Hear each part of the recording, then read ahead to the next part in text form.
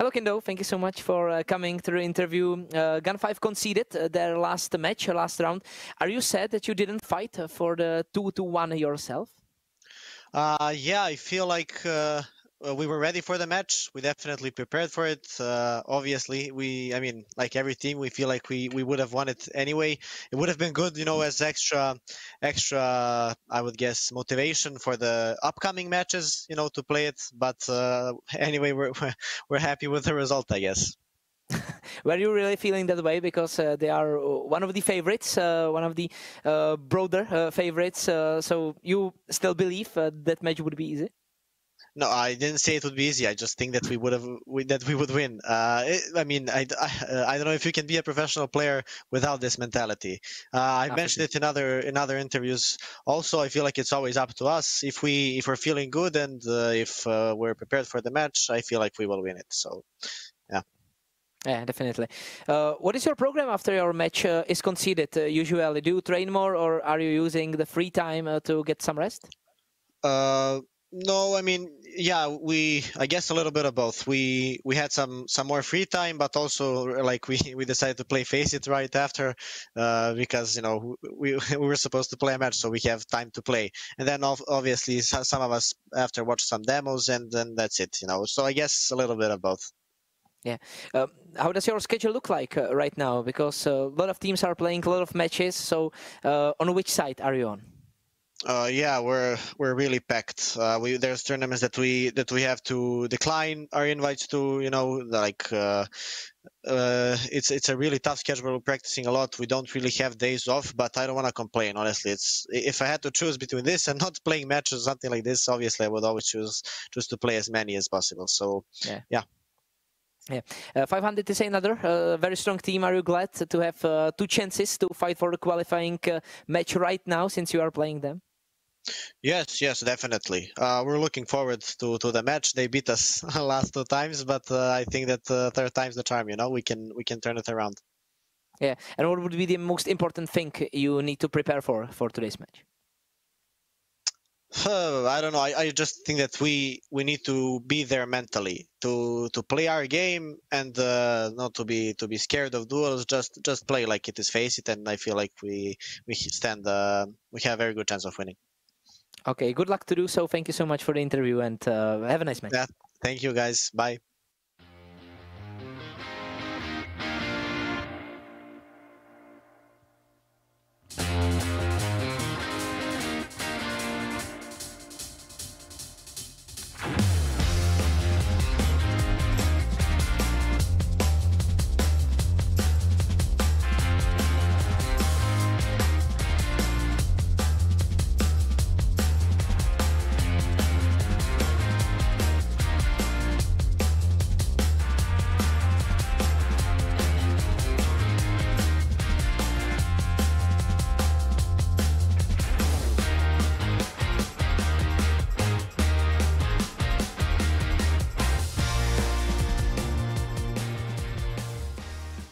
Hello, Popov. Thank you so much for coming to the interview. You had no problem in your last match against Maestro. Did they surprise you? Did they surprise your team in any way?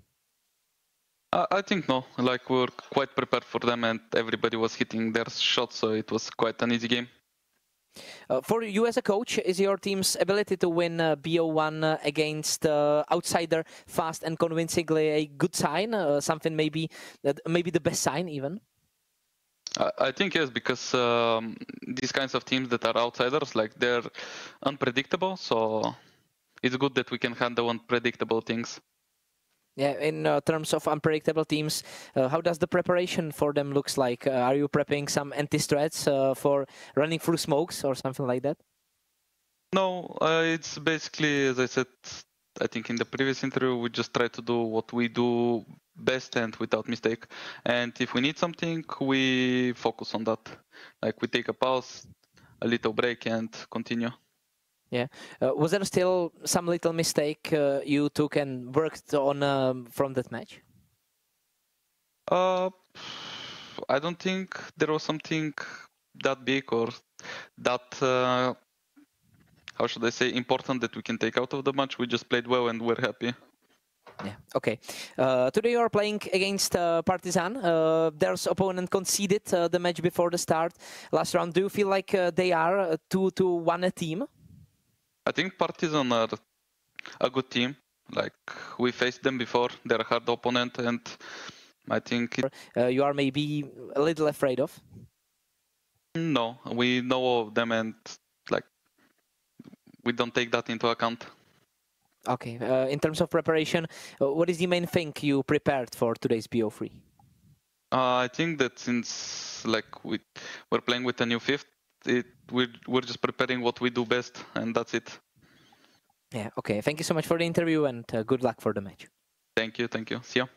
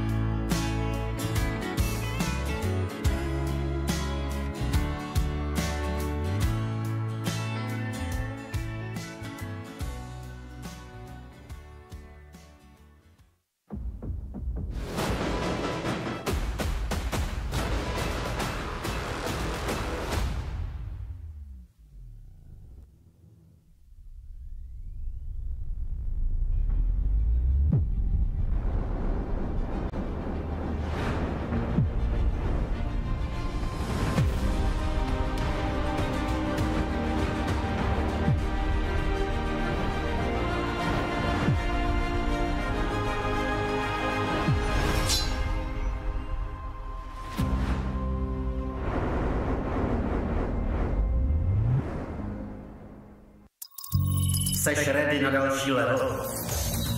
Hackni realitu.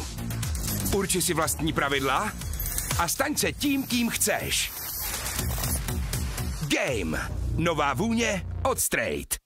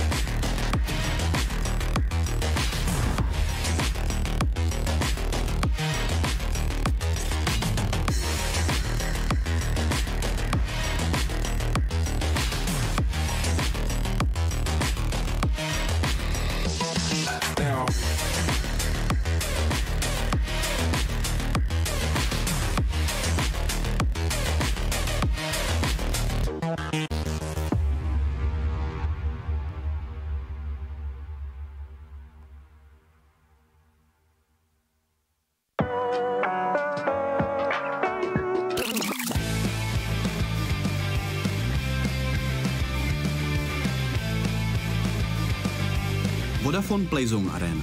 Chceš se bavit? Tady jsi správně.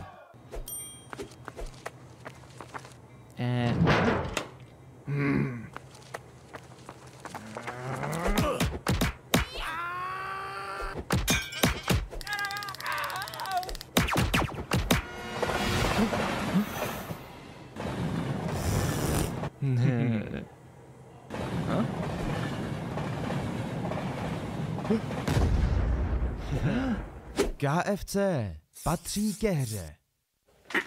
Hej, šéfe, dostanu vás ven. Tady máte Red Bull. Co? Dávám křídla.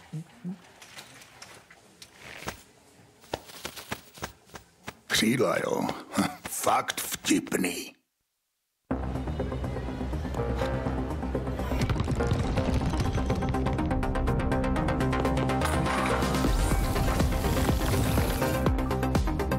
Hraj svoji hru. S neomezenými tarify pro mladé je to v tobě od Vodafonu. Teď s Apple AirTagem za 1 korunu.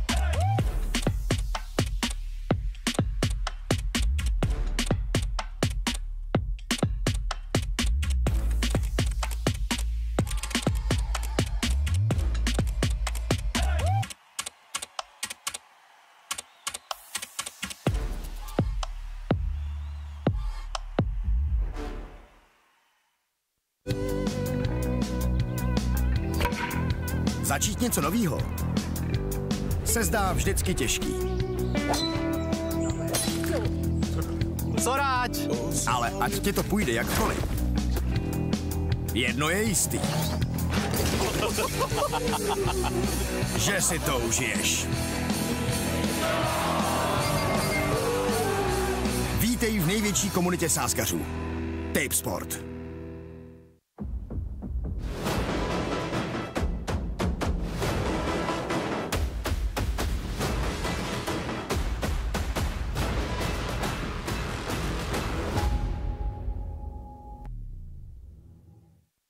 Welcome back, everybody, to the Tipsport Conquest of Prague. Only 3 days remaining before we end the Swiss stage. 4 spots left on the table for those top 8 deciders. Today is Derby Day, as the grudge match on social media between Partizan and 500 continues. The prize on the line today is glory, honor, and of course a chance to get yourself one step away from LAN. Alongside that match, we will also see one more team be eliminated from the tournament, so a lot of things are in store for us today. My name is Luba. I'm joined by Pronogo. We'll be your commentary duo for today, and boy, do we got some interesting matches coming up.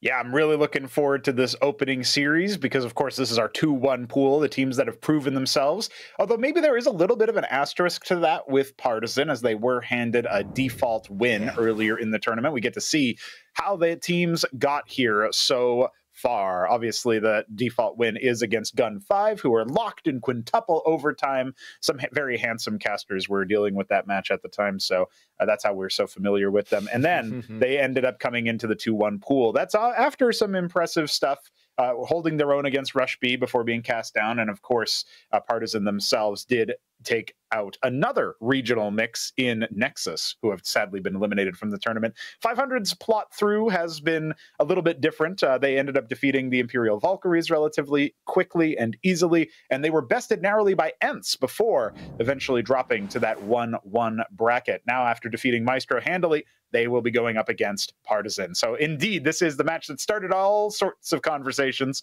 Of course, after this match, after this series, we will have Gun 5 against Kubix.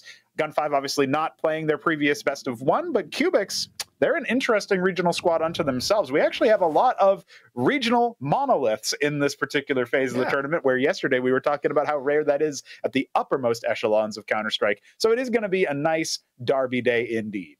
Oh, yeah, it's going to be so fun to watch all of these teams compete and see what they can do. Of course, one team will book themselves a ticket in the top 8, a chance to go to LAN if they can win one more best of 3 after this one today. And, of course, we will see one team exit the competition a bit sooner, I would say, than they expected to. We can say Gun 5 put it onto themselves to be in this elimination match. They weren't lucky enough to finish their best of 3 on time to play Partizan, but Partizan will be pretty happy to be in this promotion best of 3. Now, that will be our first best of 3. Of course, we've checked out today's schedule, but we're going to, of course, have a chance to see the players on both sides. And I really don't know how to come into this match from like an analytic perspective, because both teams, I'm looking at Partizan, I'm looking at 500, they've had some rough goings in the past few months, some great results. Both of the teams have proven that they can beat even opponents that are kind of close to the top 20 mark on the VRS rankings, which is something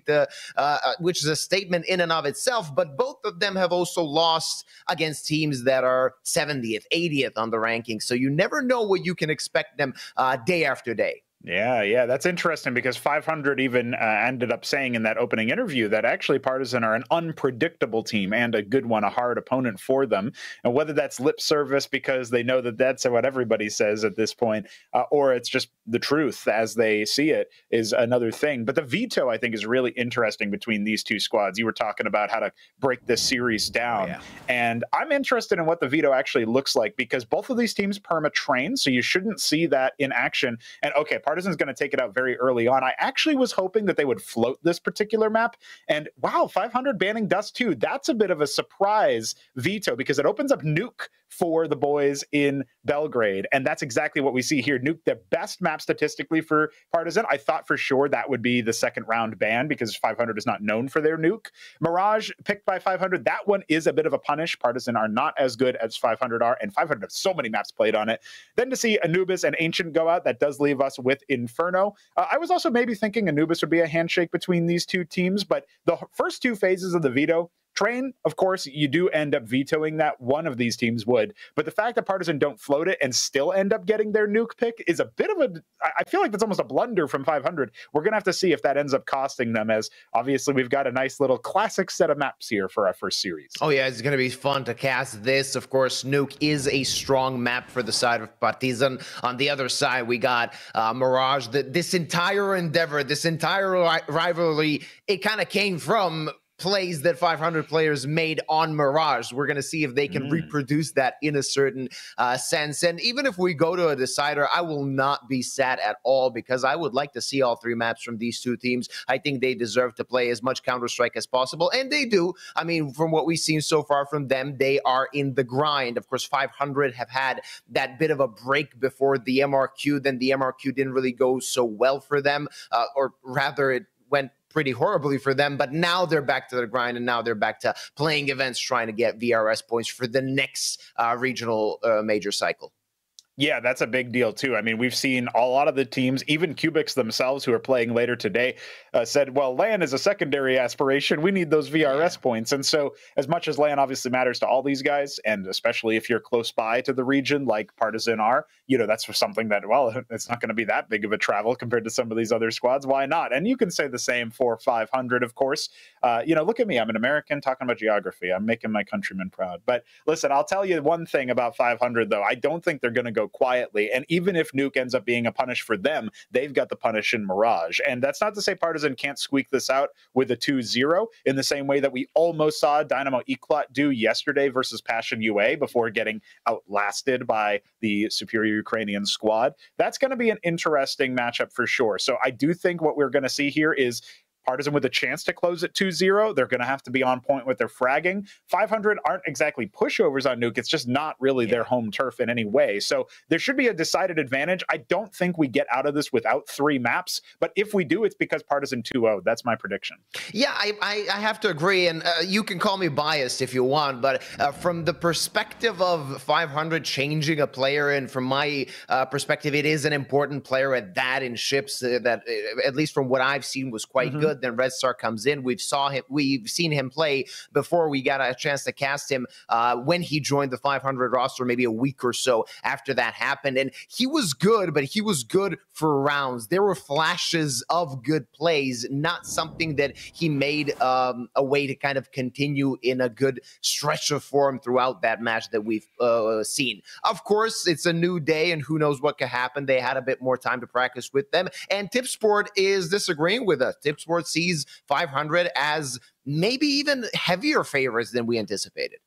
Yeah, the betting odds come through, and that's definitely a point of contention. I think that it makes sense, though, because in theory, 500 should be able to deal with whatever happens on Nuke by winning Mirage and then taking us to Inferno for a decider, where they are, I would say, at the very least, like, a healthy advantage in their back pocket. Of course, both of these teams have played a decent amount of Nuke, of Mirage, of Inferno. So there's not really a worry in my mind about, okay, yeah, these squads are going to have their veto in, but some of them are going to be maybe unexpected, unpracticed on these maps. I don't think that's going to be the case whatsoever. And as we see the players on your screen there, spelling the IGL for 500 is going to have some big brain strats, no doubt, that he's going to have to pull out on a map like Nuke if he wants his team to be able to take this as handily as the odds say. I do think that you'll expect those odds to swing a little bit once we get to the point where, you know, Partizan are coming ahead on their own map pick. If that doesn't happen, then, well, the odds were actually a little bit more generous, and maybe 500 will be able to close it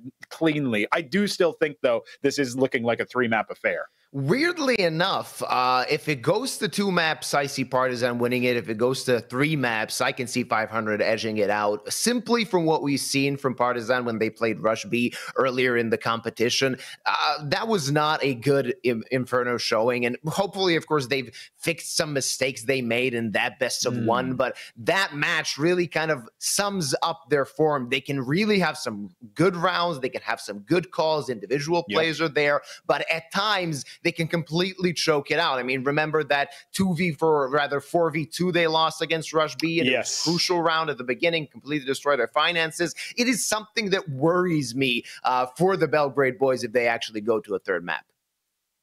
Yeah, very, very good recall there. It doesn't necessarily surprise me that as a fellow Serbian, you would have that match burned into your brain. It was a tough round for sure, that where they had the retake kind of served up to them on a silver platter. And hopefully we don't see those kinds of mistakes, because I really don't think that that's a lock to happen in this particular matchup. 500 can be a squirrely, slippery team, but when it comes to Partizan, I do think they should be able to lock in. I mean, we see Emmy grabbing the SIG and enjoying that for a little bit of extra mental boost, mental acuity. It's a thing that I certainly don't advise or advocate for smoking cigarettes, but people who smoke know that, okay, yeah, you're going to get a little bit of a high on there. It's not the typical high. I mean, listen, Emmy grew up playing Serbian LANs and in Serbian LAN cafes. Maybe not so much today, but 10, 20 years ago. Oh, yeah. You get in there and you get cancer right away.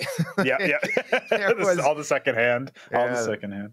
Not really a good situation for you to be in if you don't really have strong lungs, a good lung capacity. All jokes aside, it seems that Nuke is a wait. That is the map pick of Partizan Belgrade. We will see what they can do on their own map pick. A big rivalry between these two sides. Everybody wants to win this best of 3, but only one team will do so. And the ones that do will be going to the top 8 of Conquest of Prague. Yeah, there's a lot of conquests to happen. And these two squads want to face off to figure out who's going to get there first. It's certainly a possibility that whoever loses this series does not make it even to the top 8, let alone the LAN. So statistically speaking, this matchup has a lot of significance. We are getting in to our first best of 3 of the day with 500 on the defense, electing for that CT pick after Partizan end up squeaking their bye away. Cirque will start us off. The proceedings are in full swing Vladin's still on the outside position as everybody else is kind of grouped up for this upper hit. They were facing towards ramp, but Kindo, he's not going to expect a second CT there. However, Dragon pivoting around for the kill. That's going to work out just fine. Now in a 3-on-1, Rainwaker, you've got it all to do, my friend. Oh, yeah. Quick and easy 3v1. Can you do it? Not going to happen as Vladin takes his head off. That P250 doing work and Partizan exploding toward that A-bomb site. It seemed like a very good setup from 500, right? Yep. It seemed like they were so ready for what Partizan was playing, especially given the fact that Cirque found a frag outside. Then the job seems a little bit easier. The double CTs on CT vent, also something to completely disrupt the attack, but only one frag found from Red Star. Had he waited maybe a little bit longer, that could have changed the state of affairs. 1-0 for Partizan. Of course, 500 opting for that force buy, and that's a good start as Cirque finds the head of Collins. I think he killed Collins in the previous round, so might be getting into his head already. Well, certainly his lead is getting into his head. That's some pretty good early proceedings from Cirque. And Rainwaker lurking in secret. Dragon really impressed with that turnaround kill in second vent, so we definitely need to see more out of him. He is one of the star riflers, but he will be overwhelmed by the SMG and the Deagle. Red Star and Rainwaker combined to slay the Dragon, and now in a 3-on-5 versus the CT Force, Partizan could get reset. And I don't even know that they did anything particularly wrong. Dragon obviously shouldn't have been caught out astray without any util, but that first frag, Cirque, is just miraculous. Vladin will have an opportunity to clear him. Okay, hell is the domain of Partizan. I ain't talking biblically here as they're going towards ramp. The lower site definitely still a possibility. Remember, the advantage lies within the weaponry for the Serbian side. I don't think 500 are going to be able to combine for any additional frags now that the sort of choke points have been established. But we could still see a surprise here as Red Star, he's going to take Vladin's head, and now it gets a lot squirrely. 30 seconds left, 2-on-4. Not a good situation to be in as that Deeg is firing away. There's Oxygen with the MP9, gonna get taken out, alleviating some of their pressure. Smoke in main, gonna give them the space to plant the bomb. Still not a good situation to be in, and Red Star also recovered a molly.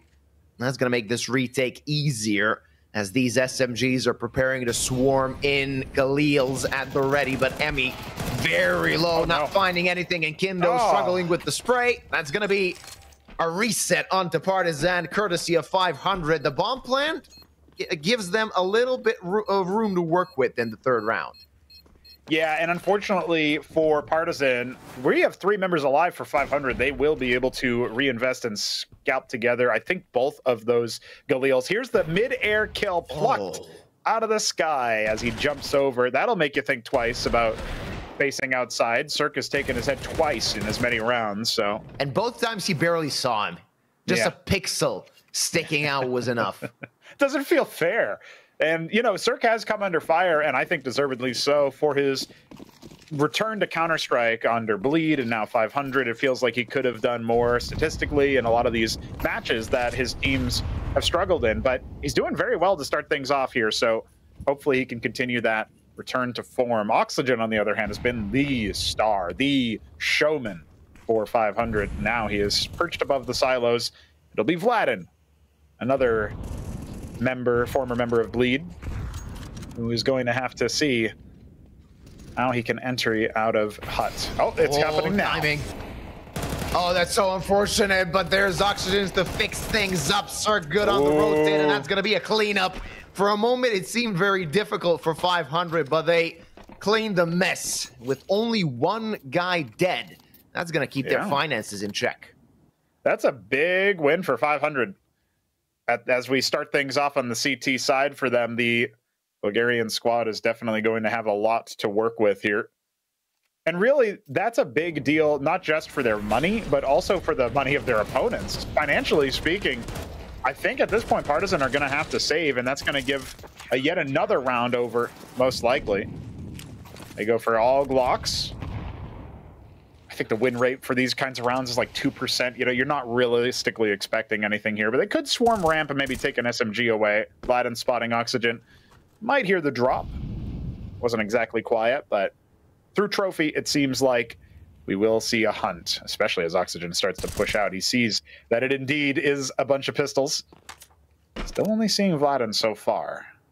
And it seems like an invitation for Rainwaker with that SMG. He's going to check Dragon. There's no question about that. But they might swarm him. He saw him right now. Let's see if these Glocks can get the better of him. He's going to take 3, and that's good enough as he paid off that MP9. And now a cleanup should be simple. Spellon 1 burst was enough to take down 2, and that's going to be a 3rd round for 500.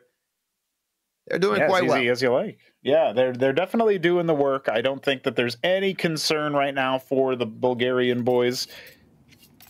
Those concerns will have to mount as Partizan pick up their next buy, which is in this round. Let's see here, sniper afforded by Cirque, so he will be bringing out the big green, which is going to be a pretty big deal if he can continue his performance thus far. Super early days here. Saw some of those Tipsport side bets earlier. I wonder how many for Cirque's frags. What is his current benchmark that he's going to try to meet? Yeah, that might actually be interesting to see, as he started quite well. I guess the odd makers probably already changed that in the live bets. Yeah, control there for the side of Partizan, and now they can think things through. Bit less pressure than was piled on in the rounds before, and there's an opening frag. That's going to give them a bit more room. Cirque missed shot again, as he's going to actually repeat that same angle. But that 1 kill is going to spread the defense a little bit, and now even the side of 500, they need to think, can somebody go down secret? Only 1 player toward there, and Spellon already looking at that angle. Well, he's going to get checked. Yeah, Kindo is not going to drop that frag. That's a big deal for Partizan, as now in the 5-on-3, they can move on through and pretty much pick any place they want. With Red Star going down as well, Oxygen multi-frags to try to claw something back, but it still feels more than doable for the T's. Yeah. They've got complete control of the lower site. Yeah, but they don't have the bomb, and there's 30 seconds left on the clock. This is going to be pretty difficult, as 500, they have the idea that the attack could proceed towards B. I expected a rotate already to happen. Not going to happen. There's Dragon. Take down Oxygen. Only Cirque remaining, and they should know where he was, as he did fire shots from Locker. Not going to give him a chance. That's the 2nd round for Partizan. You know, I think significantly, there is no sniper available for Kindo. I don't know how often he will T-side op on Nuke. It's a map that obviously Partizan have the winning percentage on. But looking at the way that 500 have played this out, they're relying a lot on Oxygen's multi-frags, and even when he gets 2, if the rest of his team ends up going down in the rifle rounds like that, you can start to see, okay, we know why Partizan picked this map. They've got some strats, they've got some plans. I mean, I can see a possibility of Partizan not picking it up on this T side at all, given that, I mean, they got 5 solid riflers. Kindo, before he transitioned to an op, he was a decent rifler, definitely, so they can, you know, continue to pile on the pressure without the big green. And then, of course, when you proceed to the CT side, you got to rethink that choice, and you're probably going to invest into an op. But, I mean, we've heard about buying an op and how it impacts the economy. A lot of studies have been already made in those tier 1 circles, so we kind of have an idea how much it could be costly, especially on a map like Nuke, where, yeah, your T-op can get impact, but it's not really something where it's gonna shine. Rainwaker, that's 80 unconfirmed damage. We like that. We like that for sure. Worth pointing out at this point, though, 500 do not have that much money in the bank. Even though they've lost 1 round, so their loss bonus will start to stack up. They end up getting wiped again. That could be real ugly for their buy. They've reinvested in Cirque's sniper, and he hasn't found impact outside just yet. With the shot last round, obviously left a lot to be desired there. Deep molly to clear out from Collins. He's still pushing in this yard position. Nothing found just yet, but with Dragon on top of Mini, there's a lot of noise made. You can tell 500 are on edge. They're not sure where the hit's going to come in, but they're pretty suspicious of this A play. There's so many defenders locked in here. Partizan have to sniff this out, and there's only 35 seconds left to do so. And this is a good setup. They're not thinking about a lot of the position that Partizan could be taking. The setup that could really give them an easy round, an easy cleanup, and there comes the attack. Spellin already takes down Dragon. Now things are starting to slow down. Collins with 2 frags gives him a chance, but too many CTs on that A-bomb site. They never stood a chance, and before they knew what was happening, it had already happened, and 500 doubled their advantage. Yeah, this is the kind of thing you can do as 500 if you already have a couple of rounds in the lead.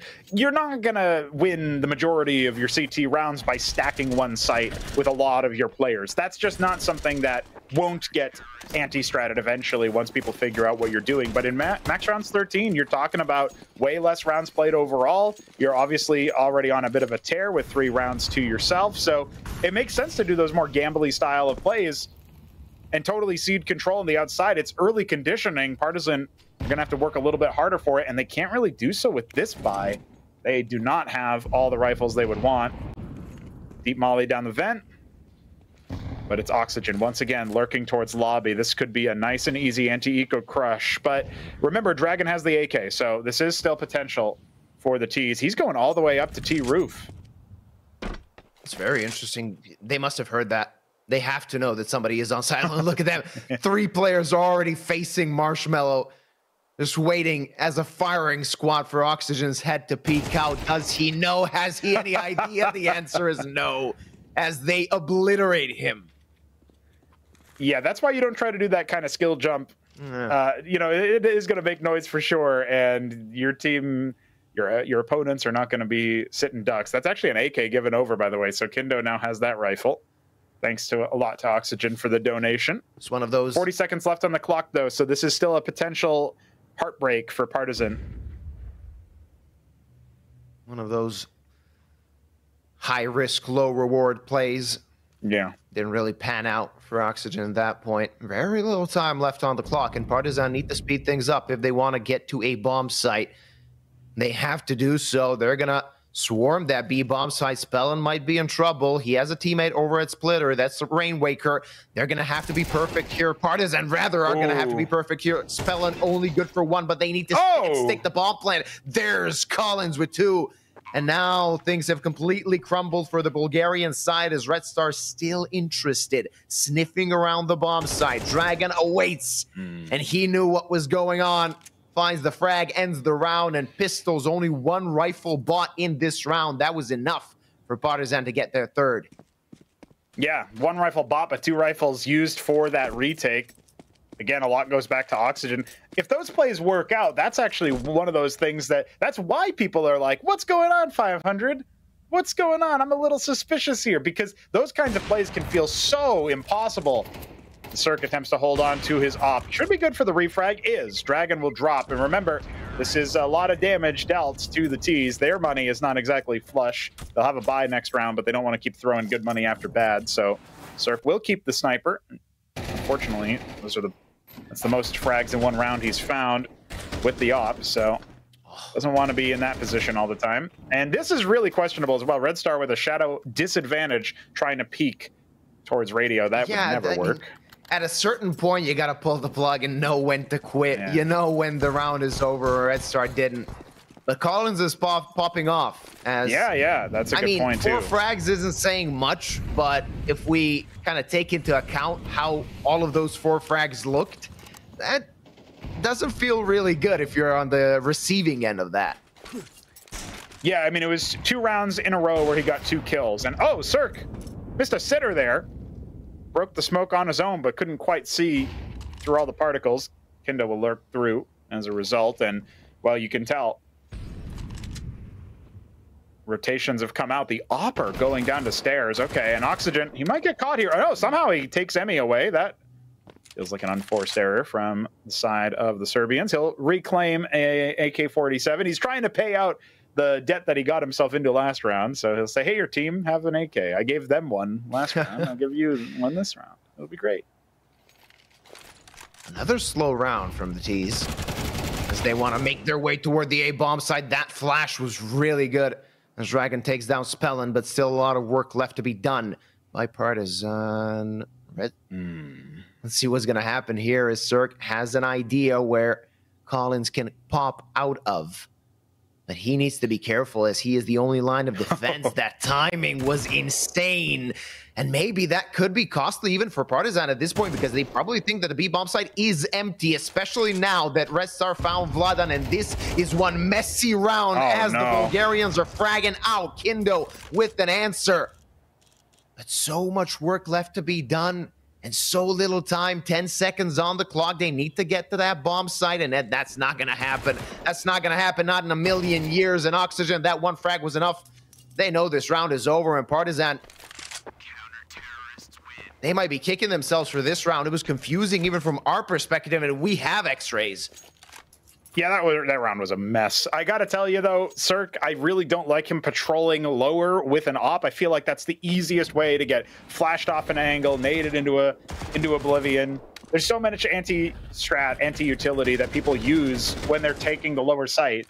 If you're expecting them to contact, which might be a bit of an anti-strat against Partizan specifically, maybe it's a little bit of a different story. You can say, okay, there's an argument to be made, but he wasn't even holding an angle. He was just moving back and forth and allows Collins to potentially win that round for his team. It doesn't end up going that way, but the room for that particular outcome was still there.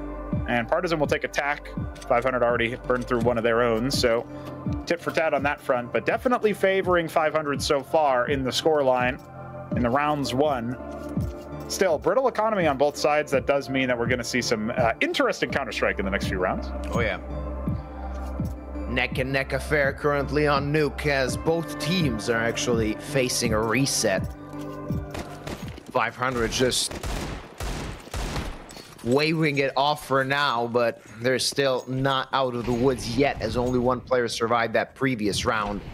Partizan, that is not a buy you want to have at a point where your opponent could start to slip away result-wise.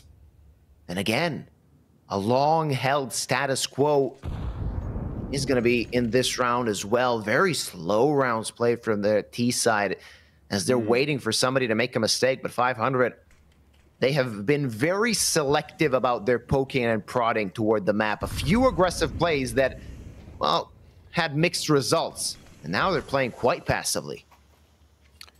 Yeah, Red Star and Oxygen burrowed in, but they'll both face Vladan for the multi-kill spray down. That is going to allow him to get so much done. Control's already been taken. Cirque gets picked outside. I don't know if Kindo spotted Spellin, but if he did, well, that's another dead man walking. Instead, it looks like the IGL of 500 will slink back to where he came from. Rainwaker, the only other member alive, and he is burrowed into ramp right now. So this is a fourth round for Partizan. The question is, will they try to go for any equipment upgrades, find another A1S that they can grab?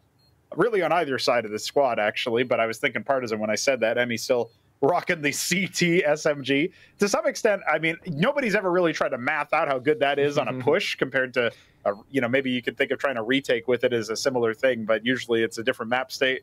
Collins could get ambushed here. Doesn't look like it's going to happen just yet. Yeah, not planning on it. But that transfer from Kindo was a play and a half that solely won them the round, and Spellin not going to keep that M4 as Collins is going to die. But that is irrelevant at this point, as Partizan have won the round and saved 4 guns at that. A one-round game, and look at that.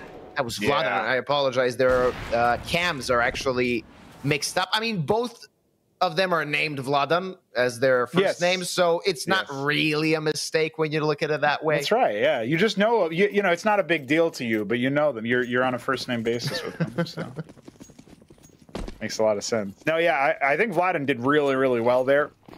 I also can use this opportunity to soapbox about how dumb it is that you name yourself your gamer tag after your first name. Don't do that.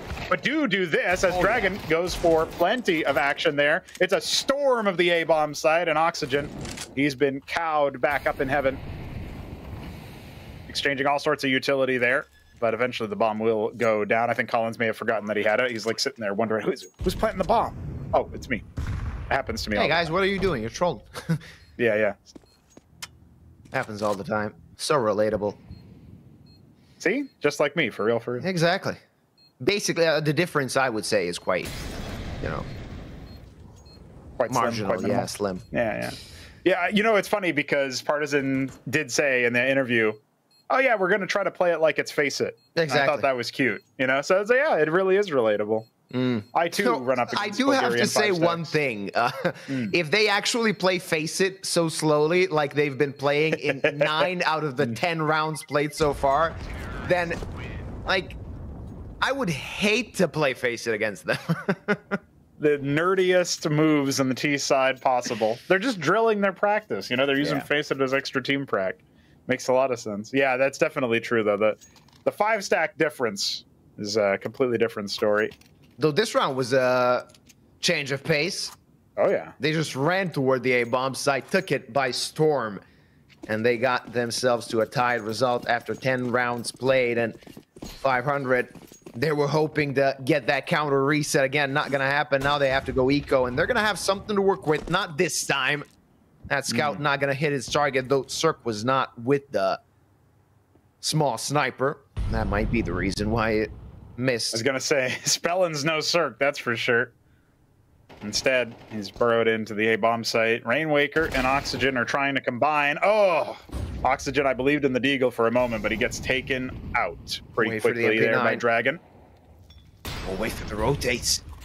This is basically a stack towards ramp as the CTs are at the ready. Rainwaker finds 2. Oh, that was pretty, but Partizan should know.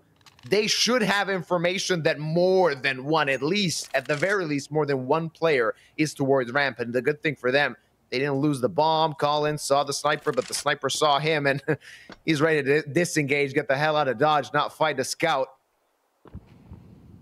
50 seconds on the clock as they have an idea of where they could go. But can they get to their destination? That's the question. Yeah, the danger here from the scout is not actually getting killed by it. It's just getting tagged because you know the lesser weaponry like Rainwaker's 3-frag SMG can easily take you out of the picture early. Now it's a 2-on-3. Still very doable there as Spellin is spotted out yet again by Kindo. He's going to smoke off Vinny. That's a pretty sensible play given his situation. The utility will definitely force the CTs back. Oh, or maybe not. I think that Molly missed the mark. Bomb will go down.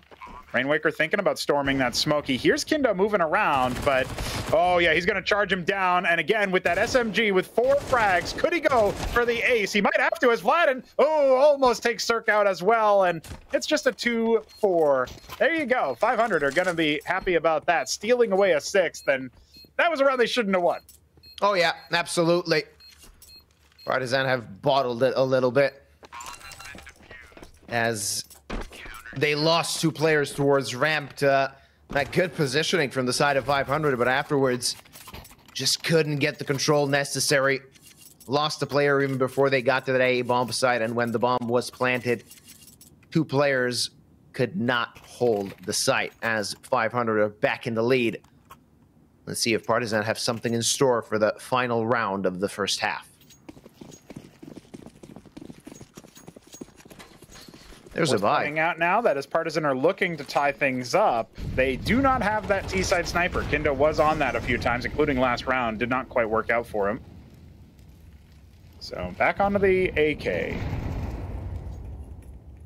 Partially for lack of funds. Cirque still rocking the sniper. He's had it for most of this CT half, but his scoreline is a little bit unremarkable. Oxygen's going to get cleared by Vladin. Now it's got to be Dragon. Eventually the trade comes through as Vladin took Cirque out instead, and now with an advantage, Partizan stormed the upper site yet again. Yeah, they got a man advantage. They got control of the site, and things are looking dire for 500. Spamming through the smoke. Red Star hits 2. All right, I can see why there was so much talking on social media as only 2 Partizan players remain. Dragon makes it doable for him and his teammate, but Emmy only on 3 HP, trying to spam back through that smoke, not gonna find anything just yet. Time is their friend at the moment because they have a bit less than 50 seconds left. They can reposition, change their idea, but Dragon falls, and Emmy, that's gonna be 3 HP and a dream of clutching this round. Yeah, it feels like an unforced error from Dragon to not be watching the one angle he was exposed to at that point. Spellin might end up getting ahead of himself, though. He's not waiting too long, making a lot of noise. Red Star can flank out, but if Emmy has time to clear him, oh no, just narrowly missed the angle. He'll never turn around, and apparently Spellin won't either. There you go. Emmy's going to slink away towards Divider, and it's a 1-on-1 for the half. Yeah, a bit of a fortuitous first kill, but still one left to be found. Is there a kid on Red Star? That's the question, because he's going to have to do this quick. He needs to find Emmy. One shot will suffice, but Emmy is playing this perfectly, not giving him a chance, not giving him a hope, and it's a clutch for the captain to get us to a tied half at map number 1.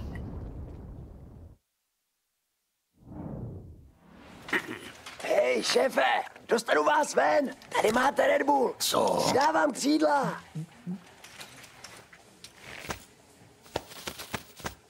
Křídla, jo.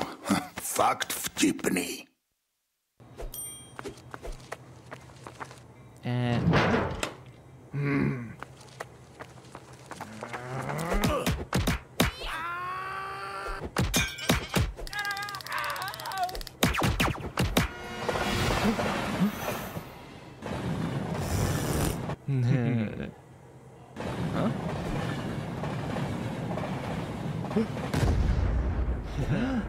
KFC patří ke hře. Začít něco novýho se zdá vždycky těžký. Soráč! Ale ať ti to půjde jakkoliv, jedno je jistý. Že si to užiješ. Vítej v největší komunitě sázkařů. Tipsport. Neck and neck affair on map number 1 as Nuke is tied at the half thanks to a late Emmy clutch.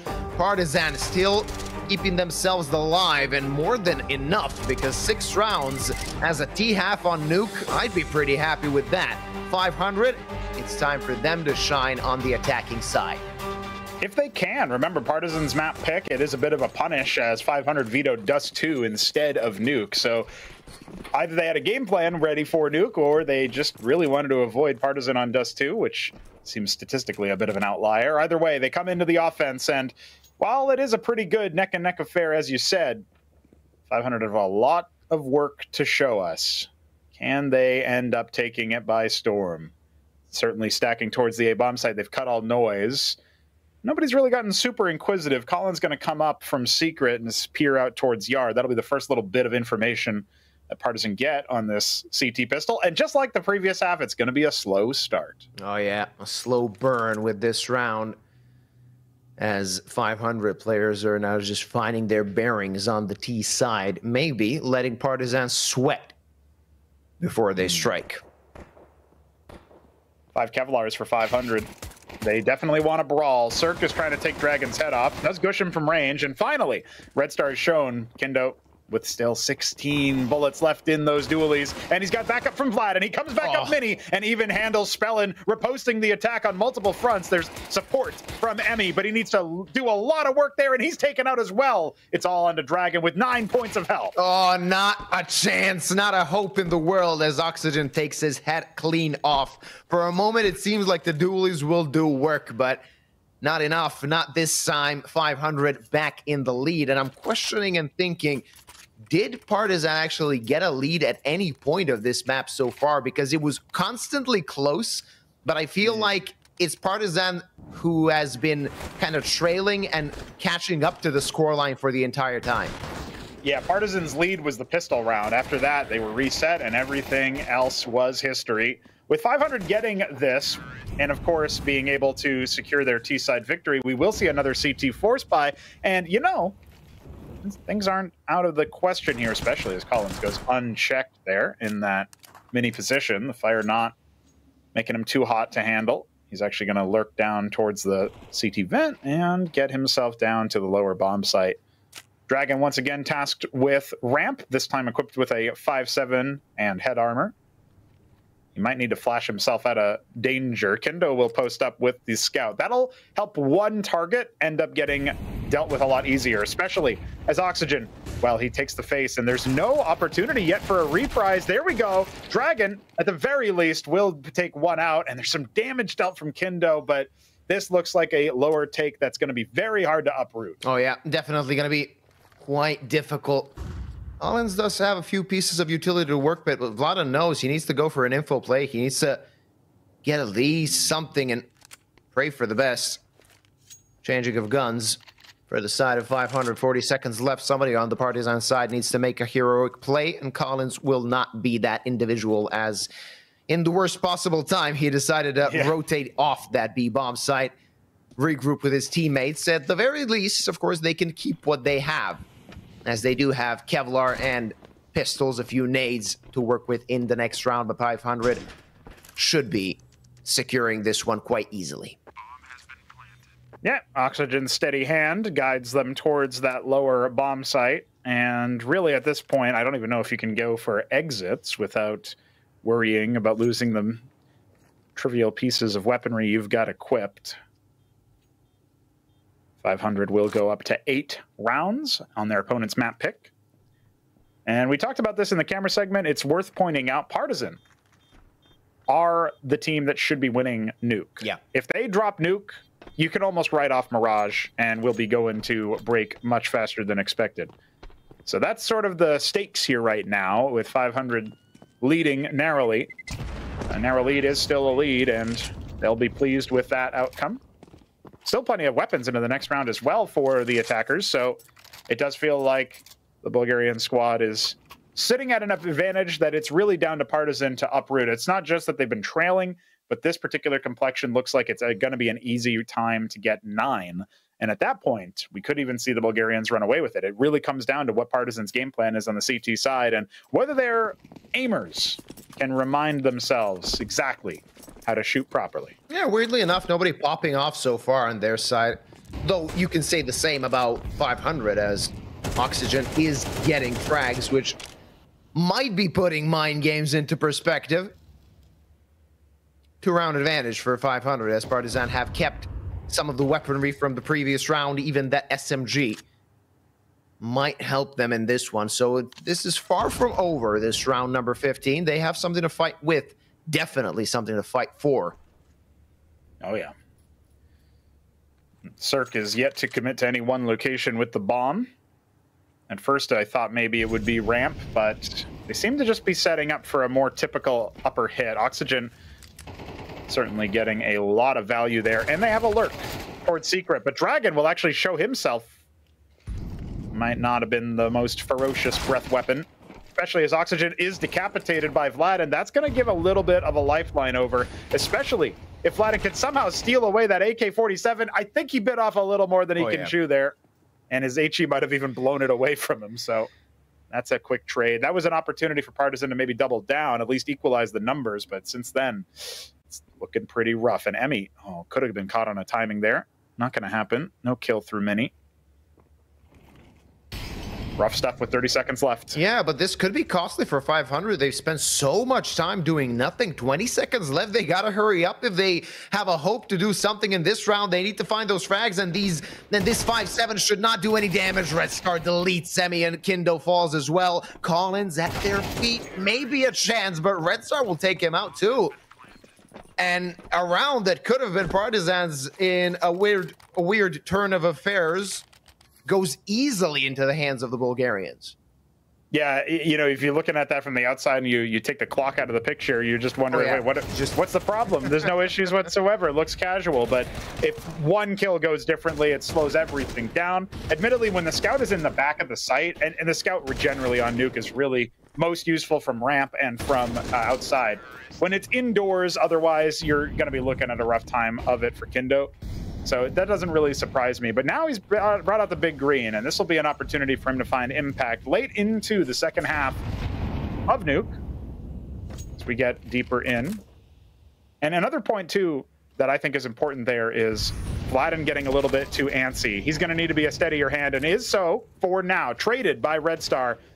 Collins has found the IGL in the meanwhile, and oh man, Red Star's really popping off. He's traded by Cirque, and now it's down in a 2-on-2. This is going to be expensive.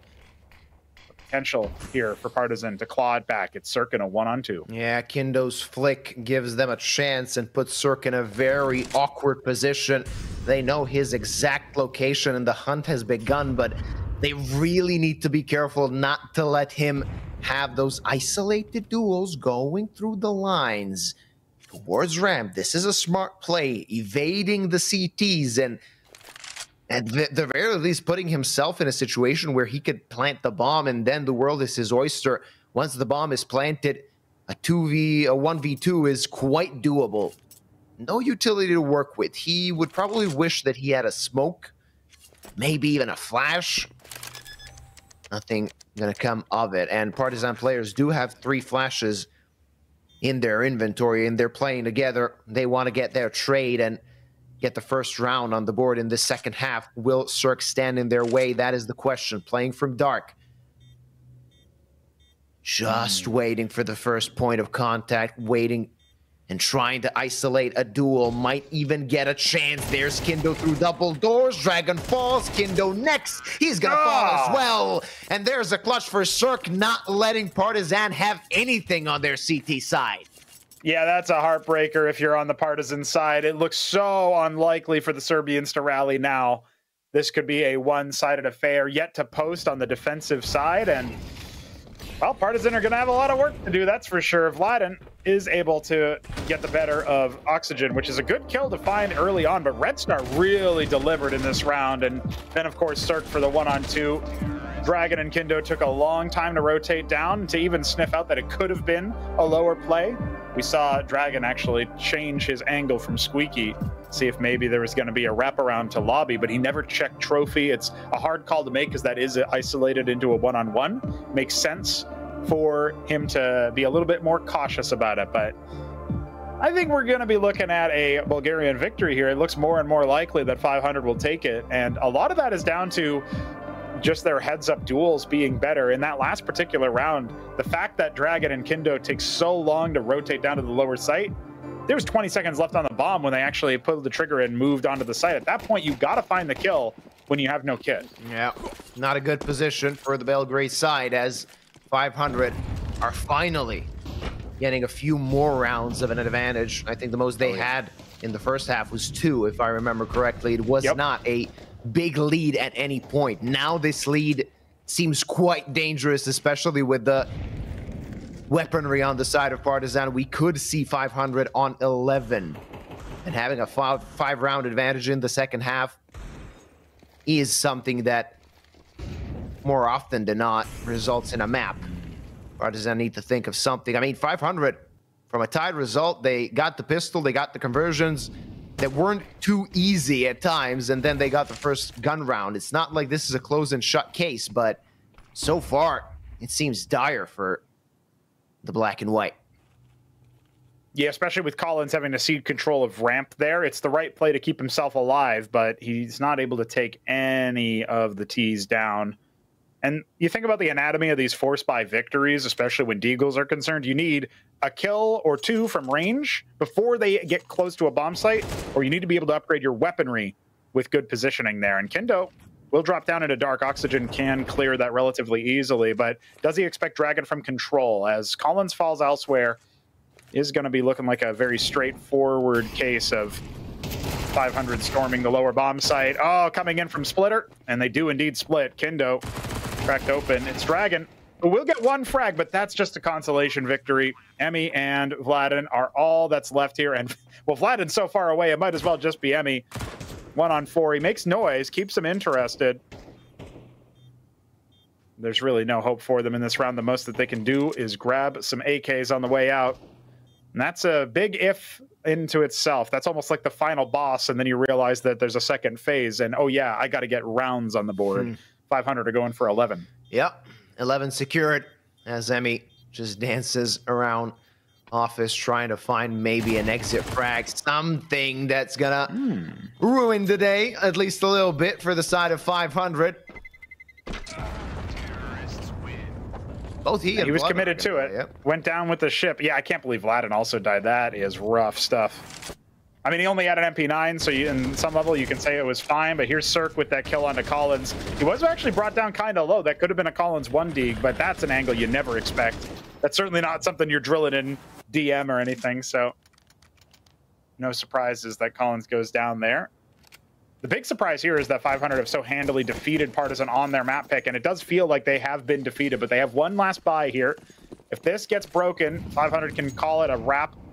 Can say, yeah, we did it. Got through what should have been the tougher part.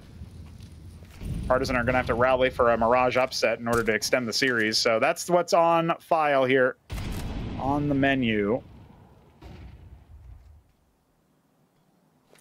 They're going to have to do something too different. definitive yet from 500. They haven't decided where to go.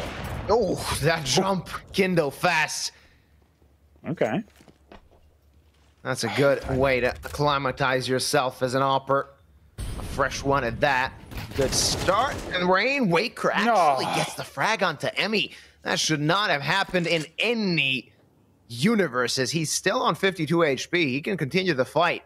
A lot of control onto 500. At the beginning of the round, I wanted to say Partizan need to do something. They need to do something more aggressive. Get some info. And they're doing just that with that push from Dragon. But how much info will that gather? As 500, though, they have been playing quite slow. So an aggressive push like this can actually turn the tides of the round. And from what it seems, it should. Rainwaker at the wait, at the ready, 30 seconds left. And now 500 are ready to pounce towards the site. Vladan defending Collins in support. They could even go to the other side if they want to. If they find that it suits them better. Molotov towards heaven. Vladan is going to find one frag, but Collins is dead. And it seems that Vladan is going to follow him into the Shadow Realm, but maybe gave Kindo a chance. Bomb will get planted. Kindo can't stop that. He's definitely going to sniff around that A-bomb side and search for the frag that could get him into a 1v1. Not going to happen. 6 map points for 500. Yeah, that's really an insurmountable lead now. It already felt that way when they scored 11, but Partizan maybe could have resurged in the late half.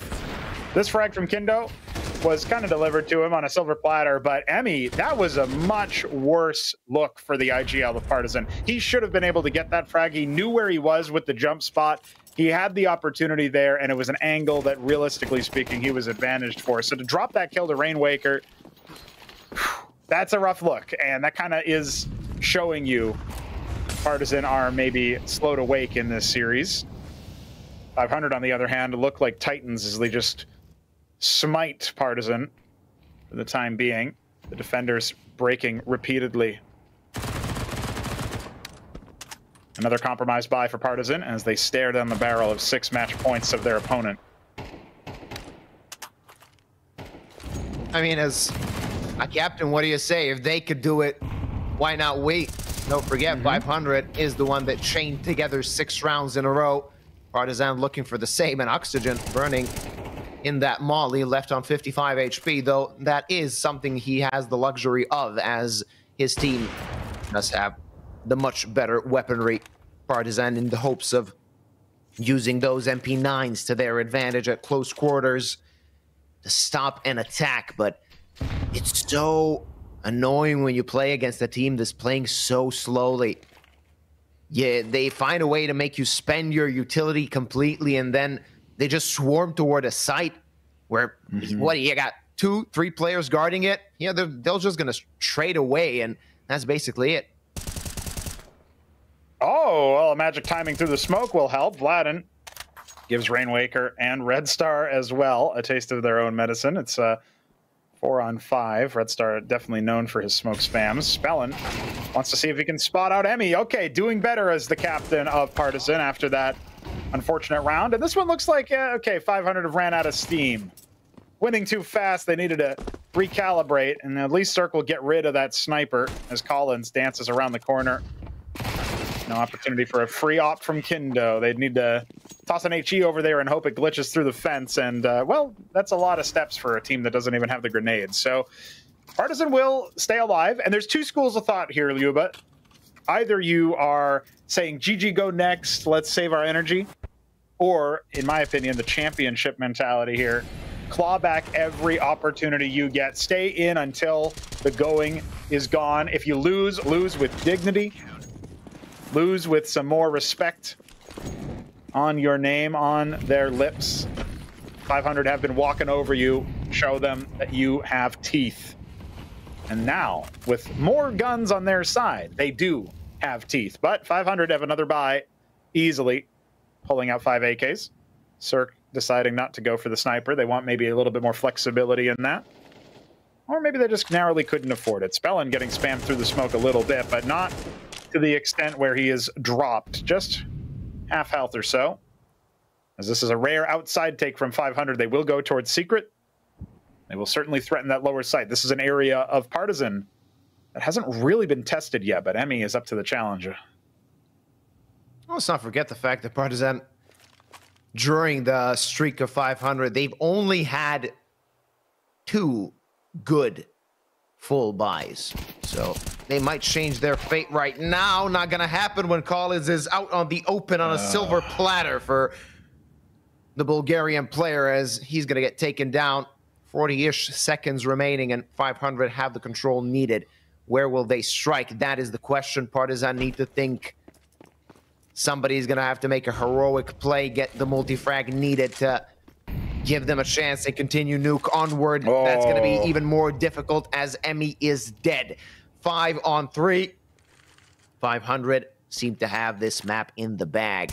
Unless a play comes in. That's the start. Vladon finds a frag, but gets snuffed out. Only Kindo that remains, but still more pressure to arrive, and he is the only guy on his feet. Still fighting, still kicking, but not finding anything. 13-7, 500. I can't even say that they stole away this opposing team's map pick, given the fact that Partizan in the second half, they didn't prove to be a difficult opponent in this state of affairs. 500 lead in this qualification best of 3, 1-0.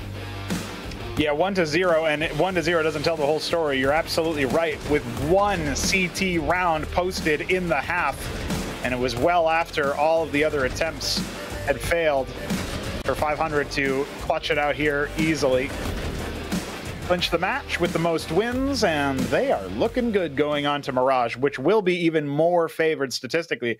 I didn't think that they would necessarily be pushovers when it came to Nuke, but I do view it as a punish pick, and the fact that Partizan weren't able to punish, in fact, the ones got punished, that definitely feels rough for the boys in the black and white. So hopefully they can rally and give us a show on Mirage, but that was a little rough to watch in that second half. Yeah, it was one-sided, to say the least, because they had a few good buys and they couldn't really do anything. They had to say goodbye to map number 1. Their map pick goes to the side of 500. Of course, Mirage is the second map. Inferno, if we need it, should we need it, will be the decider. But they need to pick themselves up as soon as possible if they really want to make this a tight best of 3, because Nuke, sadly, was a very one-sided affair, and Partizan need to, especially, I mean, the problem is 500 had some really good in individual plays, and they weren't too flashy, they weren't fantastic, but it's enough for Red Star to walk into a side and click 2 heads, and that's basically round over round, done and dusted. And Partizan, I know it sounds simple, I know it sounds a little stupid, but they need to do something. Somebody on their side, when it comes time for Mirage, they're going to have to do the same thing.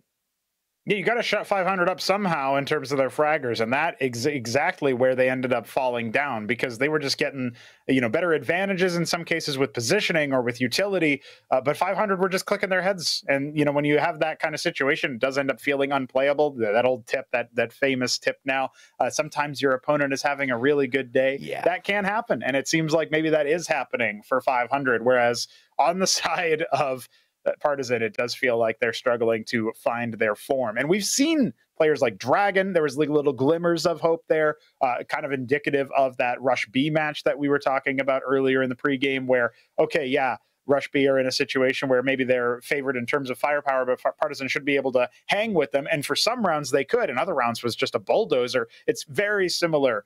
And if that's the way that Mirage is going to go, it's going to be a rough showing for the boys in black and white. So I hope that Serbian side can rally, not just for the sake of their own, but also for the sake of you. Yeah, for the sake of the broadcast, man. I mean, I know, listen, I'm notorious that when it comes to time for local teams to try and do something international, if I'm the one casting it, they're going to lose. Sadly, I'm sorry, Partizan. Maybe it was my fault in the end. But I want to see a good best of 3. This is a qualification best of 3, and sadly, Nuke didn't really give us anything. Of course, hopefully Mirage will. 500 lead 1-0 in this best of 3. We're going to go over to a short break, and we'll be back with Mirage.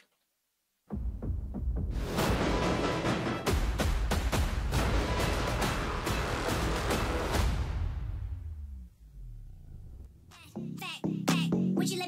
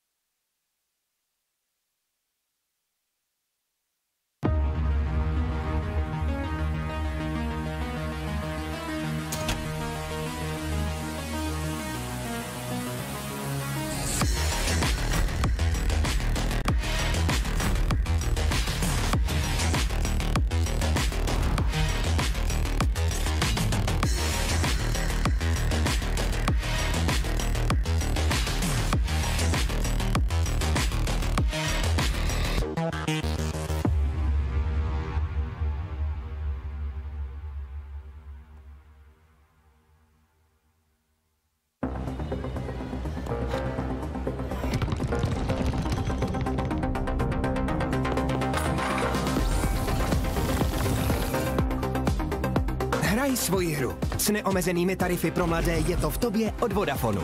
Teď s Apple AirTagem za 1 korunu.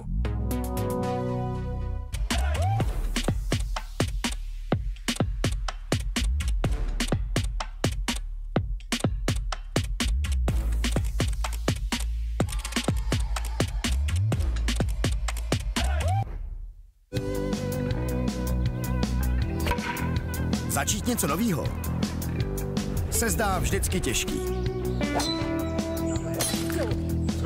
Soráč! Ale ať ti to půjde jakkoliv, jedno je jistý. Že si to užiješ. Vítej v největší komunitě sázkařů. Tipsport.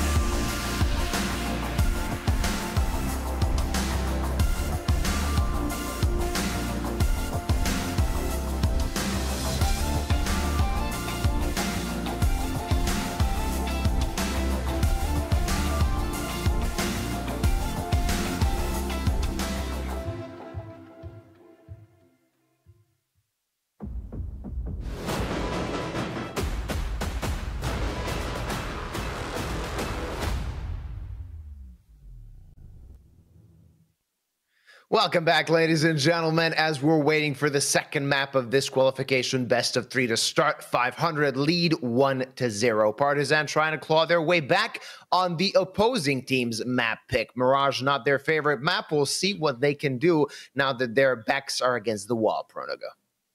Oh, their backs are definitely against the wall, and 500 seem to have their crosshairs placed expertly so today.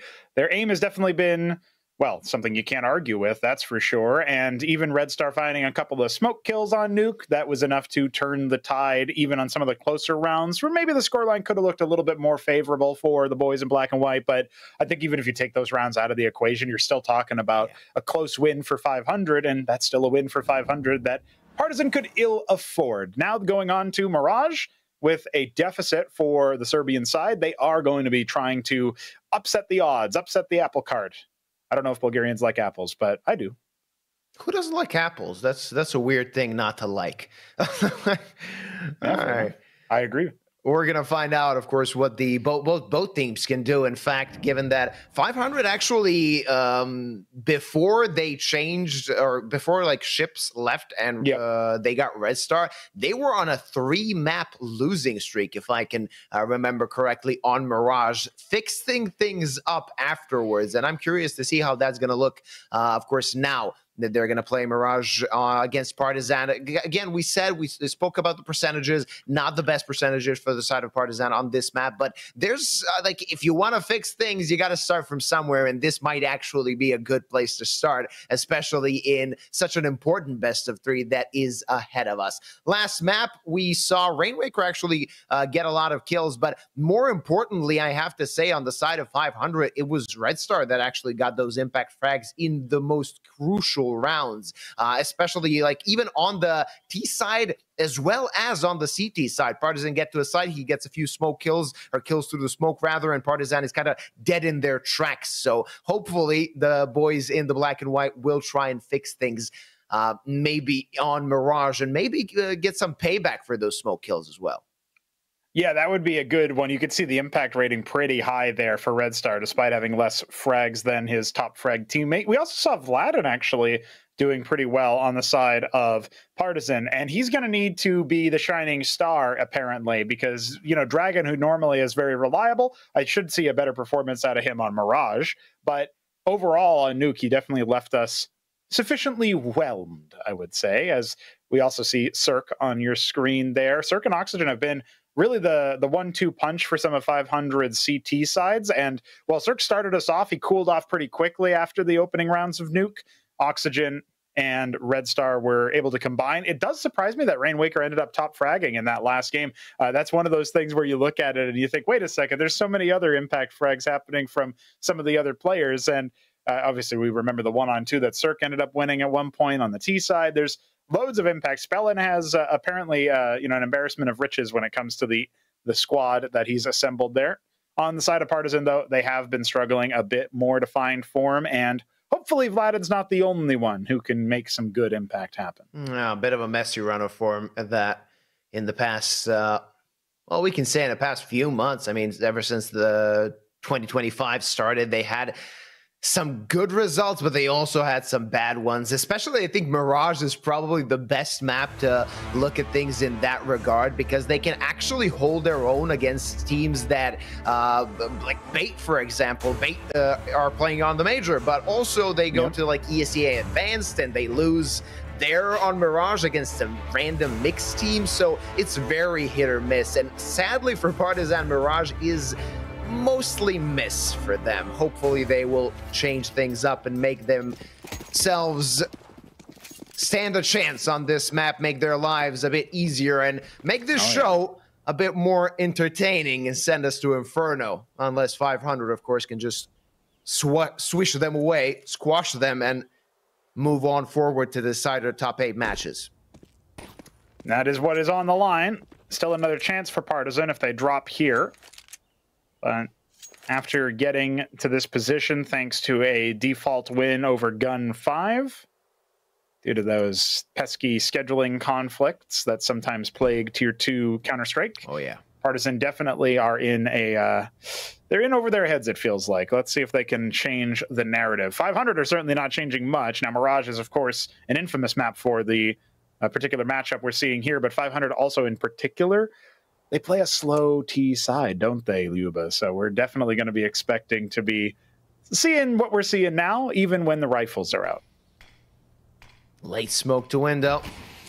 That's going to give them control of mid as Partizan. They don't really have a lot of luxury of going for an info play this late in the round. They can maybe think about that this could end towards A, especially if Kindo gets the frag onto Palace, but Rainwaker not giving him a chance. And that's a +1 for 500. Now a change of pace. They need to find the frags. The CTs not finding absolutely anything as they're gooshed, dinked on each side of the map and taken out one by one. The site belongs to the Bulgarians as Vladan and Dragon are the only ones remaining. Currently, their job is to maybe try and search for some exit frags, maybe save the 2 pieces of Kevlar they have, but not much more they will find as 500 get their first on the board.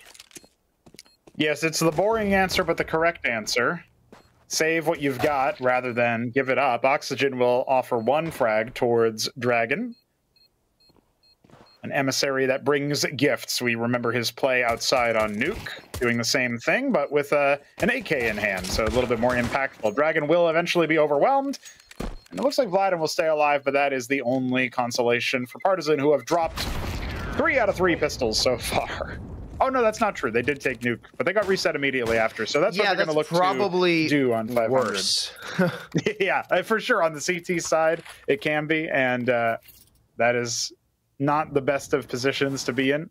They attempted to do that when 500 took the T-pistol, but they were unsuccessful. Only posting a single round in the second half of Nuke is a rough run of form for the boys in black and white. At the very least, Vladan's still cracking shots, so hopefully he can do more. Kindo in mid will be smoked off. No Deagle heroics yet. They boosted Dragon up onto B, so that's one thing to write home about. If there's a little bit of damage dealt to 500 before then, that boost becomes a lot more impactful, because otherwise it is going to be a one-and-done position, traded out easily. Utility unlikely to be used over there, so there's a little bit of a silver lining to that spot as Vladan continues to anchor down B. Nobody towards Palace, nobody towards A main. For the T's, they are taking control of middle instead. Collins has already taken some damage. Yeah, a bit of a textbook play coming in for 500 as they have control of mid. Now they can decide which site they like best, and it seems that their decision is to go towards B. 3 guys going towards short as that flash is going to give them a bit more room, and they're running towards Vladan's 5-7. Good for 1, nothing more. There's Kindo with the Deagle, and also there's the danger of that MP9 lurking at the site. We'll see what they can do, and if they can stop this attack. Kindo just dancing around the site. The Dragon's dead. He can't do anything, and they're going to run them over, run them down. And 500 doubling up, getting their second round. Collins alive, but just barely. You know, I thought for sure I was going to be set up for him to get a couple of frags in that boosted position. We could call it the Dragon Lair accruing a horde, but instead it was just Rainwaker headshotting him, so not nearly as mythical as we would have hoped. It's now a 2-man situation for Partizan with very low HP onto Collins.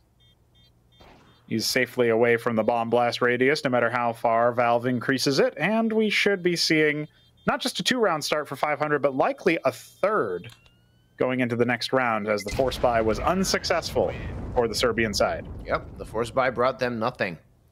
They can still invest in something if they want. Of course, a 5-7 here and there, maybe to do some damage, but not much more than that, as they are going to have that 157N SMG with Kevlar available in Rainwaker. 6th sense to sense the player on the box. Yeah. And I mean, if you're Dragon at that point, you really can't really do anything. Just get clothesline destroyed. Can't even react on time. So 500 looking pretty to start things off on Mirage. Yes, as this is not a very heavy investment for Partizan. It's probably worth lingering a little bit more on how exactly Dragon gets taken out there. It's because there's 3 Ts, so 2 others can clear every other angle. It gives you that flexibility, as Kindo is not able to stuff things or slow things, cause any chaos, draw much attention in his default position. So, of course, Dragon just gets cleared. No hope in hell of throwing a wrench into the plans of 500, as they are now going to be going towards a stack. I'm not so sure that they're prepared for this one. Definitely not the right info, but Emmy could get spammed through the smoke. He will, but at the very least, his dying breath will uncork that smoke. And Colin's actually going for a push. I don't know about that one, buddy. Gonna get cleared immediately. And yeah, this is an open shut round. Partizan will be down to 0-3 start, and it is their opponent's map pick. They didn't look super comfy on their CT side of Nuke, but at this point, we're really grasping for straws if we're hoping for Partizan to show us some life. They got to start as soon as they get rifles into their hand in round 4. Yeah, and there's very little straws available as Red Star gets a frag while in the air, and he's going to take out Dragon as well. 3-0. Start things off on Mirage, but we're proceeding to the first gun round of map number 2. And let's see what the Belgrade boys can do now that they have the weapons necessary, given that they decided to force buy. That gives them more money in terms of loss bonus. So they could really have a good investment with the prospect of 500 still being on a bonus. That, of course, puts Partizan in a position where they could at least get one on the board to start with. Yeah. That would be a compulsory round, I think, for Partizan to show us that they have some life. Because even in these open and shut rounds where they have less favorable weaponry after losing that pistol, nothing really has shown that Partizan is still working with it. I mean, Colin's trying to phase a smoke. I understand it on some level. Red Star getting 2 jumping frags in as many rounds, by the way, just the way that the MAC-10 works. But yeah, overall, looking at the way that these rounds have gone, Partizan really haven't had a chance to shoot back. And when you're talking about 1st to 13, it is a different story. You can't always seed that that conversion and bonus round every single time. And that's been 2 CT sides in a row where Partizan have dropped the opening 3. I don't think it'll be as bad as it was on Nuke, but it could be, and that's the scary thing. I'm not seeing too much that's going to change my mind just yet. Yeah, exactly. Not looking good, but Kindo with the up. Big green, first time we see it on Mirage. Let's see what he can do. Still, the Vladans on the side of Partizan, their cams are mixed. As we can see, Kindo on Vladan's cam and vice versa. Easy to confuse the two. Worth pointing out as well that actually they had put Kindo on stairs, which is not the most common angle for the op to be, not a super uncommon one either, but I like the idea of flexing different positions. If that was going to be a fast A hit, 500 can obviously get the wrong intel on that. Now they've got to clear that, be mindful of that every single time, and need every bit of advantage he can get. Emmy thinks so too, as he pushes out relatively fast ahead of any incoming push. That's a cheeky angle he can get one frag and fall back on, but Oxygen, he's got the weapon out, so he might end up getting fragged. And well, if Red Star's going to get a deagle kill at this hour, talk about a bonus, you know? Yeah, that might spread the lines thin as Kindo waits with the op. He's quick enough. Emmy there in the wait, but he's going to fall, and Kindo needs to reposition that op. Only can watch one angle at a time. Execute towards A, that gives them the ball plan. 3v3, but the problem for Partizan, not a single piece of utility remains. Oh no, they actually I don't think they can go for this. I don't even with the HE and the incendiary, I don't think they can go for this. Partizan have to save because Emmy dies so fast in Palace. There's no room for Kindo to hold the A main push. They have no idea where the T's are right now. They can flush out a couple of positions, but Circa's going to clothesline Dragon here, and that's going to be it. You got to pack it up. And Vladin's too deep. Well, Kindo will get the USP kill, and Vladin will at the very least trade the headshot, but Rainwaker with only 11 points of health. Oh, maybe they could go for it after all. Kindo with a sidearm. No, not even necessary, but even though all the frags went their way, 500 will still pick up the round. Not enough time. Yeah, exactly. You're right in the end. I was skeptical about what you said. 3v3, that seems tempting. And it seemed that the Partizan boys had the same logic. 3v3, why not try it? This league shot toward Collins, that's what kind of was the difference maker. Completely different complexion of the round. If the post plant was 4v3 and not a 3v3, then you can come in much quicker, hope for trades, and actually find those trades that are necessary. You actually have more room, more margin for error, that when one guy dies, the rest will find those trade frags and get to the bomb on time. Attack pause from Partizan. They need to talk about things, as this round, it seemed doable. But as soon as they lost that A-bomb site, a lot less so. And of course, even on the financial aspect, they need to think about how they will invest in the next round. Yeah, that's the big deal. That's the big ticket item there. If you just reset back to the same amount of money, people would go for retakes every single time. It would be a very different game and maybe a more simple one. But Partizan don't have the money to buy around the op with rifles. Instead, they go EMI on the 5.7 and 3 MP9s. So Kindo is the only source of long-range damage for his squad. And that puts a lot of pressure on his shoulders. Once again, posturing towards the stairs. At the very least, he brings down the HP. That's Spellin taking a lot of hits. He's usually the entry player on their T side, so could end up affording some room for EMI. Indeed, he'll take him down with a well-placed headshot, and now through the smoke on Palace. Rainwaker keeps Kindo interested just in time for 500 to spring onto the site, and that is way too much for Dragon to handle. Yeah. It's Vladen in a 1-on-2. Oh, makes it a 1-on-1. We still got legs. Oh yeah, this round is still active. Can Vladen play around these smokes? It seems yes. He's just going W and finding the frag. Wow. There you go. That's the way to put the first on the board and maybe make this not so one-sided as we thought after Nuke ended in such a manner. Partizan finally fighting back on Mirage. Yeah, that was one hell of a round to do it. And again, you lost all but one player, so it's still expensive.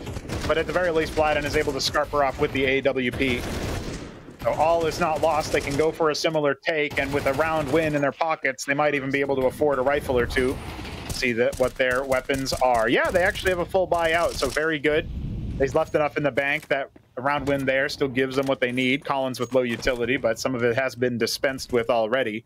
And it looks like 500 are going to go for a slightly faster Palace take. Now, so far, they've only really egressed with 1 or 2 players, so Collins will have the first point of contact. EMI can trade pretty easily. Nobody coming from ramp. This is going to have to be a bit of a splinter there. Oh, Red Star spotted. The spam wars continue, but Red Star's not able to get the frag. Spellin elsewhere. Look at this. It's dispensed with Dragon, though, and look at how far away Oxygen is. Oh, he can do a lot of damage. There's Kindo. He's dead, and the pincer is active for 500. Rainwaker asleep at his keyboard, but will convert the frag, and it's a 4v2 for 500 as either EMI or Vladen need to search for a heroic play now to save themselves.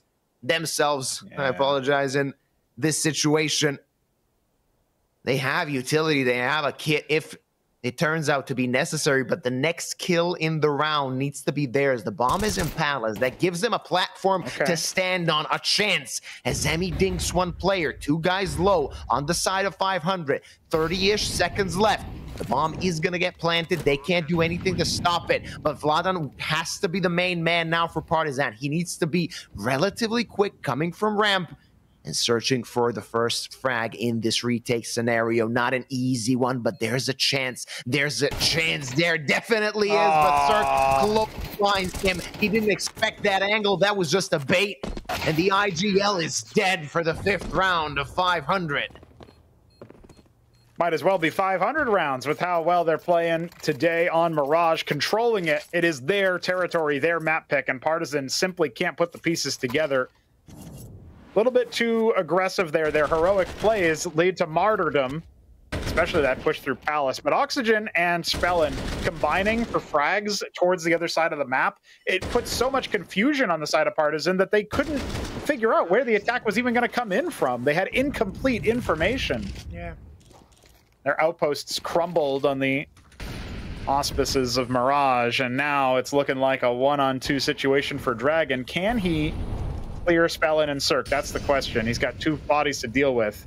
And Cirque with the op, I mean, this is the first time we're seeing him rock that big green on the T side.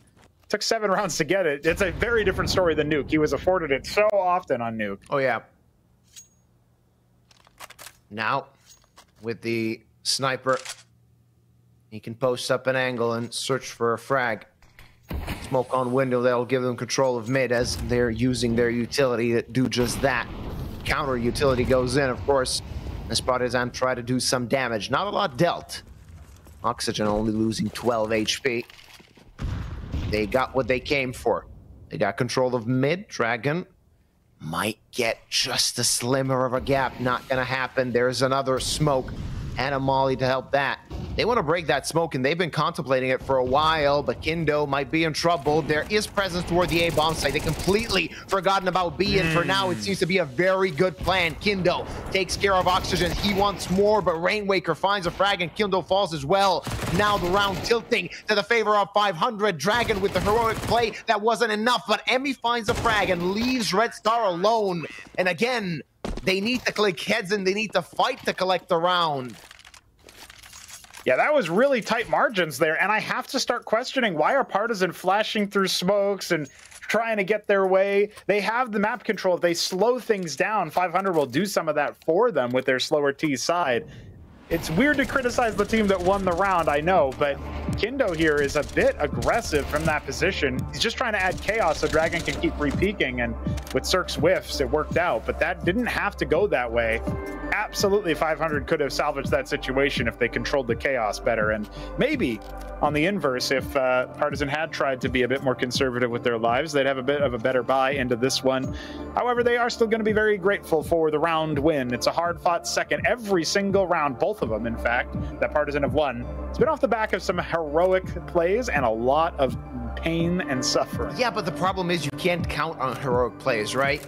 You can get 1, 2, 3, 4. If you're lucky, 5 rounds in a map, you can break the opposition economy, and that's going to lead you to get 10. But you're not going to get to 13 that way. Team play needs to come in, and I'm sad to say that we saw the similar situation on Nuke, where there were a few really good individual plays for the Partizan players, but that was not near enough to get them close to winning their map pick, let alone Mirage. Yep, that's right. They only posted 7 rounds on Nuke, and a lot of that was due to some very well-played stuff on the T side. The problem is, those rounds that they get on T side, they completely disappear when they switch sides. So we don't know how that game would have looked if it was a CT side start for the boys in black and white. Partizan could have maybe salvaged it in the late half, the way that they were trailing on T side for the first. As we wait to get back into the game here, 500 are leading by 3 rounds. 7 have been played, so a little bit left to go in this first half. As a reminder, whoever wins this series will post into the top 8.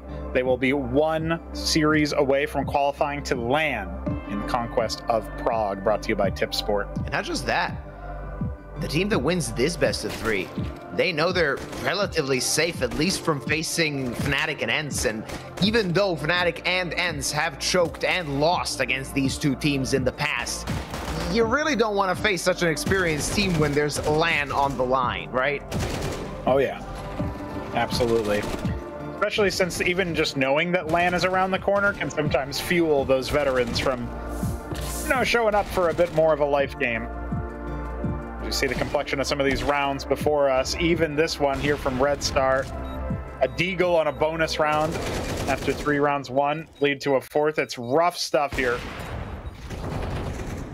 for the side of Partizan. They've been doing some work in these last couple, trying to keep it competitive, but it almost feels desperate. It almost feels like a man who's about to drown, further sinking underwater despite his best efforts. If Partizan can right this ship, will they just be cast away in the storm? 500 certainly want to continue the inclement weather. Yeah, it's completely sunny in Bulgaria, it would seem, as they're doing quite well. Tech pause still upon us. Hopefully it should be fixed soon. Yeah, it seems like server lag or something like that, so we're still waiting on the resolution there. Should be back in action without too much of a delay. I mean, maybe at the same time, just needed a smoke break. You never know. You never know. I can see him hoisting a cigarette during the round. Yeah, true. Yeah, I think even there was a point where it might have been Kindo who was moving through on nuke, or maybe that was because of the cameras were flipped. But there was a point where it looked like Kindo was trying to clutch out with the op, and he drank water while moving towards Mini. And I was like, "Damn, that's cold-blooded, completely." Yeah, hold on, I need a sip, guys. And then, yeah, it's probably the cams being flipped. If you're just joining us, this is our first best of 3 of today. The last best of 3 in the 2-1 bracket. The team that loses will have one more chance of advancing through to the top 8. The team that wins will, of course, advance to the top 8. Next best of 3 is going to be interesting, as it is an elimination match between Gun 5 and Kubix. Kubix punching well above their weight so far, and Gun 5 finding themselves in the elimination match thanks to a default loss they had to concede to Partizan, having not joined the server on time. Just got info that we should be continuing with the action very soon. As we can see the players starting the round, it's 5-2 on Mirage. Hey, look at that. Got back in before GTA 6. Ooh, that stings. Ooh. Delayed until May 26, 2026, by the way. Seriously? Yeah. Oh, it's going to take a while. Forever the meme. Oh, this is going to be a fast one. Look at that. Oh, yeah, he's posted up. He's actually got one, and Vladin is okay. All right. That's 3 quick frags for Partizan right off the bat. Apparently, the server was holding them back as they take Red Star's head as well. And suddenly, Rainwaker's going to start typing out, hey, I'm lagging. Protect these. My team died. I didn't see anything. Yeah, that must feel so good, winning a round in such a convincing fashion after being battered and bruised in the beginning of this map. Now they're getting back after the tech pause, and the side of 500, they don't know what hit them. They wanted to change up pace, and it's not working for them, as they have won most of their key rounds on the first and second map with those slow, excruciating rounds. Trying to change up tempo did not work. Yeah, 500 are apparently at their best when they do those very, very slow rounds, exhausting the utility and the viewers. But that particular round did not go their way whatsoever. Kendo's early pick just led to a total collapse of the T's, and now with no bomb plant, they are reduced to Glocks. So this should be a gimme, and Partizan will make it into a one-round game, which, in my opinion, is probably the best thing that could have happened to the defenders. I was not rating them too highly on their CT side, but they've already posted 3 times the rounds as compared to their nuke CT side. And look at that. That's another smoke kill onto Red Star. I think Vladin actually saw him ahead of time, but still. When it says that in the kill feed and you're like, yeah, I remember what you did on nuke. I remember what you did to me.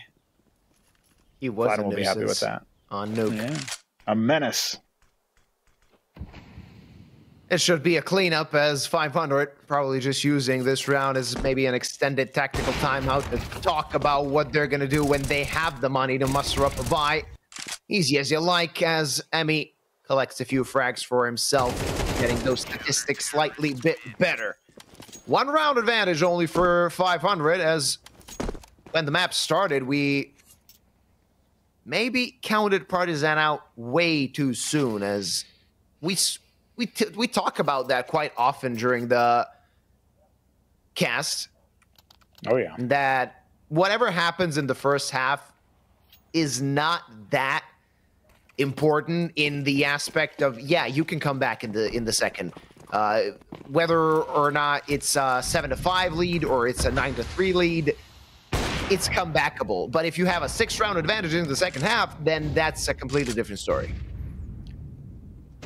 Absolutely, yeah. You need to have some wiggle room to work with here. Rainwaker going to get caught here by the 2-man push. That's ballsy from Partizan. You can see they've been infused with more energy.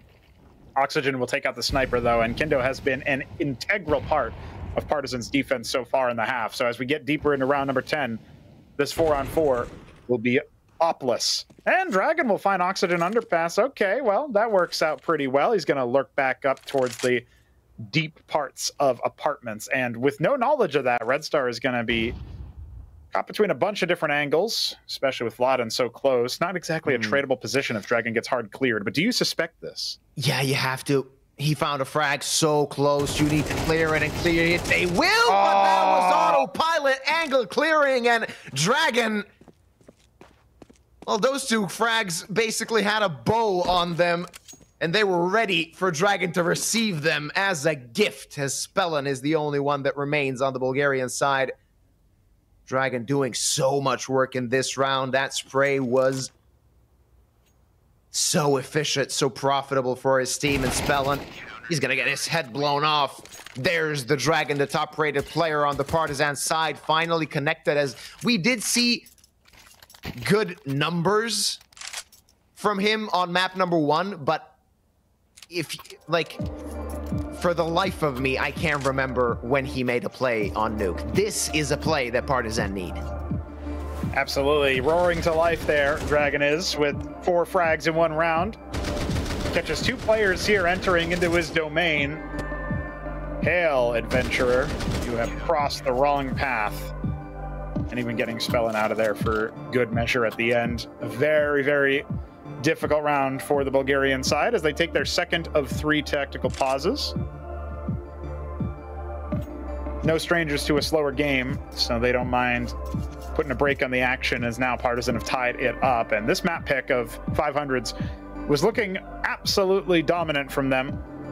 They get 5 of the first 6. And since then, they've been stuffed. Partizan mounting a demonstrable comeback. I love that Vladen, by the way, has not only an AK, but also a Tech 9 full T2 little outlet there. He's ready. He's ready to receive loadout's them. ready, yeah. Not only that, he's already cosplaying for the next half, so you can tell he's getting ahead of things. Now, this is going to be a half buy for the side of 500, and they are threatening towards A, which is a bit under strength. Oh, yeah. Under scrutiny is Emmy. He's going to be under pressure as the util comes in. 2 for 1. Those Tech 9s doing work once more. So many times we see that in this event, and not this round is not going to be so different, as they still have a chance to muster up a retake, but now rifles in hand of Oxygen and Spellin, not going to be so easy for Partizan to get even close to the site. Next frag needs to be theirs. They need to collect it. It's going to slow them down even further. Bomb ticked away to half. They're going to have to hurry up. Let's see if Dragon can find something. Searching for more. His teammates coming from CT. As they're trying to clear angles, trying to get the frags, but Red Star maybe puts the end to this round, and it seems that that will be the case as Dragon falls as well. 500 back in the lead, and it's a repeat of Nuke, it would seem. That was excellent utility usage on the retake, but it doesn't matter because Red Star gets 2 kills with the Tech 9. Of course, 1 through the smoke. Why not? But not being able to clear him out when he was the only player left on site feels like a huge missed shot there from side of Partizan. See some of that in the replay here as Oxygen with the double Tech 9 entry just takes their heads. And yeah, this kill from Red Star, maybe you can understand it given the fact that the op is there. He's watching in case somebody goes through the smoke in connector. They know there's 2 bodies there, but that's still so rough that he doesn't get traded by Vlad and instead gets picked immediately. A bit of a miscommunication in a chaotic situation as Partizan are now down 1 round, trailing yet again. They only had a glimmer of tying it up and maybe even taking a lead. Circ on the T side up. That's the main difference maker there. If they had lost that last round on the retake, they wouldn't have had the sniper.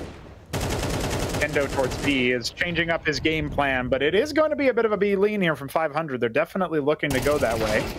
But Spellin entering, that could change up the game plan. Exactly. That's going to give them so much more room to work with. And weird thing is, thinking about it, Partizan did not decide once in this first half to actually get more of a mid presence. Just a pick, or a peek rather, maybe throwing some utility, nothing more than that. And how is that not a kill? That's the question of the round, as Ludden take down Spellin, but he's quite low. Kindo still under pressure with that up. Ludden trying to divert attention, and Kindo finding a frag onto Oxygen, still alive, still kicking on this site. 3v3 as the cavalry is slow to arrive, but they aren't there.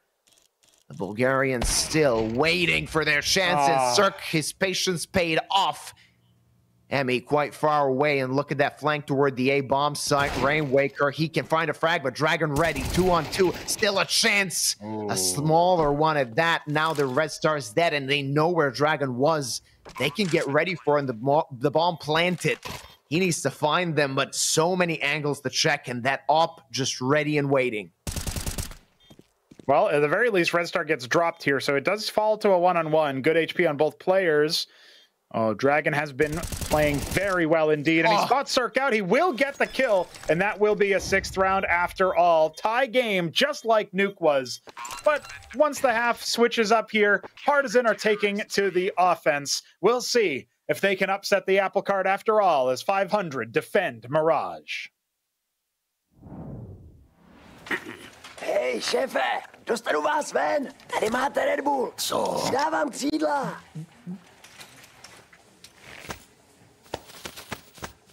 Křídla, jo.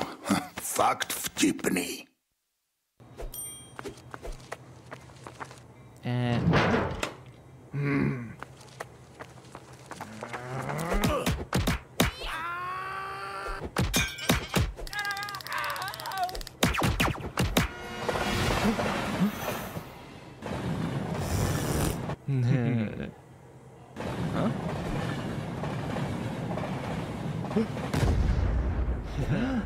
KFC patří ke hře. Začít něco novýho se zdá vždycky těžký. Soráč! Ale ať ti to půjde jakkoliv, jedno je jistý. Že si to užiješ. Vítej v největší komunitě sázkařů. Tipsport. Same as on Nuke, Partizan getting their 6th round off a 1v2 clutch. It was Emmy on Nuke, it was Dragon on Rush, but they're gonna have to be better than on map number 1, because don't forget that second half of Nuke gave them only 1 round. They're hoping to do something better now as they head on over to the T side of this map. Let's see what their attacking side has in store, as they seem to be quite interested in that B-bomb site. Yeah, that's right. Oxygen, one of the top-rated players for 500. Not in this game. It's been Red Star who's been really fragging out, but it's definitely an A-lean. Oxygen's the only defender, and he's already gushed. So this is looking a little bit rough for 500. Good utility usage from Partizan to get onto the site, and they clean out Oxygen without any reprisal. That's a 5v4 bomb plant. Oh, yeah. This is a good chance for Partizan to get the pistol, even more so, and Dragon's fragging out completely, extinguishing 500. There you go. Cleans up market and ends the round. Partizan doing better than on the previous map, as they're going to get that second pistol feeling better. It would seem their top-rated player getting 16 frags in 13 rounds. Yeah, that's impressive. And, you know, on Nuke, 13-7 scoreline, you might have thought 500 won both pistols and got all the conversions. No, actually, Partizan did win the T-pistol there on Nuke. And for them to also win the T-pistol here, with Dragon, of course, finding so many frags, man. What a guy. He heard you talking there, and he said, yeah, I'll post up another real quick. Yeah, all right. You want to play? Here's a play. That's right, that's right. And, you know, Dragon really has to be it for Partizan. There's... Obviously, Vladen was playing very well on Nuke, but those were consolation frags in many ways. They weren't the best in terms of their tempo, in terms of their impact on the overall round. Only 7 rounds won on their own map pick. So Partizan finally have that lead yet again. In fact, this might be the first lead that they've been able to put together ever since their first T-pistol win on Nuke. So just to put it out, yeah. there's a lot of rounds played between then and now. Yeah, absolutely. Though, they need to be careful of these Deagles.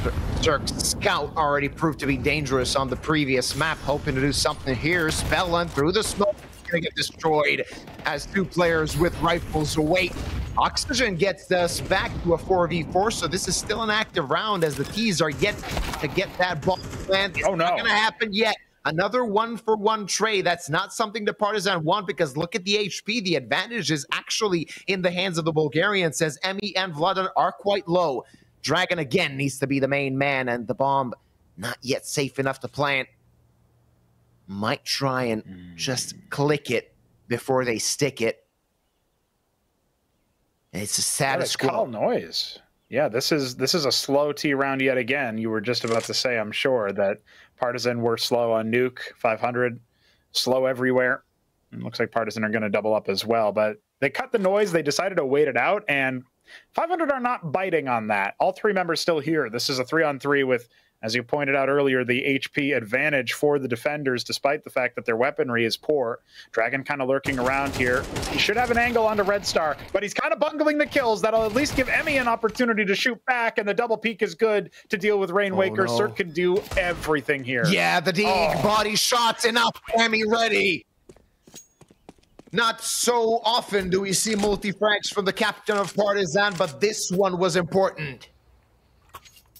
Important indeed. Yeah, that's a big round there for Partizan. If they avoid getting reset as they did, well, then they can maybe start chaining some together. This is the most they've ever led in this series so far. 500 have controlled the pace. Partizan have trailed. No longer. They are the front runner.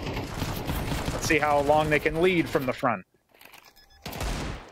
This puts them in a good position, but 500, of course, they decided to invest something in this round knowing that, I mean, they build up some cash with those pistol and SMG kills, and also the fact that they can still get a big victory if these Deegs start popping off. And it makes sense for Cirque to conserve as well, as the Oppert often wants to bring out the big green in the third round of the half, or failing that, the fourth. It's round number 15 here. 8-6, the scoreline. Partizan finally in the driver's seat of Mirage, or so we think. Those Deagles can get upsets, but it is unlikely with the utility usage that we've seen out of Partizan so far. Early days, though, and that is an interesting angle. Rainwaker will eventually be taken out. Red Star's still here in ladder room, but they will respect him, smoking him off. They don't know he's there yet, but they certainly suspect. He's still waiting in that smoke. Of course, that smoke landed just to cut him off, so he can't really help his teammates in any way, shape, or form as Partizan swarm that A-bomb site. The bomb is going to get planted, and they're going to take care of this round, just hoping not to lose the guns, as Dragon took care of Red Star, cleaned up ladder room, and cleaned up short as well. Only oxygen remains, and he can actually consider saving, having that Kevlar on his body. Something he doesn't need to invest in the next round, and always useful, of course, situationally, to have a Deagle as a sidearm. Oh, yeah.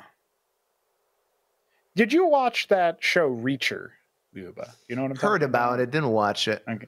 Why? The main guy is a mammoth, and of course the pistol that he picks is a Desert Eagle. Course, yeah, it's just he's like 6'9", jacked, you know. He's the male power fantasy, and sidearm he gets is the Deagle. Oxygen channeling him a little bit to take Emmy out, and that will actually be a MAC-10, which is you the least throw useful it away. option. yeah, just say, give me that Deagle. I'm gonna keep that. He was hoping for something more. Of course, Partizan did not want to throw caution to the wind for the players with AKs, just throwing that MAC-10 towards the Bulgarian boys. Though Oxygen will keep the MAC-10. I expected him to invest in an M4 so the team can have a proper buy.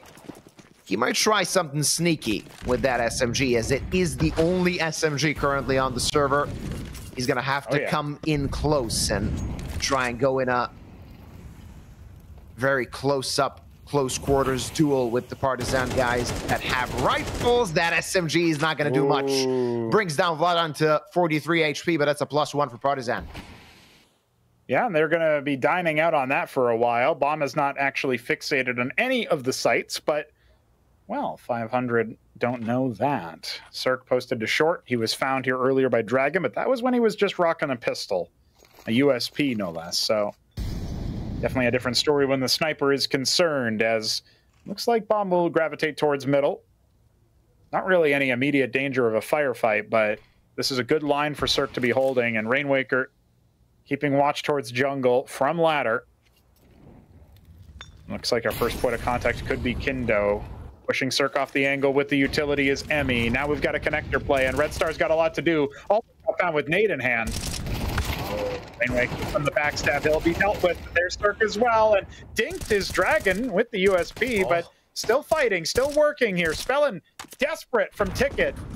This is a 2-on-2 HP advantage to 500. Yeah, slim margins though. Bomb in no man's land retrieved now by Collins as Cirque needs to reposition. Spellin still a threat from CT as they're considering how they can plant the bomb, but so many angles uncovered, and then Op can really do some damage. It can punish them, but he knows he can't overstay his welcome as they have room to move. Now re-peeking, missed shot. Spellin searching for the frag and to stop that bomb plan. Not gonna happen, but Dragon in a 1v2. He had a great map so far. Let's see if he can crown it with another great play. But 30 HP, not a lot of room to work with. He needs to isolate these duels, and they don't know about him. They have no idea. He can clutch this out so easily, and he knows that Spellin's not sticking it. Gets the frag, and he can play around the smoke over the block. Cirque, he does have a rifle, but Dragon playing it perfectly. What a clutch from the Partizan main man, and another round for the Belgrade boys. Perched up in his domain, he strikes him down with one claw, then the other. Dragon doing work for Partizan here on the A-bomb side. He'll be all smiles after that one, that's for sure. Or maybe he's just a cold, calm, and collected killer. That is an excellent bailout here for the offensive side. Partizan have secured double digit. How did they not check Ninja? I mean, he probably went through the lines. Oh, though, Cirque doubles up to start off this round. It's going to be an explosive one for Onogo. Oh, yeah, that was pretty fast there. Cirque with the op getting some impact. I was going to say finally. He does have 10 frags, so not exactly been a slouch, but a more typical performance from him where he's a bit on the quiet side. And he announces his presence rather loudly, taking out Kindo, counter-opper, and Collins. Solid rifler, although who has also had a bit of a quiet game. It's going to be Emmy on the sniper for Partizan as they're going to try to use it to crowbar open this B-bomb side, I think. Oh, but jump spot there from Cirque. He's playing well this round. He might have finally woken up, and, well, 5-on-2, Vladin. Oh, 5-on-1, Dragon. Wow. All that's left for Partizan in this round. It would be incredible if he got this round, but slim margins, I would say, as barely any damage dealt toward the 500 players. Now they know where he is, and they're gonna shut him down, finally silencing Dragon as he was breathing flames towards the 500 boys. A statement. Oh yeah, he roasted them in that clutch. That was a big one. We barely got time to talk about it because Cirque was just there with the sword of adventuring +1. Just cuts him down. Nice and easy. I guess that kind of fits with the theme of the Conquest of Prague, right? They got that fantasy-style map going on, right? So there you go. Cirque is a high-level fighter in Dungeons & Dragons, rocking out here and killing, well, conquering the dungeon, killing the dragon, something like that. That was a weird just pistols now for Partizan. That was interesting, yeah. Valve, please fix. All right, Valve, you really got to start doing work. Fix your game, man. It's not in beta anymore. Partizan, back to pistols. AK Hero will be Dragon. At least to try and do some damage here. Oh, yeah, that's right. The only rifle on the server for the boys in black and white. Well, Partizan are definitely taking it slow with the limited bodies that they've got. They're Glock teammates, Dragon's only source of utility right now. Might be able to sow some discord and fire through the necessary shots. Well, Red Star could end up facing him here. It is a bit of a dry angle, but he takes his head. At least Vladin's there to collect. Soviet-era tactics there as he grabs the gun from his fallen comrade. But he looks away at the wrong moment, and all that's there to punish is a Glock. Well, that's not going to work out too well. And this should be a wrap for 500. Yep. One joke I didn't make is, well, Red Star playing against Partizan. Of course, for the people that don't know, Red Star is Partizan's local rival here in Belgrade. Oh, interesting. So, yeah, it's an interesting state of affairs as Red Star is doing some damage and was one of the main reasons that 500 ran away with Nuke so easily. Yeah, that's true. at least they're able to post up a defensive round now and keep this an interesting map. We avoid 13-7 as the final score line, so the script writers decided to be somewhat creative this time around, but Partizan is still going to be looking for that elusive final round. They've crossed the threshold of double digits, but they could get held back here. It's Galils and AKs for the Serbian side. Not as much of an A lean, but quick rotations available from Rainwaker if they need it.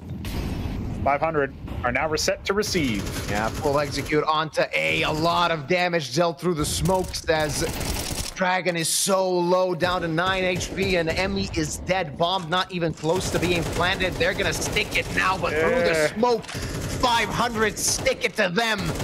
Bomb planted 4v5, but look at the HP advantage on the Bulgarian side. As now they can muster up a retake in Partizan. They're gonna need to be surgically precise if they want to actually win this round. It's not going to be easy. It's not going to be simple, even more so with the 500 boys having utility that they don't even need to spend. Rainwaker double kill. There's Vlad and Kindo good only for one, and it's going to be 9th on the board for 500. Yeah, within touching distance of tying this up, and they keep 3 alive, so their economy is going to develop just fine. Bulgarian side slowly getting back into things here, and honestly, I'd say that they are in the driver's seat now. Bomb plant does afford more equipment for the offensive side, but as far as I'm concerned, the T's are... they're struggling to continue their run of form. And it feels unfair to say that after they chained together so many, but... yeah. Really, there were slim margins after that very neck-and-neck first half. 500 started to look like they were going to run away with it. Partizan started to come back. Now here we are. Broken smoke, a fourth circa peak, but it's not going to work out in favor as Kindo gets that Tech 9 kill. That gives them room. That gives them space. These Tech 9s, always a danger, always a threat. Kindo with an AK now, and things might crumble for the side of 500. Oh, yeah. Making it more difficult is Kindo finding that frag onto Spellin. Cirque finally with an answer, and he wants to double up. He needs to do it. They're going to need to search for a risky play, and they might find it just like that. Only Tech 9s available for Partizan coming through B apps. Oxygen's just on back sight. Just trying to survive, and they want to run him down before the cavalry arrives. They need the double peek him, and that's going to happen. Cirque with the dually is not going to do anything, but 3-peek with the op might find something. Oh, no. Bomb not yet planted, not going to hit that. No. And they might disengage. Yeah, that feels a bit desperate there for Cirque. He's got his dualies out and whiffs 2 shots. The first one, well, both of them would have been wallbang attempts, but he had good information on where the players were. And he could clothesline him here and will get the better of him in market. That's a good opportunity there. Red Star with only 13 health cannot clutch it out. And Partizan will use the pistols to their fullest effect as they secure 11. Collins on the hunt for a gun, and Red Star can only spoil their chances of saving extra rifles. He cannot stop the onslaught of the Serbs. Yep. On 11 is the side of Partizan, feeling a lot better. Now that they actually managed to win a round with Tech 9's 500 was the farmer of that, as they won that important round number 10. In the first half with Tech 9's, they also won one round on Nuke in a similar fashion. Partizan finally getting a lifeline, not letting their opponents get to the tied result. Of course, 500 still with a bye. Partizan can now talk a little bit about how to finish off Mirage. As we said, a very difficult map for them historically, a very difficult map for them result-wise. And also, when you look at the head-to-head results between these two sides, 500 really, in the past, didn't have any trouble beating Partizan on Mirage. Throughout this year, they actually faced each other twice on this map. It was 13-6 and 13-3. Easy as you like. Now, completely different story, I would say. Yeah, it's definitely a more contested showing on Mirage, so I'm glad to see that there's life left in Partizan after all, and we could end up going to Ancient. We'll take a lunch break later because we got Counter-Strike here to play. 2 rounds separate Partizan from a decider as they continue to fight on to get to that top 8. Red Star's got maybe an answer here as he pushes up towards top of mid. There's Overwatch from Cirque and Rainwaker. He's got support, and he knows that there are T's here, but he's been flashed. And I think Dragon can turn and fight him. No, in the chaos, he lost him. At least Emmy will trade. And now a 4-on-3 man up for Partizan. I was going to say Partizan didn't try to do something like this in the first half, not even once when they were on the CT side, but they know how to play against it, it would seem. They know how to punish a play like that. Turns out Rainwaker got given up. Cirque could not stay there, not with all the utility being thrown out there. Half an execute just to take mid, but it's well worth it as Spellin burrows in underneath Palace. Cirque still playing towards CT, holding for anyone peeking through the murder hole or crossing from the window. That's not the angle of attack Partizan will take. A little bit of noise heard by the IGL of 500, but right now, he's playing in the dark. Doesn't know if that's just a lurk or if there's more to it. We see. Oh, yeah. Kindo and Vladden definitely going to be making their way up. Oh, a meaty HE in so much trouble now. He's got no support from his teammates and needs to make an impossible play. Mission impossible for Spellin, just going to get deleted by Kindo. Bomb planted. Cirque hoping, sees the leg, but doesn't react in time. And as Emmy finds a frag onto Oxygen, this is going to be 12 on the board for Partizan and 3 map points. Yeah, Cirque struggling for sure in these last couple of rounds. He's trying to shoot his bullets through maximum distance, wood and brick. Not really going to be able to get a clean shot there. And indeed, slow to react to the bomb planter. Not that he necessarily could have canceled the plant, but at the very least could have taken one of the Partizan members out. Made it somewhat doable for Oxygen. It was, of course, a 4-on-2 at that point, so odds were not in his favor, but we will not see heroics from the Bulgarian Opera today, at least not in this round. One chance left for him to do it, unless Partizan steamroll through their competition. 3 map points take us to Inferno, where we will settle this series once and for all. Still got to deserve it. Still got to get 1 out of 3 next rounds if we want to see Inferno.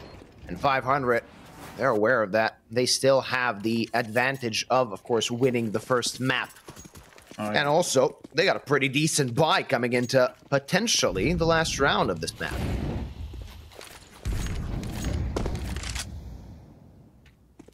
Yeah, good opportunity here still, but Cirque is already dropped so low by nade or by spam. He's now seeing if he can pluck Dragon out before anything else happens here. The jiggle is good, but Kindo's found a frag elsewhere, and Cirque is kind of caught in a no man's land. I think maybe just barely Emmy missed out on seeing exactly where the Bulgarian Opera is. He's got to withdraw and will get to safety despite his low HP. Seems so risky, seems so close for Cirque to hit the deck. They're playing with this risk. 3 towards B. As 500 hope they can spring a trap. Cirque not gonna see Emmy just yet. He is gonna see him at the cross, but now he's dead. And now things are starting to crumble because all 3 of the Bulgarian players are isolated towards B, but Partizan still want to go toward there. Collins finds a frag, important one at that, but now they have info, but Spellin finds a kill. They know where Red Star is, but can they get out? No, they can't. The bomb is stuck at Van. Red Star, he can fight, he has to fight, and he's gonna die at 13-9 as Partizan steal away 500's map pick. We're going to Inferno. Yeah, we got to decide this series on a 3rd map. That decider useful after all here. Partizan, they upset the apple cart. They make their way past Mirage, which has been a stronghold for the side of 500. Certainly a situation where we did not expect to see another little bit of life out of the boys in black and white. The Serbian side will be more than happy to take us to Inferno and give it another go. They need to do better than they did against Rush B, but that does seem like a distinct possibility with how they started to light up the scoreboard on Mirage. If they frag out that way on Inferno, or some in-between of how they did on Nuke compared to Mirage, this could be a very competitive 3rd and final match. As long as we don't see what we saw against Rush B, let's just say that that was a one-time thing, a bad day from the Partizan boys, and maybe that Inferno is going to be better. But they, I mean, no pun intended, but they managed to slay the dragon, and a big one at that, because Partizan, they've been struggling on Mirage, and to beat a team that has been bullying you on this map twice this year already, it must feel really good coming into a decider in a qualifying match. There is a lot of balls in the air currently. Yeah, can they juggle them all, really, is the question. And how will they all settle once they hit the ground? The big question for me, I think, is also whether Dragon can continue his return to form. He was a force to be reckoned with down there on Mirage, but on Nuke, he was much quieter, and his impact not nearly as high as even Vladin's, who I was a little bit quizzical of, because that guy is not supposed to be the star rifler, but great if he can. The fact that he was the one who was the shining star on Nuke when it was a 13-7 loss, it was pretty handy, especially once the half switched over. 500 need to channel some of that energy.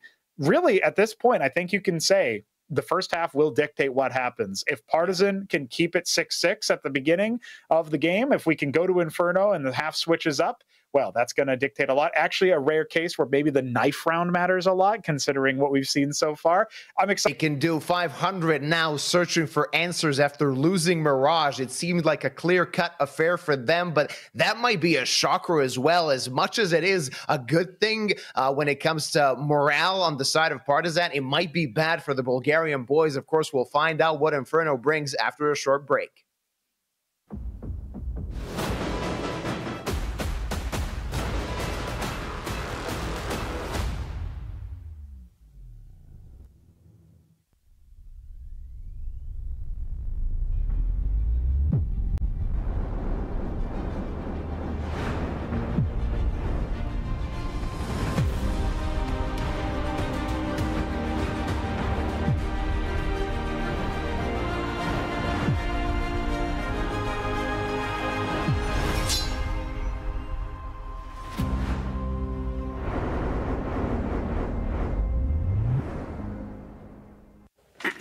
Hej, šéfe, dostanu vás ven. Tady máte Red Bull. Co? Dávám křídla.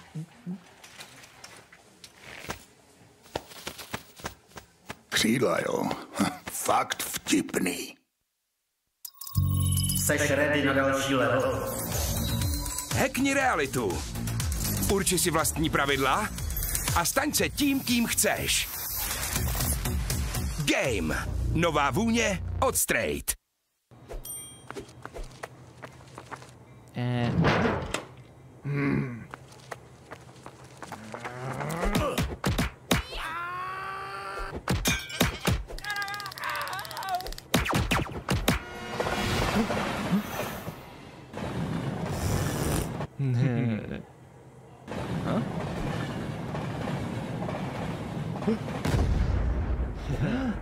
KFC patří ke hře. Začít něco novýho se zdá vždycky těžký. Soráč! Ale ať ti to půjde jakkoliv, jedno je jistý. Že si to užiješ. Vítej v největší komunitě sázkařů. Tipsport.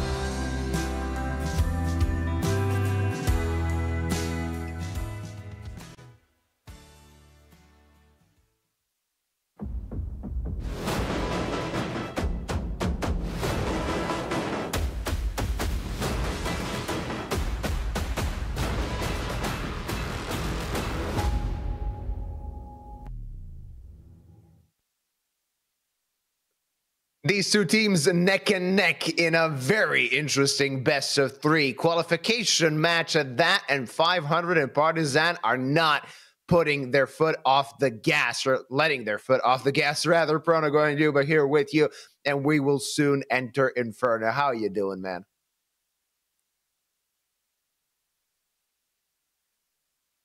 Yeah.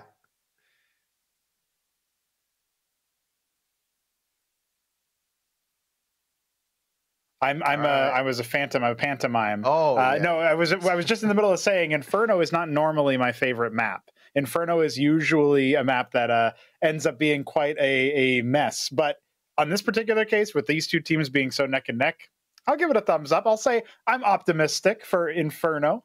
Plus, I just had a nice little meal, so now I'm ready for dessert. All right, let's see what Inferno is going to bring us. Of course, both teams solid on this map. Not the perfect map for them. It is far from it, but definitely, I would say, less one-sided, it seems, than Nuke seemed. And, of course, Mirage, they traded map picks, which is kind of insane looking at, of course, things. But if we check kind of the numbers of the players, I can't really discuss much seeing the numbers. As Red Star, he was really popping off on Nuke. He was pretty good on Mirage, but it wasn't enough. Dragon on Mirage was freaking amazing, man. But at times, it just seems that both teams, of course, on their map picks, which was maybe surprising, they kind of struggled to find the frags when it was most important. The same happened to Partizan on their map pick. Of course, the same happened to Red Star on Mirage, or rather, the same happened to 500 on Mirage. Red Star did manage to find the individual plays at times, but his teammates couldn't follow it up. Cirque on the op, a few whiffs that shouldn't have happened, and had he hit them,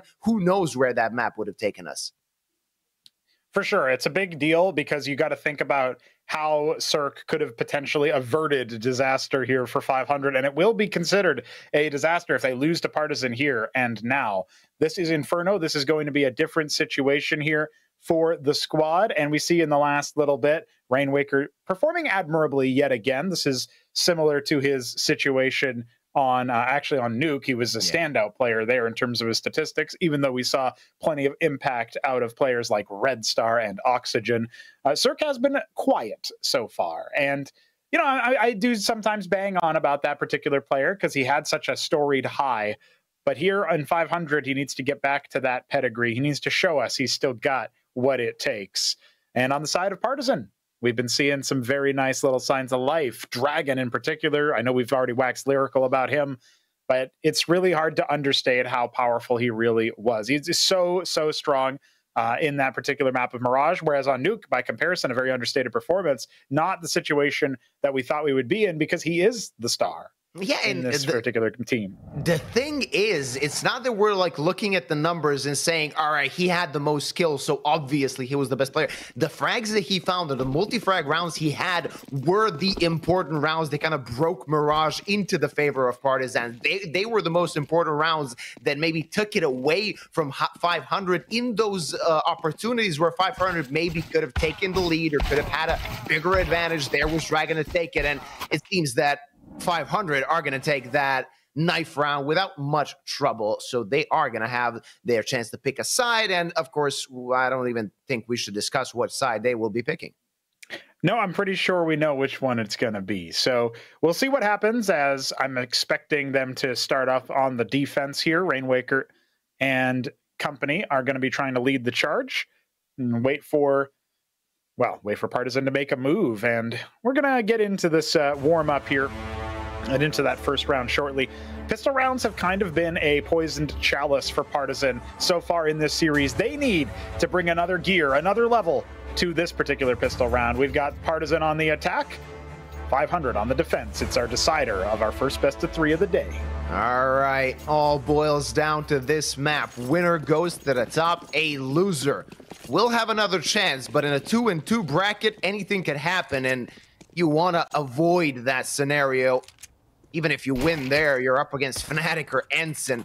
That's not a match I would want to find myself in when you're battling for LAN. Oxygen gooshed at the beginning of the pistol, so he's going to have to be more careful throughout this round. Partizan grouping up towards that B bomb site, it would seem. Of course, still present towards mid, as they're waiting maybe for a Bulgarian to be overzealous, a step in the wrong direction. Spellin saw just a foot, and that was enough for that defensive smoke.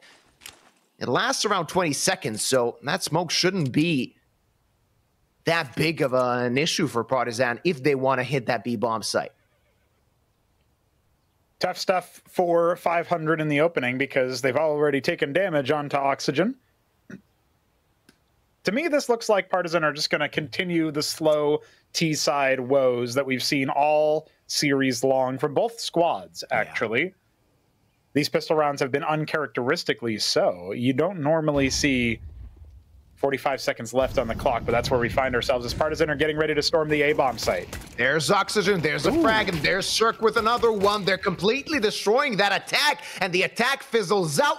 Breaks like water on rock, and only Kindo remains in a 1v5. With less than 30 seconds left, there is no hope to retrieve this round, as Red Star will have trouble claiming him. But they know his exact position, and this shouldn't be an issue. Two players fighting off a full execute on a pistol round. Not something you see every day. You expect the Glocks to overwhelm them. Oh, yeah. It's 1-0, 500. Yeah, good angle awareness from the Bulgarians. And not only that, but Partizan just slowed things down and then didn't really get too much for their troubles once they actually got onto the site. They couldn't find the positions. They didn't have utility to smoke them out or molly them out and get them into a good position. This, to me, feels like... Well, it just feels like par for the course here for Partizan, actually. They don't have a bomb plant, so they will not be investing too much into this round. Dragon with a deagle, a couple of flashbangs and a smoke. It's going to be the extent of what we see here, as Emmy is also on a Tech 9. But 2 rifles, 3 SMGs, 500 are expecting this. Oh, yeah. Let's see if these upgraded pistols can do some damage, as Emmy will be burning. He needs to extinguish himself, and that's info. They know that somebody is at half wall. He's going to get shot down. No armor left on the Partizan players, as Emmy was the only one that invested in Kevlar. And it's a bit of an underwhelming turn of events that caused the death of the Partizan captain. Oh, almost the same demise left for Vladan. Good flash, though, but Spellin and Red Star ready to claim them with these MP9s. $600 per kill. You just counted it. That's a lot of money in their pocket. Yeah, I think they're going to be very pleased with that outcome. Cash register has been cha-chinging. 500. They still have a ways to go before we can call it the same way that we've called those early rounds of the first 2 halves, but once again, Partizan are fighting just to get onto the board. This is the first T-pistol they've dropped, and so the fact that they lose the conversion isn't necessarily much of a surprise, but they'll have rifles and Emmy on the MAC-10. Still something to play for in round number 3. Maybe something speedy awaits us. Utility damage solid on Vladan to start things out, down to 66 HP. As the Bulgarian boys take control of Banana, that's a lot of information. Not only that they have, but that Partizan doesn't. Though Vladan, that's a good something. That's a double kill for him, but 2 kills go into the favor of 500. However, defense spread thin. Now, it's 500 that needs to think what they can do and where they can group up, as of course Partizan are going to go together, and 500 at the most are going to have 2 players guarding a site. Yeah, this is a good read, though. Spellin, as long as he sticks around, can continue to support Red Star. It's only MP9s, so not the greatest of options there. But when Oxygen gets those frags, obviously Partizan are going to think twice about continuing to peek into him. So 500 expect it. Spellin with the opening, and look at that, the bait and switch. It's excellent there. Emmy's got just a MAC-10, and he's not able to double up to get the bomb plant down. That is a heartbreaker. 3-0 start for 500, and then they look good to continue it. Oh, yeah. These MP9s doing work, and a lot of it. Even though they lost 3 of their players, it doesn't really matter. They can splash the cash for a good buy in the upcoming round, and knowing that Partizan are back on pistols, they can even hold on to that 1 MP9 and hope to gather even more dough. Has Red Star, bit of an uncharacteristic thing that a player stays on boost after finding the first frag, but he kind of had the confidence to know that he's safe. Partizan back on pistols. These Tech 9s are going to want to run somebody over towards Banana, it would seem. Yeah, this attack is going to have a bit more pace behind it. Partizan will attempt to take control of top of Banana, but instead they end up falling back, letting Vladin lurk towards the apartments, see what else he can get. As far as intel is concerned, I don't think this is the right read for the team, as they are going to be going into bomb site with 3 players, but maybe they can get some advantaged opening frags here. Oxygen, a bulwark for the A bomb site. Trainwaker gets smoked off. He can dispense with his own utility. This is not an easy round for Partizan. Not at all. Yup, at the wait. Dirk ready, holding the line. That's the first frag of the round. First blood drawn, and Partizan drawing a bit of attention towards long. They have a bit of control, and what are they trying to do here? It's Red Star to close them down, and only Cirque to find another frag and save his teammate from a potential demise to those Tech 9s. Rather than Collins trying to enter the site, but wherever they go, a Bulgarian waits with the rifle, ready to take their head clean off. Collins, finally an answer, searching for more. The cavalry is arriving, trying to find a little something with this Tech 9, almost tripling up and doing at least a little bit of economic damage, but still on 0 is the Partizan team. Yeah, and with 3 alive at the end of that, Cirque stays alive with the up. That was the only kill that was a likelihood with so few bullets left in the mag. So Collins does his best, but his best is only good for 2 kills, and kind of a microcosm of what we're seeing out of Partizan. Feels like the map hasn't even started, and they're down 0-4. 500 definitely in the lead. I'm curious to know what the comms were. That 2 players decided to go towards CT. Maybe they were searching for the op and maybe take him down before they pounce towards A, while 2 players are still at short. I don't know if it was a miscommunication or a plan that just went south on every step of the way. Well, you could describe every round for Partizan so far with those kinds of words. And now they're going to be struggling up Banana. 2 members towards Boiler, but Vladin's been spotted out by Cirque, although the timing does not favor him. Still, initial utility usage will delay any fast-moving feet, although Cirque starts to burn. Oxygen flashed into apartments, but Vladin will actually be the opening kill onto Rainwaker. It's a big rotation pulled. Now in CT spawn. Most recent signing here for Partizan. He's going to be brought down from Spellin in Library. Now things are not easy, but that they lost the pincer. It would be a lot easier if Vladin was still alive, but he wanted to look for more. Now the attack continues. Oxygen dead behind the smoker. The Bulgarian players, they want to boost up. Cirque not finding anything but the bullets from Emmy's gun. And 500, now they have to disengage. They have to pull the plug against Partizan, get there first on the board. Yeah, should be good here as Spellin saves the op of Cirque. Some good life from Partizan. Punch back, bloody the side of 500. I know it's just the name of a casino, but 500 is kind of a cool Counter-Strike name. You think about it, you have to deal 500 damage to win a round by elimination. So yeah, didn't think about that. Yeah, little synergy there. You know, I'm always looking for wordplay. Yeah, and to try and count out that it is the name of a casino. You know, search for meaning in things that have none. That's right. Yeah. That is right. Although I'll take $500 anytime they're offering. No problem, yeah.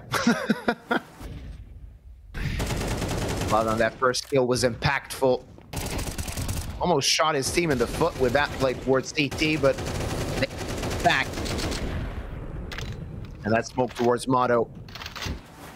Basically got the round done and dusted with Oxygen not finding anything. And in that situation, the Thieves are hoping for a trade. They didn't even have to trade. So it worked out quite well. 500, still with the buy. Good amount of money with those MP9 kills at the beginning of this snap. Flash. Rainwaker does not see anything towards mid. Not for now, at least. Not for now. This one's tense. Slow, but in a different way. Utility being used frequently, constantly. Yeah. It's the back and forth game where you need to make sure you've invested every little nickel and dime directly into your utility belt. It is quite odd to see that Inferno is the kind of the most active map of the three that we've seen so far, because Nuke and Mirage, the Ts were very slow, and they are taking their time on Inferno as well, but at least something is going on. Of course, we know the dynamic of this map, and the CTs need to take control themselves. Otherwise, they're just cut off from their teammates, and it's easy for the Ts to take control of what they want, get to the site, and plan a full execute without having to fear for their lives. And currently, it could be the case towards the A-bomb site. Gonna be a crunch down. Only 2 members here to defend. Everybody else so far away. You mentioned it. A lot of pressure onto Oxygen and Rainwaker. They've been performing well, but I don't know if they can handle this. So many players and 2 quick kills. That's a quick fire double from Partizan, and 2 kills, sorry, enough for a round. Bomb planted, easy as you like.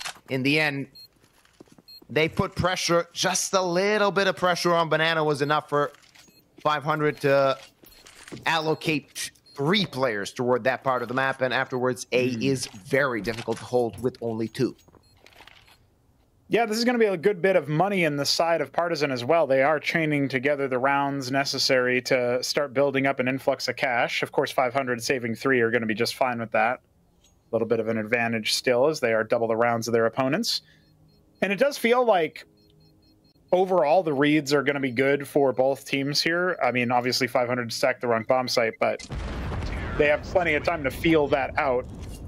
And Spellin has impressed on the CT side already. Oh, yeah. And we talked about that as well.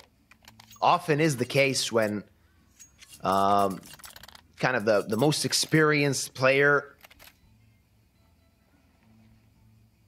and an in-game leader, if he frags well, it can transition to him calling well as well, because he has more courage, he has more confidence, not only to send his teammates into more aggressive angles, but also to send himself and search for frags himself. And that could be an advantage for 500 if it continues throughout this map.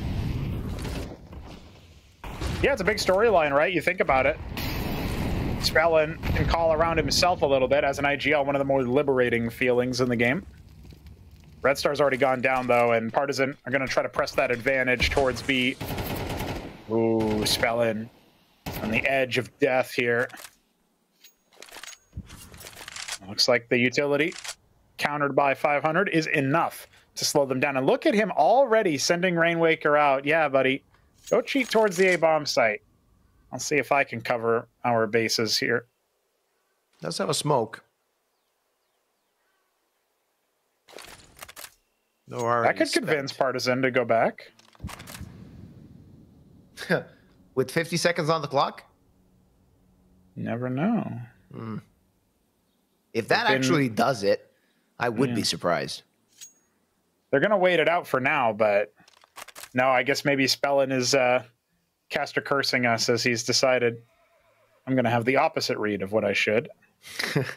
Execute coming on through. Decides not to monitor the smoke or spam it through to apply any other pressure. Maximum mind games, but it's an empty site. Now the question becomes, how many guns can 500 hold on to? Oh, they're all burrowed in, waiting for duels. We've seen this one from Partizan before. Remember Rush B taking control of the B-bomb site and searching for guns? They know better now. They're not going to search for any frags unnecessarily. Not until the bomb ticks, at least. As we can see that Vladan has a taste for blood. And he wants to at least make the future easier for his team. Take out a gun or 2, and next round should be simpler in that regard. Especially if that could be an M4 and op. Oxygen has a lot of utility, of course. Vladan still waiting. Kindo joining. A few more players coming close. Let's see if Oxygen can stay alive. He can find 1 frag, and now Kindo knows that he shouldn't search for more as he's been hit through the wall. It's going to be a 3rd round for Partizan, and only 2 kills in the entire round. It might have been another one of those round 6 or 7s on Nuke, where Oxygen did his own AK delivery service for Partizan. And he just gets the dividends paid back by Vlad in there. Albeit not in a more impactful manner. We'll see, maybe he can be the hero that his team needs as the Bulgarians still looking for more info. They're going to tech pause it out. 2 left for him. Early days on Inferno, but we are starting to get into the tail end of this first half. And I think when you think about that, you think about the way that the rounds have gone so far, you can't rest on your laurels. 500, they might have been up 4-0 at the start, but Partizan are about to chain 4 back if the Bulgarians are not careful. Absolutely, and the weird thing about the map pool we have in this best of 3 is Partizan pick Nuke, and they lose it, which was a surprise to us. And the next 2 maps are the 2 maps that 500 and bullied them on this year. Of course, they lost Mirage twice. You want to know what? They lost Inferno twice to 500 as well. And those were one-sided matches, too.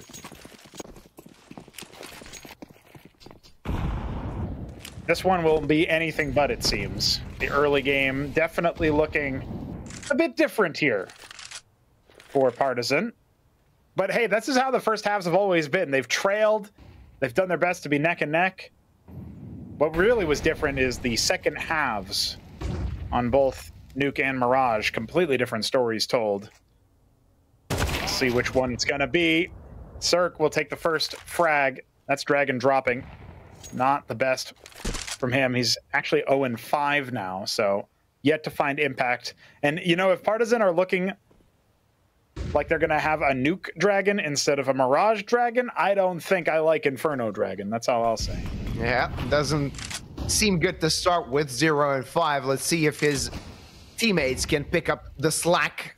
50 seconds left for them to pounce toward the A-bomb side. Maybe Vlado wants to go through the smoke, as we've seen some overzealous plays from him so far, but he needs to be careful as Rainwaker is in the cubby and he is ready to take a head. But Vladan already in the smoke, Oxygen and Rainwaker take the frag, and it's only Vladan basically the tip of the spear here, but maybe Cirque has an idea. Look at that. He's actually looking toward that part, and Vladan could actually be felled if he goes through the smoke. 20 seconds left. They're going to have to speed up if they have any plans of doing something, and Oxygen sees it coming.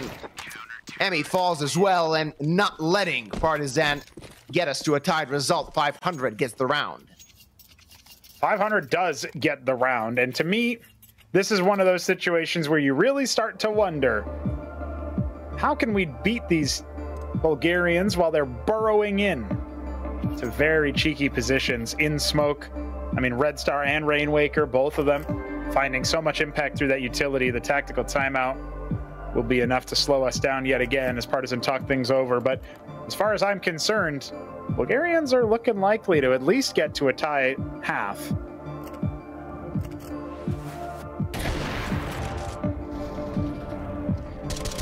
Looks like instead of attack, it is a text, so no talking aloud. Remember the Astralis spams? Don't talking, please.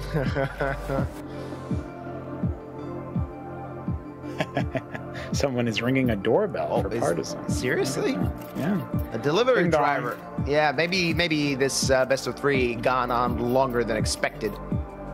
They ordered the victory pizzas early? Yeah, I'll order a burger, and it'll arrive in like an hour. We can beat them at that time. Easy as you like. Yeah. That's one way to be confident if you think about it, Lyuba. Oh, yeah. Although it would be some sad victory pizza if it was, if they ended up losing. So let's see if they can lock in. It's sad victory pizza anyway if it sits out for like 40 minutes. FBI, apparently, yeah. All right. That sounds about right. Hey, you know what? Production team has a sense of humor. I like that. Well, you say sense of humor. That's more likely than you think. Oh, wait, never mind. Not since the latest administration. 5-3 for 500 in the lead. And to me, it looks like with Cirque grabbing that sniper, he's had impact to kills in Boiler, and look at that. Kindo will get the sniper and kill instead. Suddenly, things get a little bit more squirrely on the defense. Spread thin already, 2 to each bomb site. 1.5 left. He loves to go through these smokes. We saw that throughout this map. We saw that against Rush B as well. He likes to play those proactive plays and can always be quite good as he finds the confident frag on Red Star, and Cirque searches, finally connects. Still a man disadvantage for 500. Oh, no. Dragon is at the weight at the ready. Rainwaker there at brackets. This is a messy round, but Cirque falls and Rainwaker needs to make a decision. Does he want to fight towards A? Yes, he does, but he needs to win the fight, and through the smoke back he goes. 13 HP and maybe pulling the plug already. Well, they've got money. They can go for this if they want, but it's unlikely to get a 2 versus 3 retake. So they might decide to cut their losses. And indeed, they will. Scarpering into the next round with an AK and an A1S. And now we're at a 1-round game here between 500 and Partizan. Always good to see. Teams stay neck and neck. Though Partizan has been trailing, they are never out of the first half. We all wait with bated breath to see what they'll do on their CT side. Huh. Been hit or miss is one way to put it. Oh yeah, miss or miss. Yeah, miss or miss. Well, on Inferno, it could especially be rough. But there's still a couple of rounds to play it here before we settle the score. 9 in the bag, 3 remain. That's how math works. Yeah. That's quick maths. A very tight score line. Map number 3, qualification match. Best of 3. That was quick from Kindo. Of course, we see the X-ray, but he really didn't see a lot of him before he pulled the trigger. And a big mess toward the A-bomb side went into the favor of the boys in black and white. Action continues. Kindo again, first blood with that op. Who knew the AWP can be so effective on the east side of Inferno, but Rainwaker brings one back. That molly is not gonna do anything as it got extinguished in the smoke. 4-on-4, Cirque and Oxygen playing short, but already one player towards Arches, and is 500 expecting this? They can, and therefore we see Rainwaker looking at Speedway Dragon, not the best timing. That's not what he wanted. And Kindo and Emmy quite far away. They had no chance of helping him. Had no chance of going through that smoke on a timing, and now they can just wait for it to dissipate. You don't expect Rainwaker to be looking for the flank at that exact time, but heads-up play from him as he will even play ahead of the coffin smoke. Poke his head up and see if Kindo can cut it down. This 2v4 is a 2v2 on the site. They got to get this clean. Then they can have a chance. Emmy's already dropped. Kindo will at least take out Spellin. It's going to get so much harder from here. Oh, yeah. Smoke on the site. He wants to stick this. Bit of extra money in the bank for his team in the next round in 1v3, playing around the smoke with this op. He knows that the Bulgarians are regrouping, so he has time to maybe isolate the duel. He missed his flick, and now they know where he is. He's the shoulder, but misses again, and Cirque, tactical airstrike coming in. And 500 still keeping them at an arm's length. 2 kills with an HE and 2 kills with an op. Cirque has got 3 out of those 5 overall. So 500 are definitely sitting pretty. And Cirque is activating, which is super scary if you're on the side of Partizan. So far, it's been the riflers that have been giving you grief. But Cirque on the defensive side of Inferno, for 500's 6th round, absolutely popping off here. Especially with only 1 round left in the chamber. That was a dead man walking. Kindo was not going to be able to do much with that sniper. Yeah, his only hope was to actually kill the guy in church or ruins, whatever you call it, and then maybe have time to reposition. Slim margins anyway to clutch out that round. That was a quick flick from Cirque as he gets his team into a +1. Yeah, he's feeling it. 10 frags, 3 deaths. A dominant scoreline for the Bulgarian Opper, rolling back the years. You don't ever really think of Cirque and his babyface as a veteran, but he definitely has been around the block. And with Spellin fragging out elsewhere, Cirque aiming towards Boiler. That one will miss the mark, but there's still plenty more timing. And with Rainwaker getting a frag through the smoke, this 2v5 is not going to go Partizan's way. Finally, we'll see that 7-round score line for 500 on the half. This will not be a tie half. No, it will not, as Rainwaker breaks the smoke. Emmy, good on the trade, but so much work to do, and the Bulgarians are waiting for him. Even Spellin toward that banana position. Look at that. going towards ramp. Emmy, will he expect it? Will he even try anything in this round? That's the question. To me, it seems like he maybe even wants to go back to Despawn and Spellin. Oh, not a chance. That's Dude, a tilter right there. That stings. Like, I'm not even trying to play the game anymore. I just want to go home. And nope, he's waiting for you at home. He was the doorbell. And he rung you? Yeah. Just to get in your head. Ran across the street real quick. Now, Spellin is definitely having a good one here, too. Him and Cirque combining for 18 frags is no laughing matter. Partizan hoping for something now. Good starting damage, but not a lot of weaponry in their hands. It's Deck 9s are what the majority of the T's have. Vladan and Dragon with the rifles hoping to do something. Grouping up. I just towards noticed B. that. Dragon's still on 1 kill, right? But Vladan and Kindo are leading with 5 after 12 rounds played, and it looks like they might be leading from the back. Spellin with a 3-man spray down, and Cirque, the other half of this Bulgarian defense, continues to make matters worse. Red Star will hunt them down, and that is a dominant 8-4 score line for 500 as they are about ready to conquer Inferno. Hej, šéfe, dostanu vás ven. Tady máte Red Bull. Co? Dávám křídla.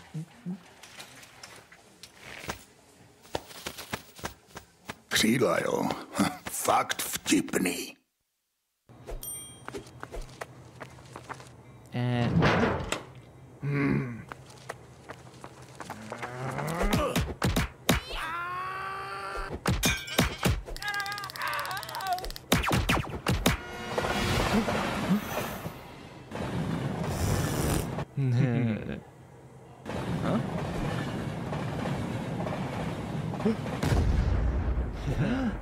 KFC patří ke hře.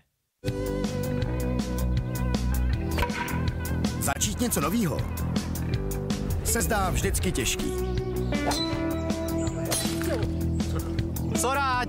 Ale ať ti to půjde jakkoliv, jedno je jistý. Že si to užiješ. Vítej v největší komunitě sázkařů. Tipsport. In the end, a dominant first half for the Bulgarian boys as they lead 8-4 after their CT 12 rounds. We'll see what Partizan can do, but a pistol round is imperative to make this another neck-and-neck affair as 500 are threatening to run away with map number 3. And run away they just might. I think the production would say Ediminato. Let's go. Partizan trying to trail here a little bit. More of a lead for 500 than they've had so far on the half. That's for sure. 8-4, very different than 6-6 as we got plenty more action from the CTs. Required if they want to hold on to things here. It will be a B hit versus only 2 players. Rotations will be slow. Let's see what Collins can do. Yeah, he has to throw the smoke. He has the dualies and the Kevlar. That could be useful as Emmy just prepares the flash, and there's Collins, the sheriff. Manages to find the first frag, but not finding more through that smoke. Still very confident in his ability, so he's going to play it through the smoke. This could be dangerous for 500, but they're going to be looking for him. He's just going to check Banana and wait for his teammates to rotate. It's going to be a 4-on-4 post plan, just making noise so he can make room for his team as Dragon takes the head off of Oxygen. Next frag needs to go in the hands of 500. This is going to be a very difficult site to hold as Spellin is dancing, but dance they will with him. Rainwaker alone. That's another frag. He's finds 3, 1 for 1, but not enough. As Dragon finds him then, and it's going to be the pistol for Partizan. 1v1. That was close. Rainwaker fighting till the bitter end, but it's 5 for the CT side. Yeah, that was a compulsory pistol round. And it turns out without Oxygen, it's real hard to breathe on that B-bomb site. CT's suffocating 500 on the retake. And heads up play there, by the way. Collins, the sheriff, you called him out. Goes all the way towards Banana and he's still able to wrap back around. They had no idea where he might have lurked off to. They thought maybe he was all the way back in church. It's not Sunday. Nice.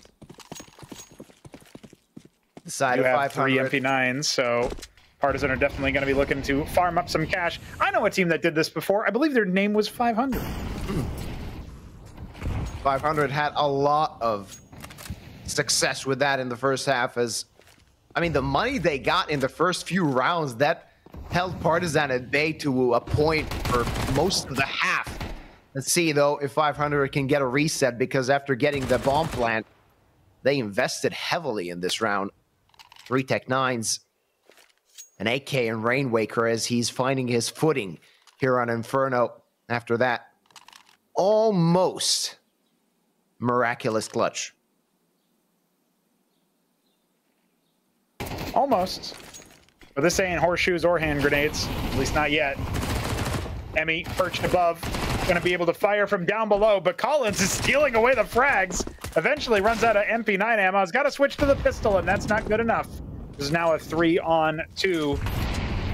Oh, it's worth noting, Spellin was a little bit far away. Now he's linked up with the team, recovered the bomb. Now we can see. Are they going to get that bomb plant down, or is this going to be a nice and easy cleanup here from Partizan? No bonus round of forward when they've already lost 2 members. Spellin, he's considering going back toward the A-bomb side. That could be interesting, as we can see Red Star, his job is here just to survive, make noise, and keep them at bay while the captain gets the bomb planted. That's exactly what's going to happen. There's no way they can stop Spellin from getting the bomb plant. So minimum done.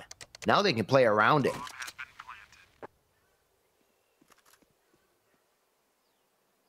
They're going to flank around the long position here, trying to clear that bomb. Red Star heard, of course, as Dragon was left over to watch that flank, but he's radioed in the information. Only 1 member will be defending. It is Spellin, and he's found out immediately. Kindo. Oh, no. Don't defuse. Don't turn your back on him. Dragon will at least take care of that, but Spellin is still rocking and rolling here, toying with them. This is a round that Partizan should never be able to drop, and I can't believe they don't have enough time. What a mess. Vladin turns his back on the captain. Miscommunication galore. A 9th round for 500. That was so messy. And as you said, maybe even unnecessarily so. Just run him down. Of course, in that situation, you don't really think, you hope that he's going to play around the apartments and maybe even go towards short, go towards boiler, try and catch you off guard in that respect. And it seemed that throughout the entire round, it seemed like Partizan have a hold on it, with Emmy and Collins keeping them at bay, leaving it in a 3v2. It seems relatively simple to end the round. Then afterwards, Spellin really made a mess of things, or rather, he made Partizan make the mistakes. Reality distortion field has been activated, and it seems like the collective decision-making from Partizan just absolutely took a wrong turn. They've got 2 tactical timeouts left after this one, so maybe they can still talk things over, but in a series that's been this tight, when you need every single round, getting reset on the CT side, that feels unforgivable. They did save 2 weapons over, and they will have MP9s and Vladin on the dualies, so still a fighting chance, as 500 are on a bit of a bonus themselves. I suppose if Partizan can reset their opponents, give as good as they get, you can still be in for a real active game. Good nade. No, Rainwaker gets the first frag. Collins only for 1. And the defense is crumbling, even though the Bulgarians are not even close to a bomb site. Kindo will be the last line of defense on that B bomb site. Let's see if he can find it. Smoke is available, but he's going to die after only finding 1. And Emmy on the rotate. That MP9, short-lived, it was team. There's the first frag. Brings it back to a 2v2. They can plant the bomb now. Emmy's still a threat. And close is Vladan. Just lurking. No idea he's coming from Banana, but they might be able to put the pieces together, especially if utility starts to rain down upon them. HE and Smoke available. The newest signing from Partizan. He's going to need to shine bright. But it's Cirque and Rainwaker, a formidable duo, especially Cirque on this map. He's been so good. He'll even take care of Vladin despite the dink. Makes it doable for Emmy, but unlikely. And clotheslined. Not a chance. Not a hope in hell. 10 rounds for 500. Important 2 rounds, crucial 2 rounds for 500 in this last map of this best of 3. And they have, yet again, double the opponent's points. As it's a 10-5 score line, not looking good for Partizan as 500 players just flipping away. They will soon start running away if it continues like this, and Partizan is, of course, at a decision to make. They're gonna have to go with an eco and hope that they can save enough money to actually muster up a good buy in the next round and then tie up a few rounds, chain together, actually more than a few rounds at this point. Collins will try to throw a spanner in the works by delaying that smoke from hitting its intended target. Oxygen will contact out here. The flash there. Indo plays anti, but still gets bisected. And yeah, this is going to be a nice and easy affair here for 500 to get their 11th. This is what I was worried about here. Yuba, Partizan dropping that one very important round. It would have been their 6th, the 500's 9th. They could have still done something there. All Vladin can do is count chickens. That sounds like something you do after your Counter-Strike career. Yeah. That USB in hand, not gonna do much. Maybe try and double ding somebody. Why not? Nope. Cirque is gonna ring his head like a bell. And it's 6 rounds to the favor of 500 as Partizan have what could be the last buy in this best of 3. It really could be, which is a scary thing to say for the Serbian side, but here they are. Back against the wall in a big way. That's how you described it when we went to Mirage. Turns out they had some fight left in them, like a endangered animal. But it seems like the adrenaline is past 500. The subsistence hunter. Oh. Going to be running them down. Vladin in a forward position in bedroom.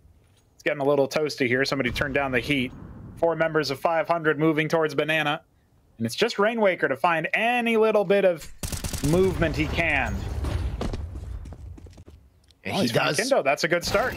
That's a great start. Vladin is going to take care of him, but that is a big kill. That's going to keep the CTs at bay on that A bomb site, and 2 guys defending B. Let's see if they can be successful at that as 500 are just waiting for that smoke to fade and ready to attack, ready to strike. Only 1 grenade at the ready for the Partizan boys defending this side. That's a flash in the hands of Collins.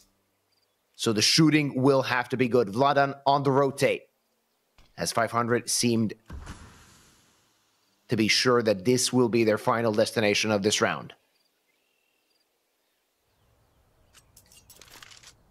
We're starting to pivot away, and Partizan only have Dragon here to defend in the 4-on-4. The rotations are going to have to be swift. Vladin already cheating away.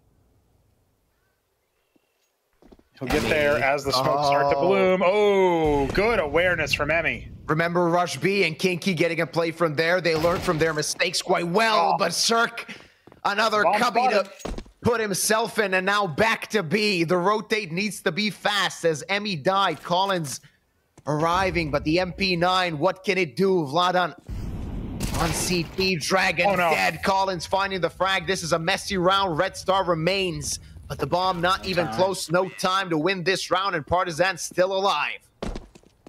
Good on Red Star for surviving in that rough situation, but yeah, I mean, these are the really smallest of margins that you can imagine winning some of these CT rounds. That's how they get their 6th. They could have avoided all of this disaster if Vladin hadn't turned his back towards Spellin all the way back on the default plant of A. But at the very least, with Collins getting ahead of the utility that Cirque threw, that will work things just fine there. That would have been series point, and you would have had 6 opportunities for 500 to clear it out. Tech pause from Partizan. They got 1 left. Quite good. And they managed to save themselves, make this a less one-sided affair, but still in the driver's seat is the side of 500. They are still the ones dictating the tempo. And as we've previously mentioned, Partizan struggling on their CT sides today. Not looking too good. So they're going to have to dig deep and muster up a few more chained rounds to actually make us and 500 consider this being a tight-fought affair.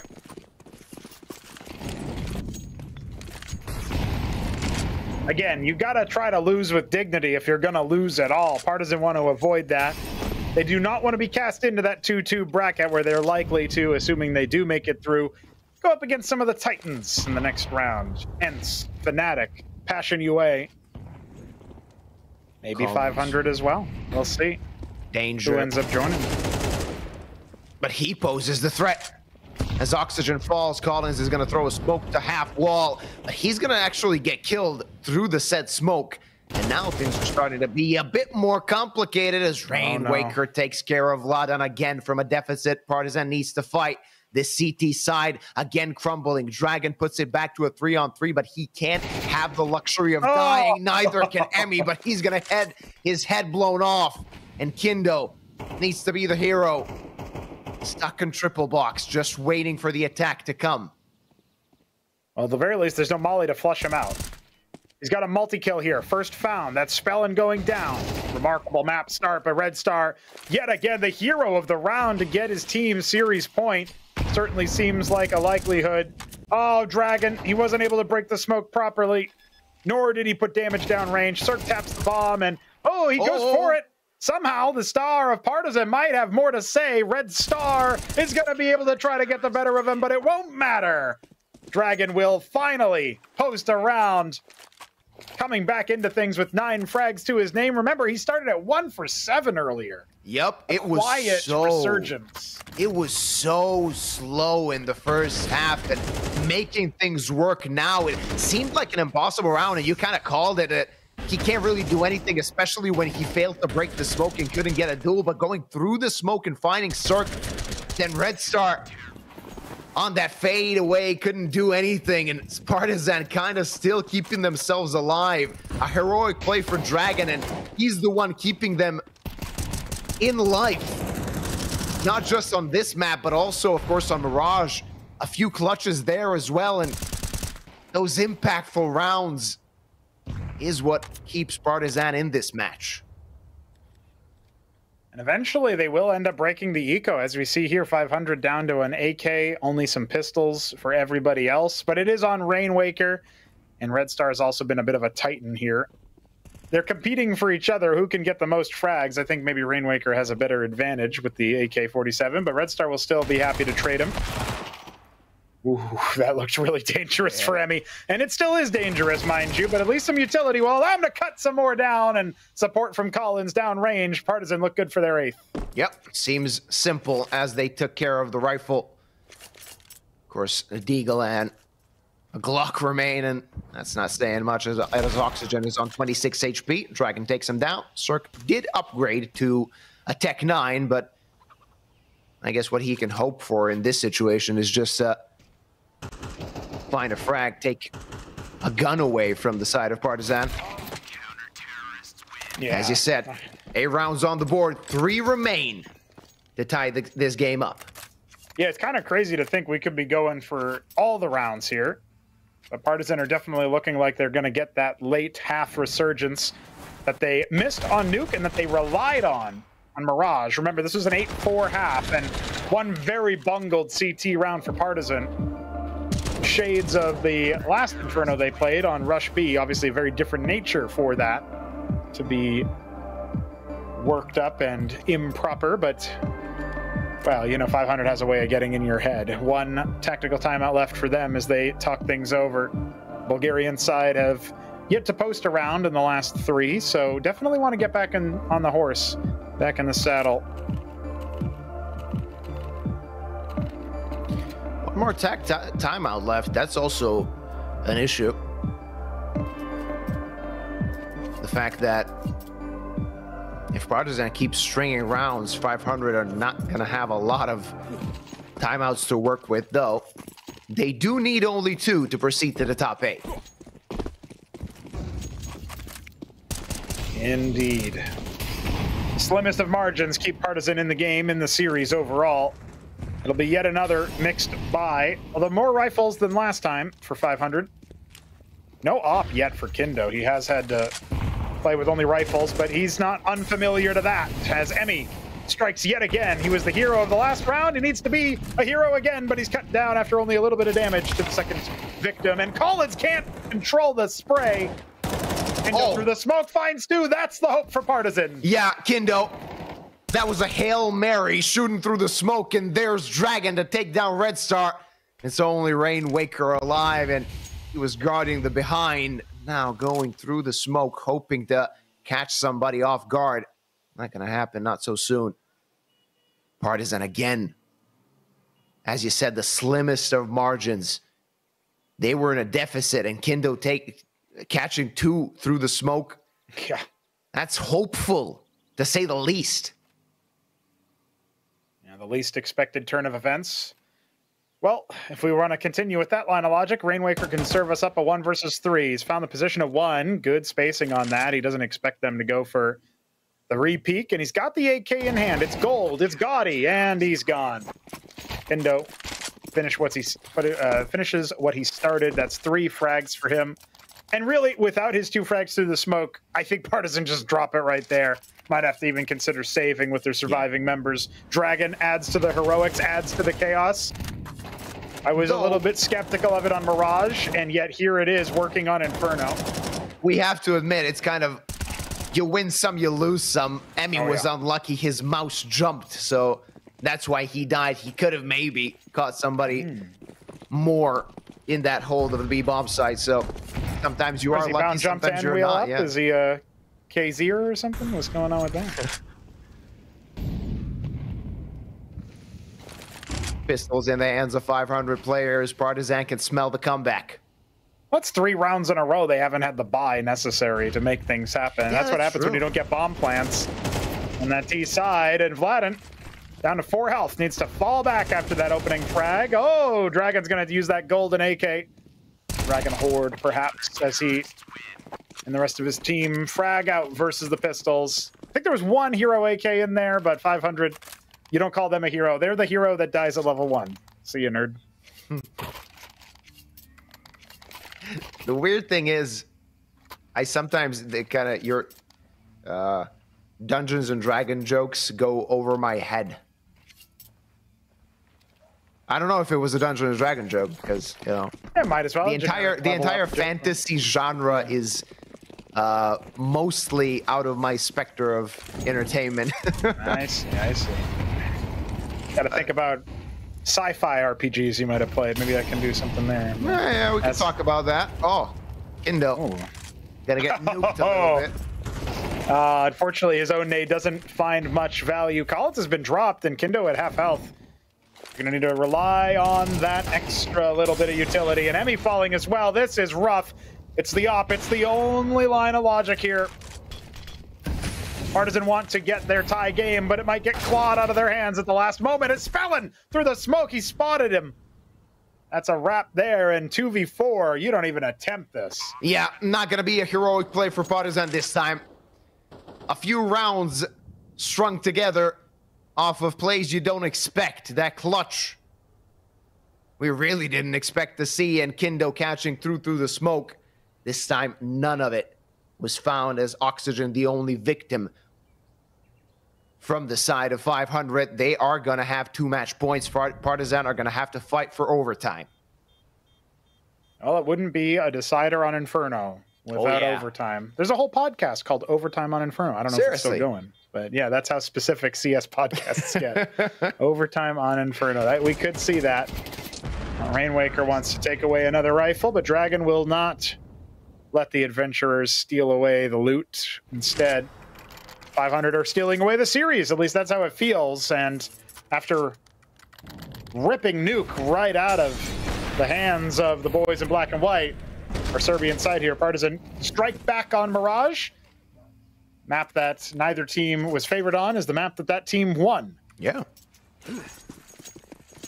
A strange turn of events, as I would assume Tipsport odd makers are going to be scratching their heads. Oh, yeah. Back to base for 500. Collins out of the picture. And could this be the start of the end of this best of 3 as Emmy wants to fight survive? Will he? The answer seems to be a resounding no, finding one frag and still alive in the smoke, but he's gonna die to the molly and the bomb site. V belongs to 500 players, and Rain Waker still playing that lurk, wanting to catch somebody off guard. Vladan seems to be ready for exactly that, and Dragon managed to rotate. They slowed this round down, and that might be what costs them. It might be. It's certainly making them think twice about committing to the B bomb site. Man advantage for 500. Another incendiary picked up. The stalling will continue until the scoreline improves. That HE. Well, Red Star's a bit wounded, but other than that, not really much found. Okay, that's big from Kindo. Kind of confirms to 500 that B has to be the target. So when's the rotate going to come through, or is Dragon going to light them all up at the end? He's going to have to, it would seem. The set piece comes in, smoke's falling, so are the mollies. Flashes should be underway, and there we go. Dragon completely blind over the pillar, finding one, searching for more, but not finding it. He managed to get this into an active round for his teammates. Kindo, not the best weapon in a retake is the op, but Vladan at their heels already on Banana. That's going to be a boost, but nobody to catch off guard towards CT already. Are the CTs ready?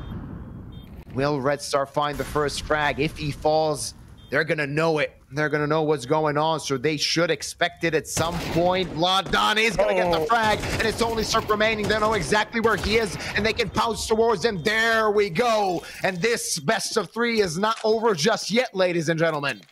It will continue. Partizan with 11. The smallest of margins in one round separates us from the boys and the men. From overtime and a 2-1 series victory for 500. I know which one Partizan wants. Well, still 500 are in the lead, and they have one more chance to finish things off and go to the top 8. A big reward ahead of them in that case. As we already mentioned, going 3-1, that possibly gives you even good seeding in those deciders, a good chance to actually go to LAN, and that's what all the teams in this competition are looking for. Partizan need to save themselves once more. Tactical timeout for the side of 500. 0 left as we head into the last round of regulation. Will it be their last round of this best of 3? And remember, we've got one more after this as well to decide who's going to be meeting potentially the loser of this series, depending on how the Swiss seed goes through. Can I take a nap first? We'll find out. We'll find out. I mean, 500 have, to their credit, been a bit more speedy with their T-side in Inferno, but they were a little bit of a sleeper going into it on the other maps.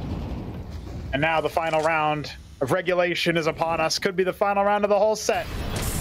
Not if Partizan have anything to say about it, but Kindo's burning alive. They don't know the off is there. Collins in the off angle, expecting anti-flash, but Oxygen is just gonna go through. Hard contact, clears the deck. We've got a 5-on-4. First nail in the coffin hit, but they've hit that nail on the head before. No. Kindo flashed off Emmy with the molly, but that molly was quite close, and Kindo dead. Emmy not able to do anything, and 500 mustering their way to victory, using the last remaining chance, as only Dragon and Vladan remain in a 2v4 post plant. Not something you want to be in. So many angles to check. They have utility, they have the fuse kits, but that's not the point. Right now, they need to go through the Bulgarians and get to the bomb, and the side of 500 have no intention of letting them do just that. Dragon, first point of contact, knows that there's 1 or 2 players towards Banana. Vladan, the only one to remain, and he's going to get taken down. 500 moving to the quarterfinals. That's right, the top 8 now includes 500. The Bulgarian squad narrowly make it over Partizan in what must be the most heartbreaking affair that the Serbian side has had to deal with, contending with 500 in a storied rivalry. Here's that last round replay. Oxygen doing plenty of work here, and Emmy only good for 1. The pressure too high for Kindo. He just couldn't make it happen in the B bomb site with that op. It was real rough to see, but at the end of the day, when we're really looking at this, that kind of tells the story of Partizan so far. They made it much more close than I thought they would after dropping their own map pick. But really, why did they? How did that happen? How is 500 getting away with the nuke pick? And sure, you have to use all the heroics you can muster to bring us to this point, but that's a rough, hand dealt. The fate is not there for them. They will be cast down to the 2-2 bracket, or even if they make it through, they'll have a much harder matchup ahead of them in those quarterfinals. Oh yeah, there's still a long way to go if you want to go to land, though for 500, only one best of 3, though we should put a bit of a asterisk on only, given the fact that 500 still have to win that best of 3, and it's not going to be an easy one. It's going to be against still a pretty good opponent that managed to, of course, go through the Swiss stage. Partizan have one more chance to go into the top 8. They're going to play that 2-2 bracket, best of 3, and they might actually squeeze through, but actually going through the deciders, even if they do, they're still going to be dealt a pretty difficult hand, to be completely honest. Yeah, and I think based on my understanding of the seeding, it's very likely that 500 will have to deal with the other 2-2 team not named Passion UA. It'll most likely be Navi Junior. Now, I could be totally wrong about that because Swiss seeding is sometimes an arcane art. But just looking at the score lines of the previous matchups and the fact that Passion UA has the head-to-head versus Navi Junior, obviously there's going to be 3 teams that are going to be the favored seeds, but only 2 of them were able to qualify 3-0. So of the 3 teams that qualify out of the 2-1 pool, which we now know, Navi Junior, Passion UA, and 500, I have a feeling that it might be a 500 Navi Junior matchup, and that is going to be one they have to prepare for in spades. No. That's going to be one hell of a matchup. That's going to be quite interesting, though this best of 3 was quite exhausting. And as you already mentioned, we have one more for today. It's not going to be a promotion match, actually. It's going to be an elimination match. Kubix versus Gun 5. We'll see who can go through to the 2-2 bracket and who is going to be eliminated from the Tipsport Conquest of Prague after a short break.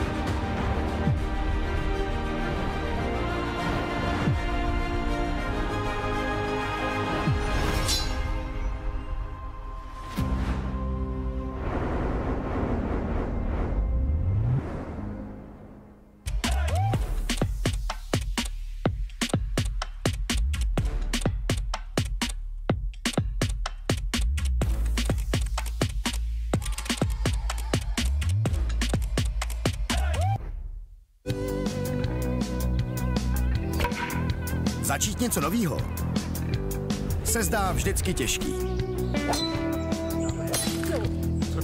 Sorať!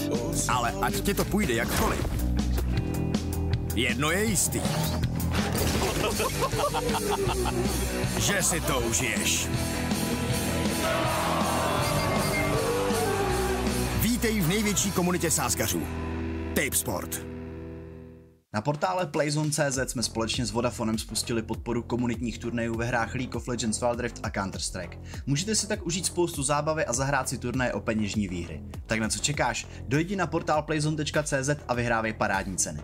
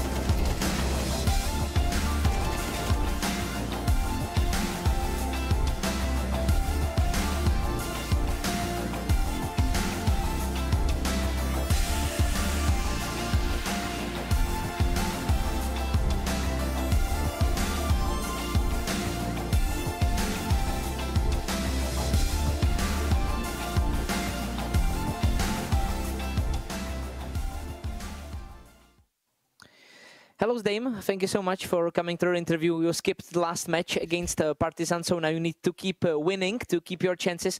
Do you think it's a shame and they would be an ideal opponent for you last round? I think no. It's like against Partizan or what? Yeah, against Partizan. I think it was easy game, but we was playing like 4 hours last game in another tournament.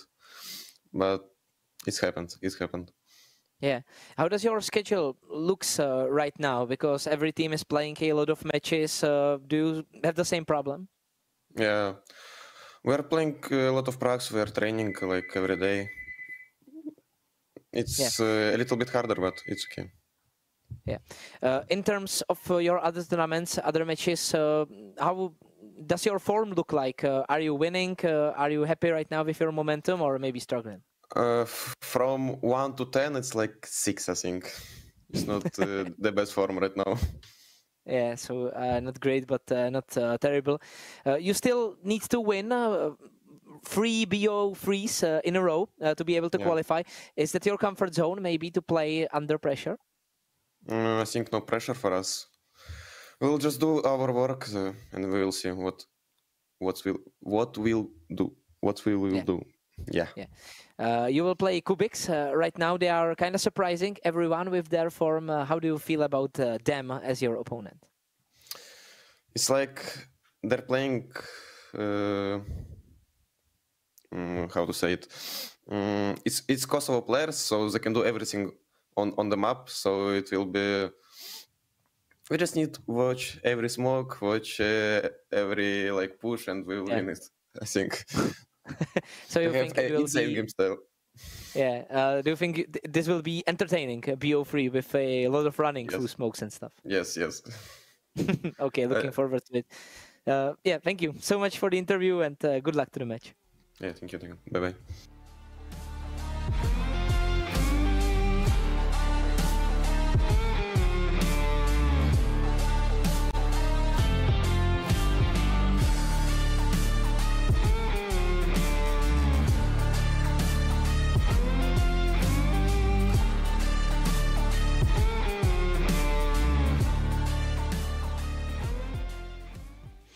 Hello, Gamezilla. Thank you so much for coming to the interview. Close match against Dynamo in your last round, but with a bitter end. What do you think were the key moments in the match? Hello. I don't exactly remember right now, but we threw a couple of rounds. They played really good as well. They made us make some mistakes that we shouldn't have. But overall, it went a good match. Maybe with some more luck, we can win our next matches. Yeah. Are you maybe a little sad that you are at 1-2 right now, since now you need to win 3 BO3s in a row to qualify for the line? I'm not that sad, to be honest. I think in best of 3s we have a better chance. We can play our maps more. And I think it will go good today. So you are comfortable about your map pool right now? Yeah. Okay. We play all maps apart from one. Epic. Do you want to say which one it is, or you want to keep it? No. Probably our teams know it, but better to not say it. Yeah, for sure.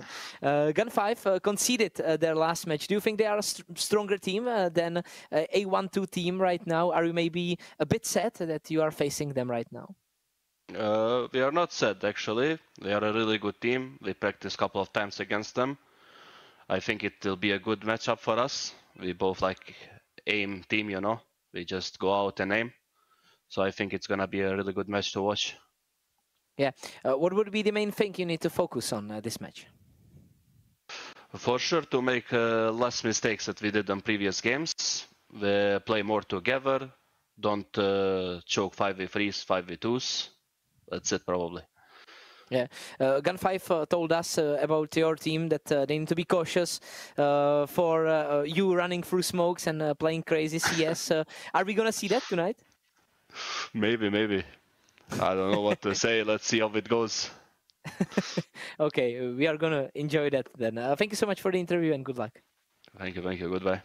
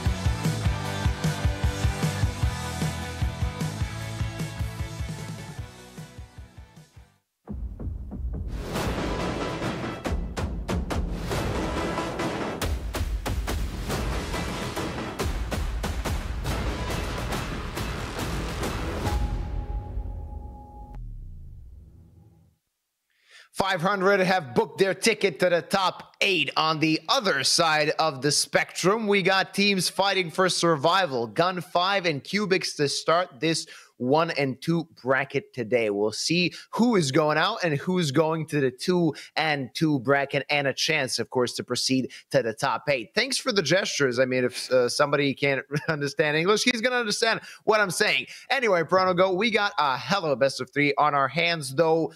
First of all, I need to start with Gun 5. They lost one map, or best of 1, to complete choke against Rush B. They had it in the bag. Then they won one best of 1, and they get a default defeat or default conceding of a best of 1 because they couldn't make it on time for a match. It seems like they shouldn't be here, judging from the quality of how they've been playing.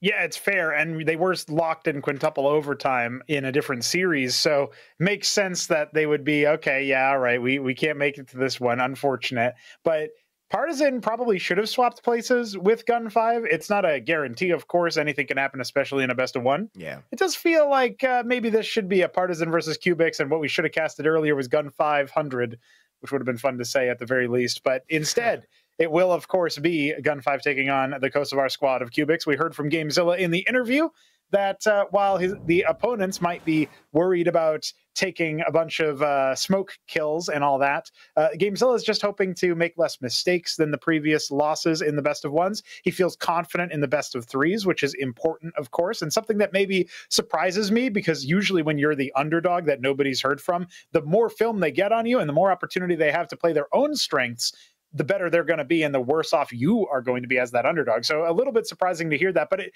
shows confidence and maybe a little bit of aura, dare I say, that I think maybe Gamezilla can be that leader of men. He seems like a charismatic figure from the little bits that I've seen. We've got the veto on your screens right here and right now. I did have a couple of observations from the map pools of these two teams, and my expected maps here were Mirage, Anubis, and Dust 2, but it looks like Ancient is actually going to get picked up by Gun 5 instead. So we will have a pivot away from my personal predictions. Anubis will make it in as the pick of Kubix. No surprises there, with Gun 5 starting on the T side. And our decider will be Dust 2. So honestly, not too bad. I only got one map wrong. Yeah, not too bad at all, though I am surprised by the Ancient pick. Of course, we're going to get a chance to see the numbers, but I'm kind of confused as to the fact, of course, looking at the numbers, because I have them in front of me, it's not a great map for Gun 5, and not only that, it's the one map Kubix won throughout this entire tournament. Remember, they lost 2 best of 1s,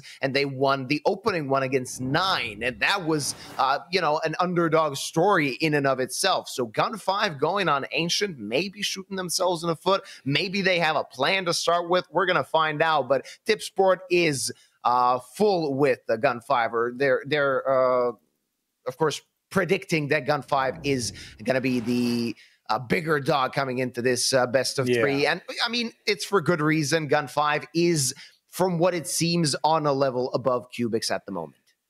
Yeah, for sure. I mean, Gun 5 have been a squad that have just been really trading blows with some of the, tier 2 middleweights, you could say, the ones that are not quite there at the creme de la creme. They're not going to be able to even necessarily consistently take down those mid-table names like Ents and Fnatic that ended up topping the scores here in this tournament. Yet when we come down here to this level, where Kubix is just coming in, and they're not the most, consistent, shall we say. You can see Sudame watching through some of those notion. Is that what is that program actually? That might have been Skybox. That might have been one of those other ones, but it's possibly a Skybox. Yeah. Either way, they're having a good time of it. I used to use a couple of these programs back in the day. The Leadify one was pretty solid, and so it's pretty good for prep. But that one looks a little bit more modern, a little bit more sleek than what I'm used to. Some updates might have come on through. Sudame going to be taking a look at every little bit, every nook and cranny that he can get. And we have Selter sitting down at his workstation here, ready to clock in and go in for a best of 3. Ancient is a bizarre pick because numbers-wise, it definitely doesn't favor Gun 5. But maybe they're just so used to playing at a higher level of competition that they're going to trust their instincts and their ability to just kind of breeze on through. Now, on the side of Kubix, we've got Bledder, who is obviously going to be a player to watch. Gamezilla, the IGL, we heard from him earlier, in that match. And we've been most impressed personally with Amar so far, and his clutch factor, his multi-kill rounds as an anchor. He's not statistically a solid player in terms of just looking at the stats, but I think his impact rating is pretty solid here. So I'm definitely looking forward to seeing just how on point he is on Ancient. You can see him warming up there. One of those players that, just like all the other homies, will play in the dark, apparently. That's not something we talked about through our time casting this competition. Not best thing for your eyes, though. Speaking of Amar, I mean, when we think about how things got through when they played 9, he was kind of the standout figure in many of impactful rounds for the side of Kubix. And the more I think about the choice from Gun 5 to pick Ancient, the more I think about that game, because even though they did beat 9, even though they were underdogs coming into that best of 1, they did show some mistakes. They did have some sloppy rounds. So maybe that's something that Gun 5 is actually looking to and trying to punish starting this best of 3. Yeah, for sure. I think as we see a little bit more out of Kubix in the early rounds, if Gun 5 can get on a bit of a heater, then, you know, maybe it could be similar to how Nuke was left through in the previous rotation. But this is a little bit different. It made total sense, in my opinion, for the Mirage pick to come out of 500 in our last series. It was a punish pick that didn't end up working out, but on paper, it makes total sense. This one is kind of the inverse, picking a map that your opponent is totally fine with and leaving on the table the Mirage that gets banned second rotation. Kubix are happy with this veto for sure. Yeah. And so this is going to be an opportunity potentially for them to close this one out 2-0. Rarely do we see upsets of this kind of nature that could end up happening, where the team is like, oh yeah, we're just going to close it out 2-0. That's going to be it. Like the upset being a 2-0 start here could really come into the picture. But well, that's plenty of Gun 5 players that are willing to put their life on the line for the cause. You hear that Yellow has been absolutely ruining people, although admittedly a lot of those performances were on Nuke, with the XM in mind is certainly something that I think of when I think about that player's highlight reel. So there's going to be some contention either way. Yeah, and it seems that we are soon to get underway with the second best of 3. Team that wins has to go through 2 more best of 3s to get to land. Team that loses is out of the competition, and this is, of course, tight margins for error, not a lot of room to make mistakes throughout this match. Gun 5 coming in as heavier favorites than we're used to seeing in this tournament, though Kubix have been the Giant Slayers as they have defeated 9 in their opening best of 1. But best of 1s and best of 3s, completely different story. We'll see if they can eliminate the side of Gun 5. The good thing for them, of course, given that it is Gun 5's map pick, Kubix start on the CT side.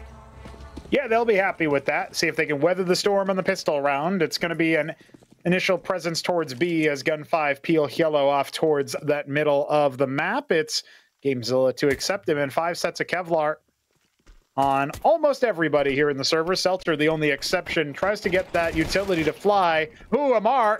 Well, that was not a good look for the man, the myth, the legend. Kubix are down a man already. Oh, not a good start. If you want to retake a site, the bomb is going to get planted. Oh, Sadame completely destroying them. That's 3 in the round for him. Fine Shine and Lackey chipping in. And round number 1 goes to the side of Gun 5. Kind of an over and shut case before it even started. They storm the gates of the B bomb site, finding really no resistance, and that's after they clear Amar out of cave. So rough spot, rough start for the Kosovar side, but plenty of Counter-Strike left to be played. We'll have to see what the CT Force looks like. Will they fight? That's the question. Look at Sadame. Yeah. We got to hear him on the interview, quite confident. They need to be careful. They know how Kubix plays, but is that enough? Because Gamezilla said that they played some pracs against Gun 5, and he doesn't see what all the fuss is about. See what the official is bringing. Yeah, those could be very different stories here. Yellow brought down to 7 health, so not crisp aim from Sally, but not terrible either. Softens him up for the other weapons on the field. Gamezilla also kind of gets baited in there, but Feinstein looks like he'll still end up clearing, especially with that flashbang. And oh, he might not have looked actually, but Gamezilla gives up the ghost. It's a Seltzer combo there. alongside Fine Shine, and maybe the CTs will just elect to save on the B-bomb site as A is compromised. Ancient, the save simulator, from what we've seen so far, is, well, I don't want to get too ahead of myself. They're saving for the first time this best of 3. I don't know really where I was going with that. But we can I mean, it's a fair point. When you see the A site get overtaken in these kinds of situations, you very rarely want to try to retake when you're a man down. You retake A when you still have more members alive, and well, that is definitely not the case for Kubix. They've at least answered back with 1 frag, but unlikely to be able to post anything else up. He holds for it, and Fine Shine, yeah, okay, he ends up getting taken down in the end, but it's all just fine here for the side of the T's.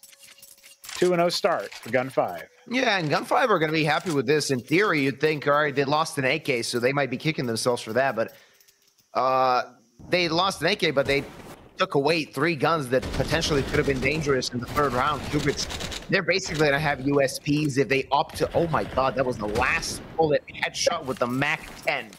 That's interesting to see. As I was saying, Kubix, if they do want to opt for pistols, they're not going to have Kevlar, so should be relatively simple for Gun 5. As I say that, Kubix are known for their deagle prowess. Let's see what they can do now. Yeah, Amar in particular with the deagles. I'm remembering all the Mirage games. He's been blown out of the server, but he still left an impression, and it's going to be a nice and easy cleanup. Kubix is down to 1 man. It is their IGL. Captain Forehead. I don't think he's going to be able to get too much here. Yellow, though, actually might have let him slip. They're just side by side. Oh, beautiful. They're sharing space. Oh, that's pretty. Oh, Hilo. He's going to see him. No, the answer seems to be no. Gamezilla. Knife. Come on. All right, none of it. He just wants to get the kill. Or... That's what happens when you're not sure in your decisions, Gamezilla. You gotta commit to the knife, all right? Oh, they opened the console to type some laughs after that one. That's a stinker. I don't know how you say the equivalent in Gamezilla's native tongue there, but that's a desk slammer for sure. Oh yeah, that's the beginning of the master's reason. Yeah, I mean.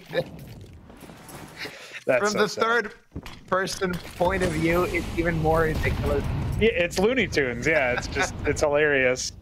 Well, redemption can be quick for Gamezilla. Not a great buy in terms of utility, though, so they could end up getting eaten alive if Gun 5 decided to take this one slow. If you think about it, even though it looks silly, Gamezilla tries to get that eco rolling with a knife kill. It does make some sense, but ooh, how has Gamezilla not found that? No redemption at all. Yeah, no, that's a tilter. That's a desk slammer is trippy. Tries to find something more, bit of nade damage dealt, not too much. Black wants to fight easy as you like. 1-man advantage for the side of Gun 5. I feel like 4-on-3s are so much easier for T's than even 5-on-4s are. Really disproportionate impact taking away that 4th defender. It's Trippy and Amar. They don't get tripped up. That boost for Lackey is so good. Even a wallbang headshot, you can make that kill feed as long as you like. It's still going to be pointing towards a Gun 5 victory. Unless Amar has a miraculous hold. Instead, he dies before I can finish my sentence. Feinstein plants the bomb, and this is a 4th round for Gun 5. Bledder, he's just going to try his best to save that big green. Yep. Hopefully he will be able to do that. Otherwise, Kubix back to pistols. Of course, they will be back to pistols anyway in the next round. We can expect that to happen even with good loss bonus. Can't really commit to the buy. But if they lose that op, that's going to be one hell of a weapon out of their hands. Not a common spot to save. Now he's been seen, missed shot, fine shine. Not going to get rewarded with his favorite weapon. Bledder is going to die either way as he went into his demise. I don't know about peeking into that one and scoping in a bit slower. It's like he didn't really fully expect to be going up against that. If that's an indication of Bledder's current form, that's going to be a bit questionable. Well, Rex on the one whiff, but doesn't get a chance to back after. Listen, that I want to try and search for his logic. His logic was, all right, the guy's rotating up right, so there's no way anybody's on the other side. They're probably searching for me on mid, trying to get the op, or maybe at E-spawn anyway. Sure, yeah. So he had no idea. There was not only one, but two guys actually in that position. Yes, absolutely. Seltzer. Oh, hold on. Seltzer. Yeah, that is trouble. Unfortunately, Bledder gets cut down before he can extend it. So this little force by action for the CTs. They get some aggression towards mid, but as of right now, a 2-on-4. This could be a very quick half here if we're not careful. Lackey, or at least he'll be brought down by Sally, but this does not feel like an active round. Not in the least. Oh, had he found that kill, there would have been a chance. None of that, as Trippy still interested to sniff towards the other side. Not going to get the frag on Hilo. And the thing is, for Kubix, Gun 5, and no pun intended, are just outgunning them at this moment.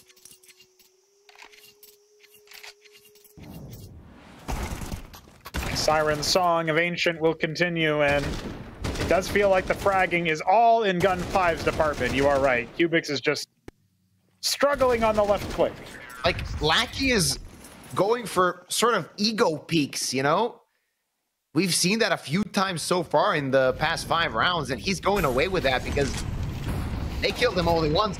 SDA still alive, and Lackey and Feinstein opening things up. Hilo closing this round down as Sally is the only line of defense for this site. He needs a multi-frag, and one and done, not enough. Bledard again in a position to try and save the op. Well, the bomb's not even planted, so there's plenty of time for the T's to go hunting. And there's not much money left for Kubix. In fact, you can basically call that one a bankruptcy. Despite the fact that max loss has been attained, they will not have a full buy going into the next, so this op save is going to be compulsory. We are about halfway through the first half as Gun 5 are posting their 6th. Ooh. Well, Saddam's been spotted, but Bledder not fast enough. Okay, well, he'll do damage through the wall. He's really hunting for it. This feels totally unnecessary.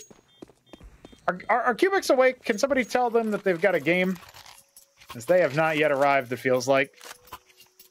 Yeah, not even a shadow of what we see in that opening day against 9 on this very map. And we were worried. That is a shot and a half from Feinstein, though. I have to say, we were worried about Gun 5 picking this map, but it seems to be their playground.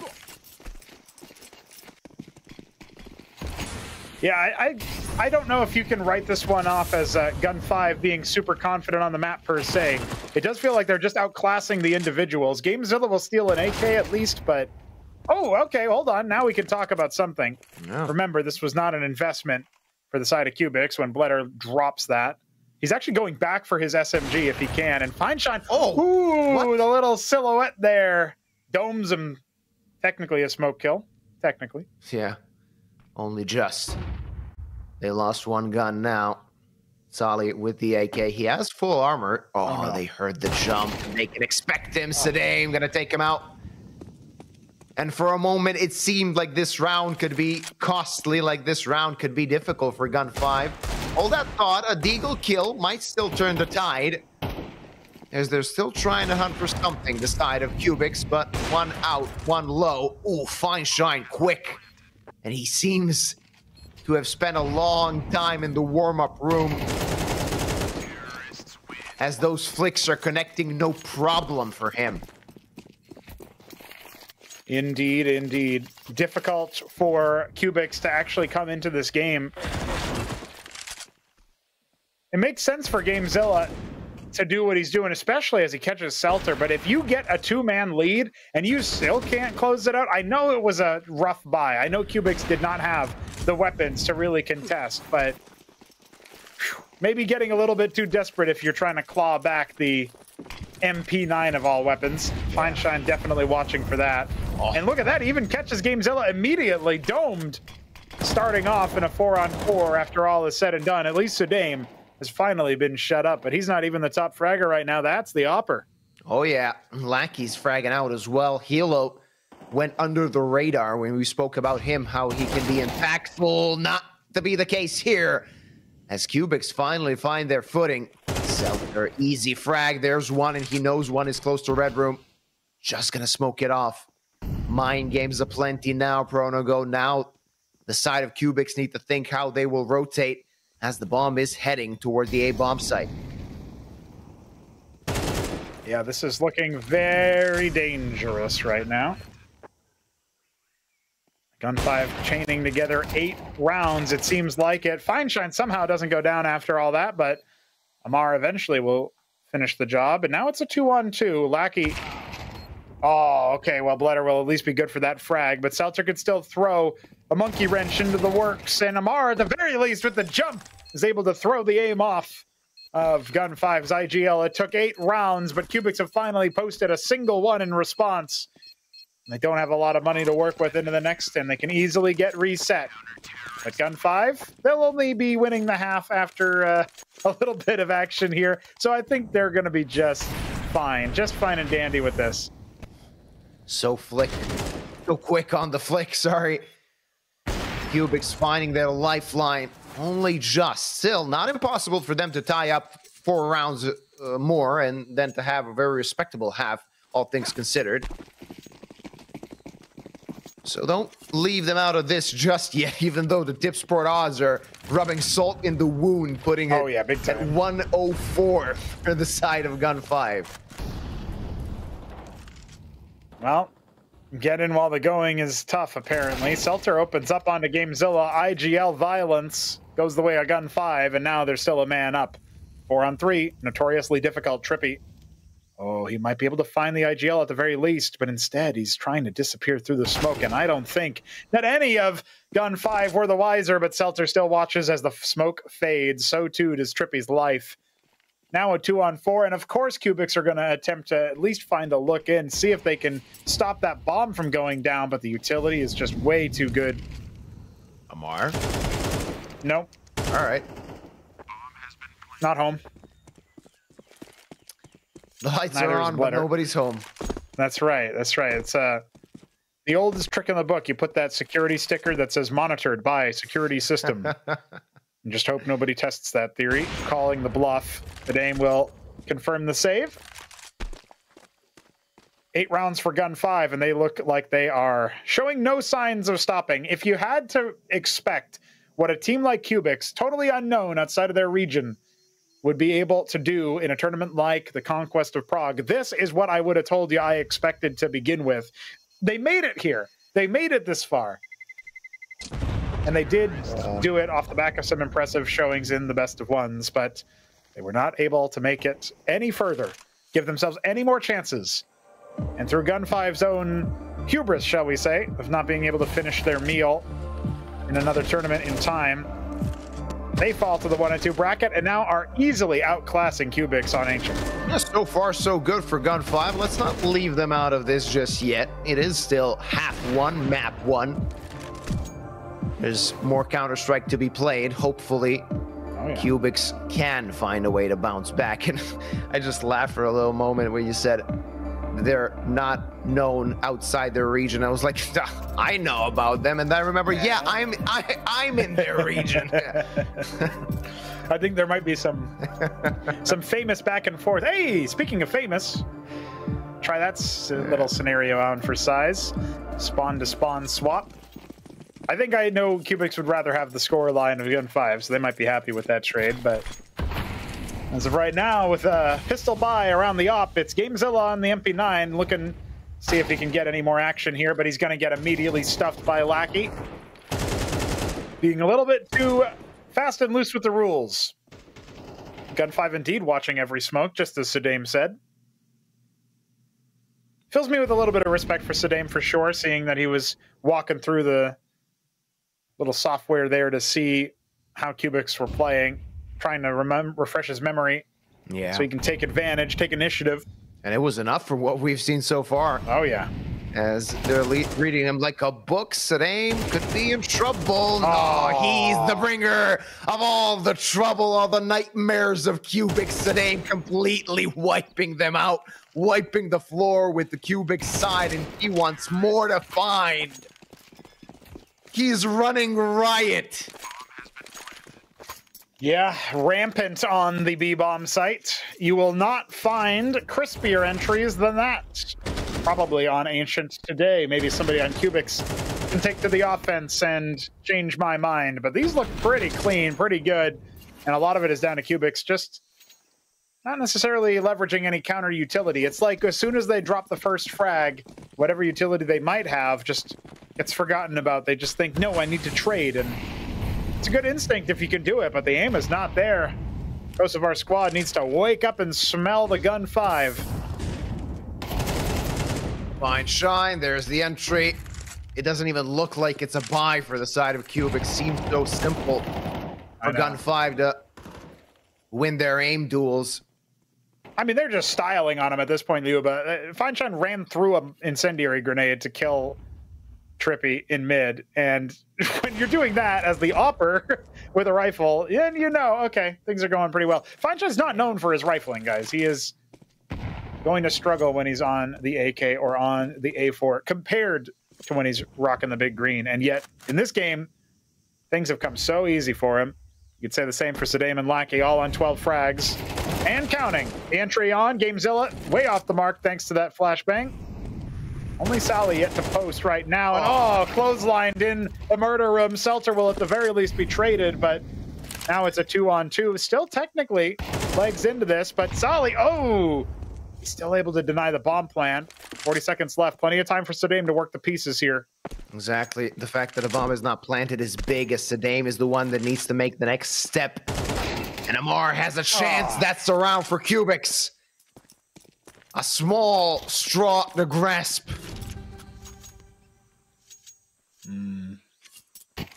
Well, last round of the first half.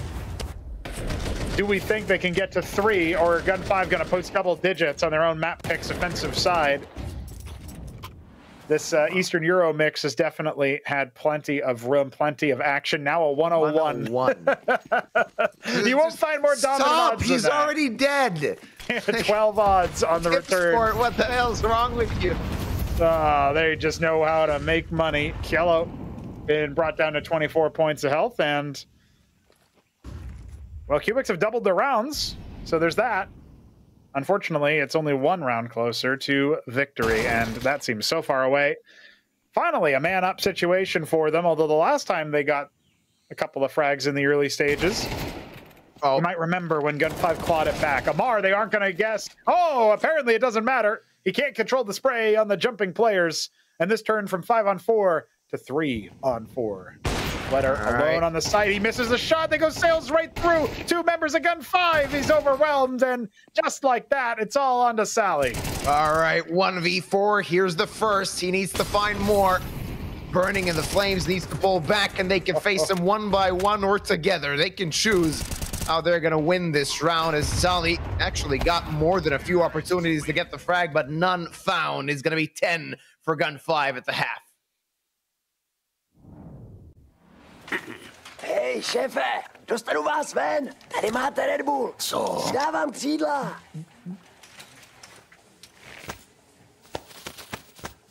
Křídla, jo. Fakt vtipný.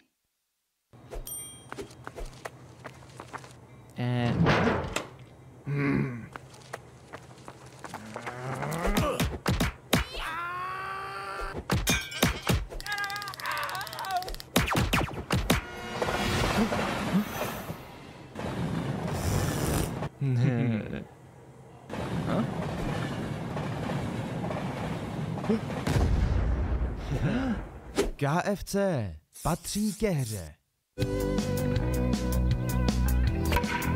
Začít něco novýho se zdá vždycky těžký.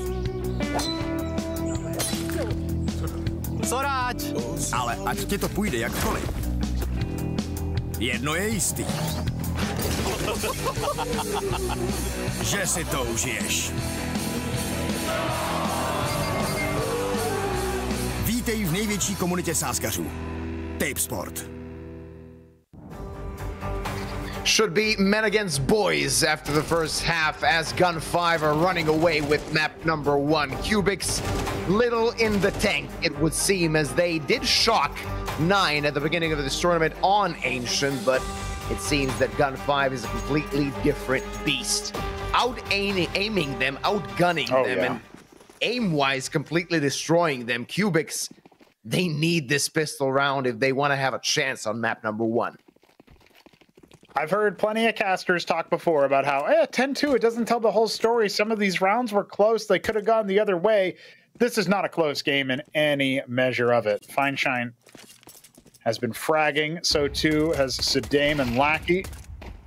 The other player's not even really needed, but certainly not uncomfortable. However, despite the HP damage... Oh, okay, never mind. Sedame is going to crack back.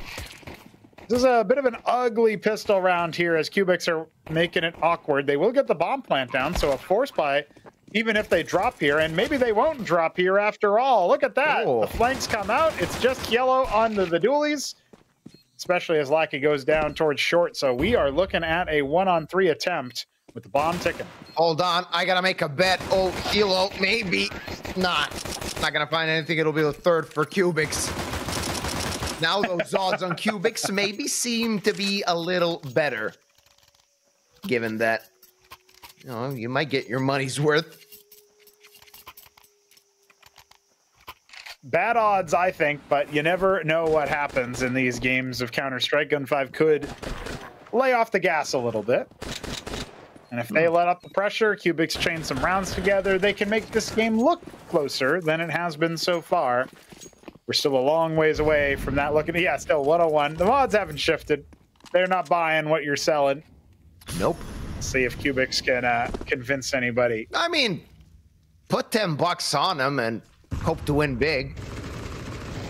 True. Seems like a plan. Oh, gonna get run down. Only one frag found as Lackey shooting that deagle off. Not gonna find anything just yet. Missing his shots, and that's his death certificate.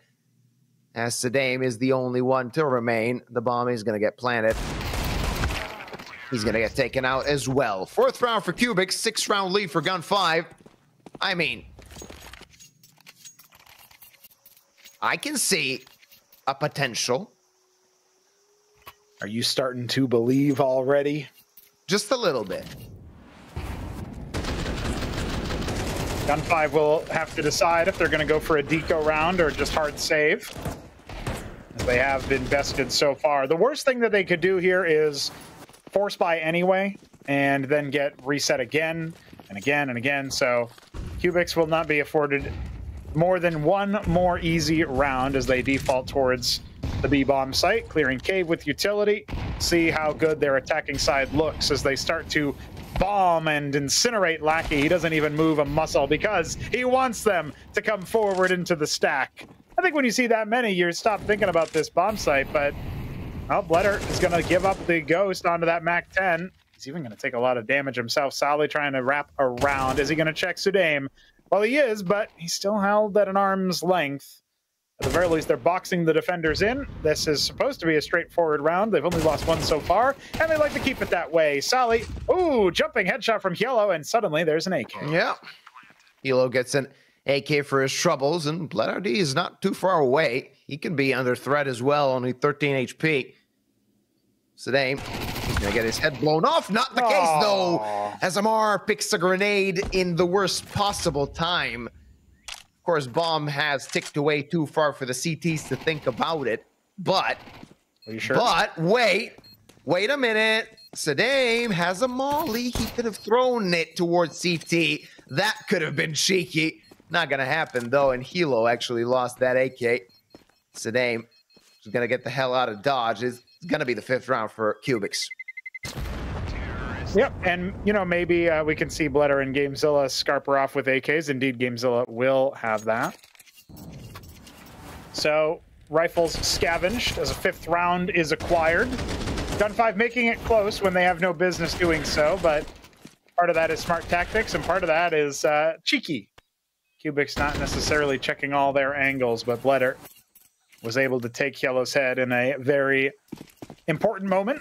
No AK saved over, and just a Galil onto Sedame. It's going to be rifles bought around it, including an AUG for Lackey. All right, let's play some Call of Duty.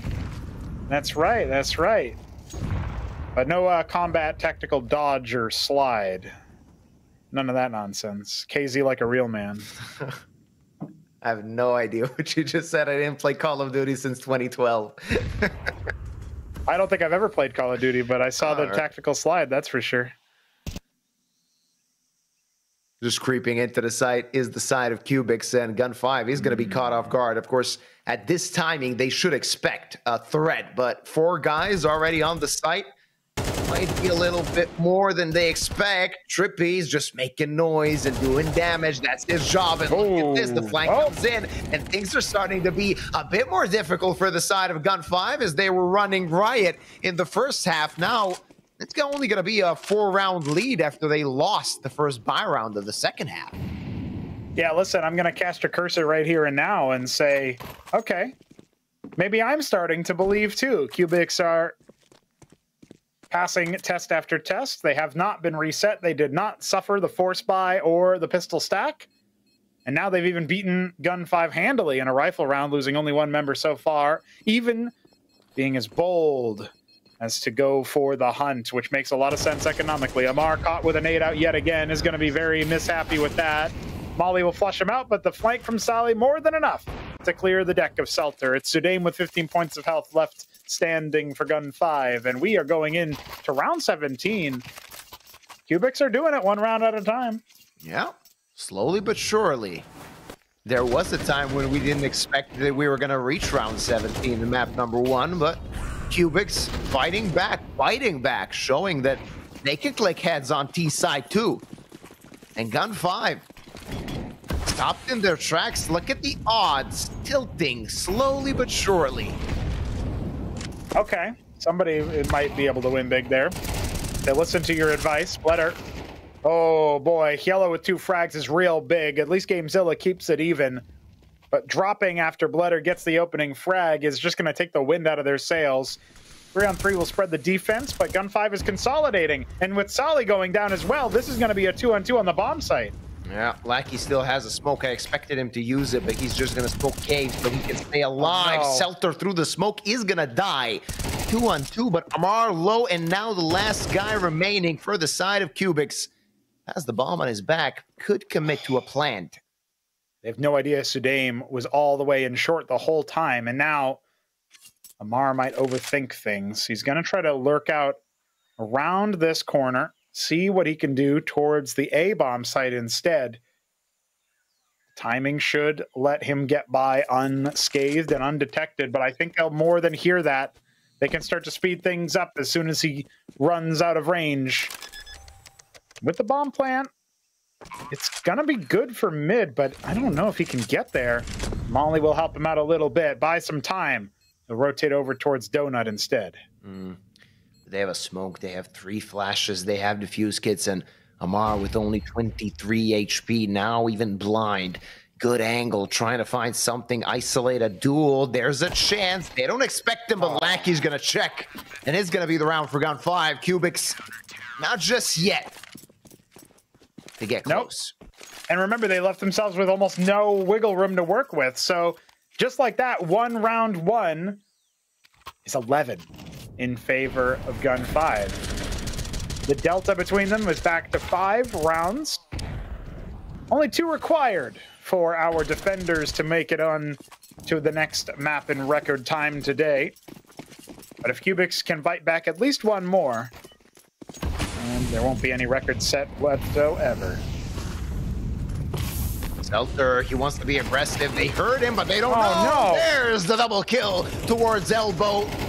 And Trippy somehow still alive, but not alive for long as Gamezilla falls as well. And Bledder D, what can you do? 1v4 with an op. He's been saving that op for half a game so far. I know, yeah. And you know, not always successfully either. I feel like today will be in a similar position here. Well, so far, so good on the first. There's going to be another 1v1 afforded. Feinstein, he should know that angle is better. And wow, all of a sudden, Bledder has brought it back in. What the hell are we watching? Well, it's the same stuff. We saw JDM do this versus Envious back in CSGO on Cash. I'm sure everybody remembers that. 1-on-5. Even versus somebody like Kenny S. All right. Obviously, Gun 5 are not that at all, but the comparison is it's just a series of 1v1s. They're serving themselves up to him on a silver platter. It feels like he's not ready for this push from Lackey, though. Oh, the off angle, failing at the last hurdle. It is not lounge time. Is nice try. NT. Like, that's an NT if I've ever seen one. As Gun 5, had they lost this round, it could have began a downward spiral of like, you don't try this unless the result is so tilted in your favor. Yeah, absolutely. Well, even this kill here on the Fine Shine is a little bit disadvantaged. He needs to know that that angle isn't going to work for him, but past a certain point, you're just like, yeah, I have confidence. We're owning them. Well, Fine Shine is definitely owning Amar. It's yet another kill in the kill matrix in his favor. And so any attempts at a play with pace towards A are going to be snuffed out as Sedame has found, well, I was going to say multiple frags, but GameZilla helps him out. Yep. Be dispensed with.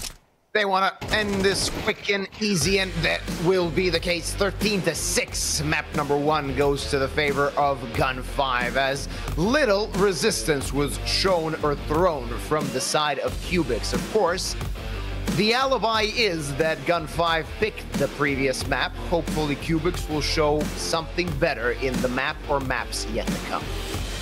Yeah, map or maps, because this could be a quick 2-0 showing. An affair here that, on paper, you'd say, hey, Gun 5 aren't the best on Ancient. Well, apparently their aimers woke up and were ready to go. We do have Anubis and potentially one more map in the pool there. So I'm not so sure. I'm not really certain that this is going to be the look that, that Kubix wanted after facilitating so much there on their opening half. It feels like they crumbled way too quickly. And there's a little bit of sign of life there in the second half, but really, Glitter can have as many 1v4 attempts as he wants. He's not going to be able to make it happen in the end. And if those are the kinds of things that separate you from your opponents, it's not looking good for Kubix at all. Not at all. We spoke about that so many times before. Like, when you have to fall back on individual heroism, you know that something's wrong at the game plan. And Kubix, they tried to be heroic, and they did bring 4 rounds in a row, starting with the second half, but that wasn't enough. 13-6, a one-sided affair on map number 1. We'll go on a short break. Next map is Anubis. Hopefully, Kubix will show something more on their map pick.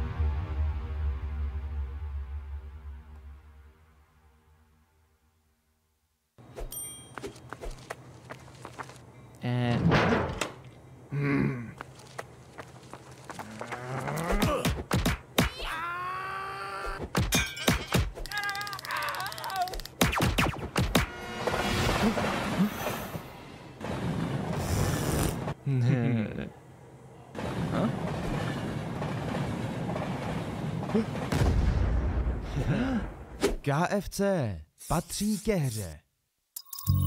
Seš ready na další level? Hackni realitu. Urči si vlastní pravidla a staň se tím, kým chceš. Game. Nová vůně od Straight. Začít něco novýho se zdá vždycky těžký. Soráč! Ale ať ti to půjde jakkoliv, jedno je jistý. Že si to užiješ. Vítej v největší komunitě sázkařů. Tipsport.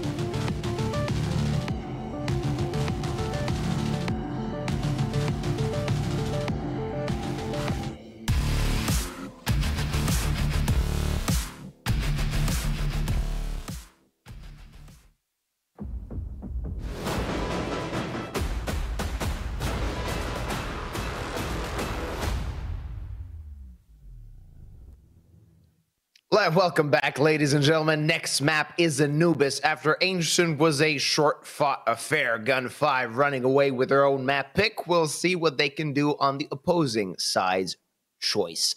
Pronogo, I'm not sure what to expect from this. I mean, Kubix, they didn't really put up a fight on map number 1, which we said that is not a bad map by any means for them. Now going to a map where, admittedly, is much better, I'm kind of on the fence of whether they can actually do something better. Yeah, I feel like Anubis could be an equally tied up affair here, where it'll be a nice, neat little bow for Gun 5 to make it to the 2-2 pool, where they're trying to make a statement here by saying they clearly belong. They are clearly a cut above the other 1-2 teams. But we'll have to see if they can finish the job, as Kubix still stands in their way on Anubis. This is the Kosovar team's pick. Gun 5, meanwhile, are no slouches on it necessarily, and they've played tons of Counter-Strike. One of the teams that plays the most maps in Tier 2. Definitely something that you can say gives them lots of experience. And we know from experience ourselves, Lyuba, that when we're talking about just getting into the flow state, going over and over and over again, that's the kind of thing that can really lead you to eventually finding a lot of success. So as we get ready to start our first half on Anubis, of course, it means that Gun 5 get to go to the T side, which is an interesting angle because usually we see teams elect for the CT side. But Anubis is one of those maps that can be so sided towards the offenders, the attackers, that it feels like Gun 5 will be able to make a statement early on.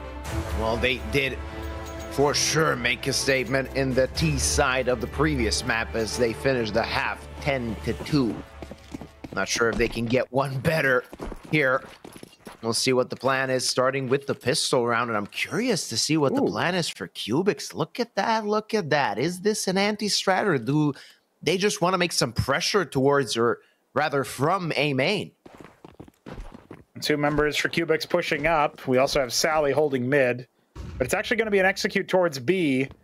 Oh boy, well that's going to be an interesting situation. A 5-man retake on the cards here for Kubix as Gun 5 are about ready to put that bomb down. Yeah, and the problem for Kubix is, listen to this, only Kevlar was bought on all of their players, not a single grenade, not a defuse kit there. They're going to have to fight their way through, find Shine, await that Glock firing off, looking for more. Will they double team him? The answer is yes. 1 for 1, good enough for now, but the T's are grouped up in B main and they want to take heads, though heads are taking the players on the side of Kubix, and that's a quick retake if I've ever seen one. All right, apparently if you put all 4 players towards B main, the only area that Gun 5 knew for sure wasn't compromised by the CT side, well, it makes it easier for Kubix. They just stormed the gates. They must have sniffed out that a lot of them were there. I'm sure many of them entered through CT spawn, maybe a couple through Temple as well. So good retake, and it works out. You know, as suspicious as we were of that A stack, the idea of just going straight in for the 5-man retake almost got stuffed here by Fine Shine in Dark, but that was the only forward position that Gun 5 felt comfy taking.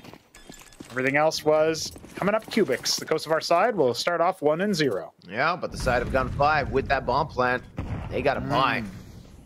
Not the best one of that, but still, a buy is a buy, and it could contend with what the CTs have, as the amount of utility is good. They have 3 Tech 9s and 2 Galils. Gamezilla already making pressure from B main. That HE grenade is going to take Lackey down to 65 HP. Already the T's grouping up in A main now, as Tali might be in trouble. Taking down 34, and his teammates are coming in. 1 for 1, not good enough. And now Selter, the backstab, does the work and finding more. Crumbling is the defense of Kubix. Only their captain remains. Oh man, every time you think Kubix might be out of the woods, maybe they can chain some rounds together. Same story on Ancient. Get reset faster than you can say Gamezilla. He's out of here. And eventually, Gun 5 are marching back towards the inevitable. They'll even steal one of the A4s away. A more premium weapon than what that 4-spy gave them. And you can see the uncomfortable looks on many of the players for Kubix. Flutter leaning forward, trying to adjust himself, realizing, damn, that was a chance. Maybe the last one that they'll have. It sounds grim, but that was effectively the first half of Ancient. They definitely need to do better. Certainly so. Pistols in the hands of Kubix. They have one scout on Blur, and we'll see what kind of damage he can do with that. Default setup, or relatively so for the side of Gun 5, as they have presence throughout the map, taking control of each part as they want. That smoke is going to keep Sally safe for a while.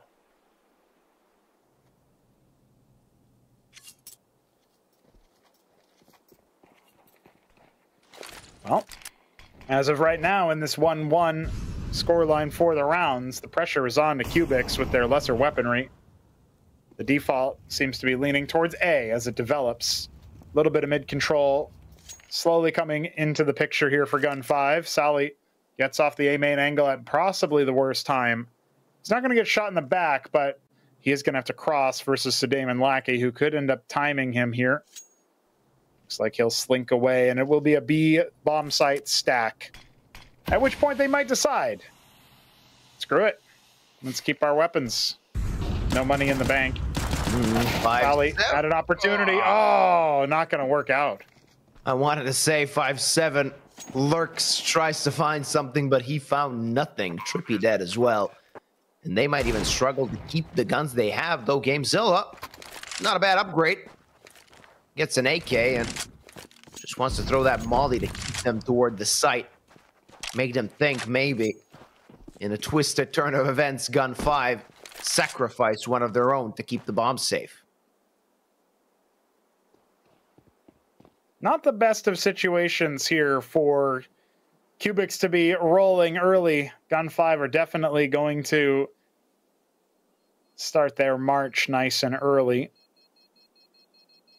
We still haven't had a real proper gun round yet. This will be the closest we get for the time being, and the money on the back of this buy for Kubix does not look very rewarding. Gun 5 will definitely be able to build up some cash. Unless Kubix can upset them in round 4, and then maybe we'll get some force buy wars. I think that's the energy Kubix were trying to bring to the opening half of Ancient, but it just did not work out. And that's a nice little side bet to have. You're going to get 18 kills? That's what they're saying about Yellow. Well, who actually had a relatively quiet game on Ancient, but that doesn't mean that it was a low score line per se. It just means that everybody else was gobbling up all the frags. Exactly. They just took it as they wanted. Barely any resistance on map number 1. Missed shot from Sally is going to cause his demise. Still something to fight with in the hands of Kubix with that AK, 2 pistols, and a scout. They can consider fighting, though. They've picked the wrong site to stack as Gun 5 are pulling out a full execute, and there's nobody in their way. That Deagle in the hands of Trippy can't do much, and Hilo, he really wants to fill that quota, meet that quota set by Tipsport. That's a good start to do so. Gamezilla will answer back, but that's really just another weapon that they can steal away if given the opportunity. Fineshine certainly wants to contest that rifle. The hunt is on. Gamezilla will stand tall despite it all. Now in the 3-on-3, I don't think there's time for this. Certainly no kit available for the side of Kubix, so all they're going to be able to do is... Oh, they have the smoke. Oh, they might be able to do it. It feels like it's a little bit too late. It's going to be a tight defuse, and they just get right off of it. But with the increased bomb radius, this could be a disaster for their economy. I don't know if they're going to be able to get out of dodge, and it looks like the answer is just narrowly yes. 3-man save for Kubix, but 3 rounds for Gun 5. That was an interesting round to watch, as we never knew what was going to happen up until the very end. Few seconds separated him actually from getting around it. Honestly, from the start, it seemed like it was going to be a simple affair. Complicated a little bit for the side of Gun 5, and they really should not get complacent. And as we've seen that on map number 1, map 2, they could get more severely punished than just losing a small string of rounds.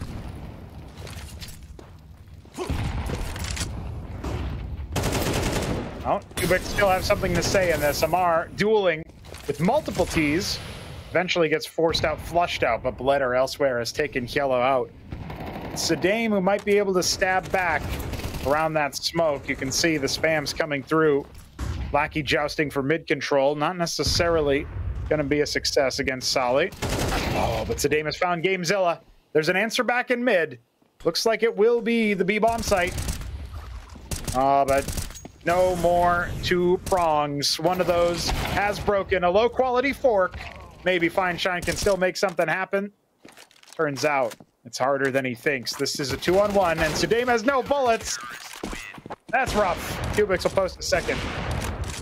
Oh, here comes some BMing as Kubix fight back and show Gun 5 that they're not a small fish in this pond. They can still fight. Maybe Ancient was just a bad map for the boys. We'll see if they can string a couple of rounds. Good. Yeah, Leonard. The aim gave his team a chance, but not enough to win the round. Only one separating these two teams, and both facing a reset if they lose this round.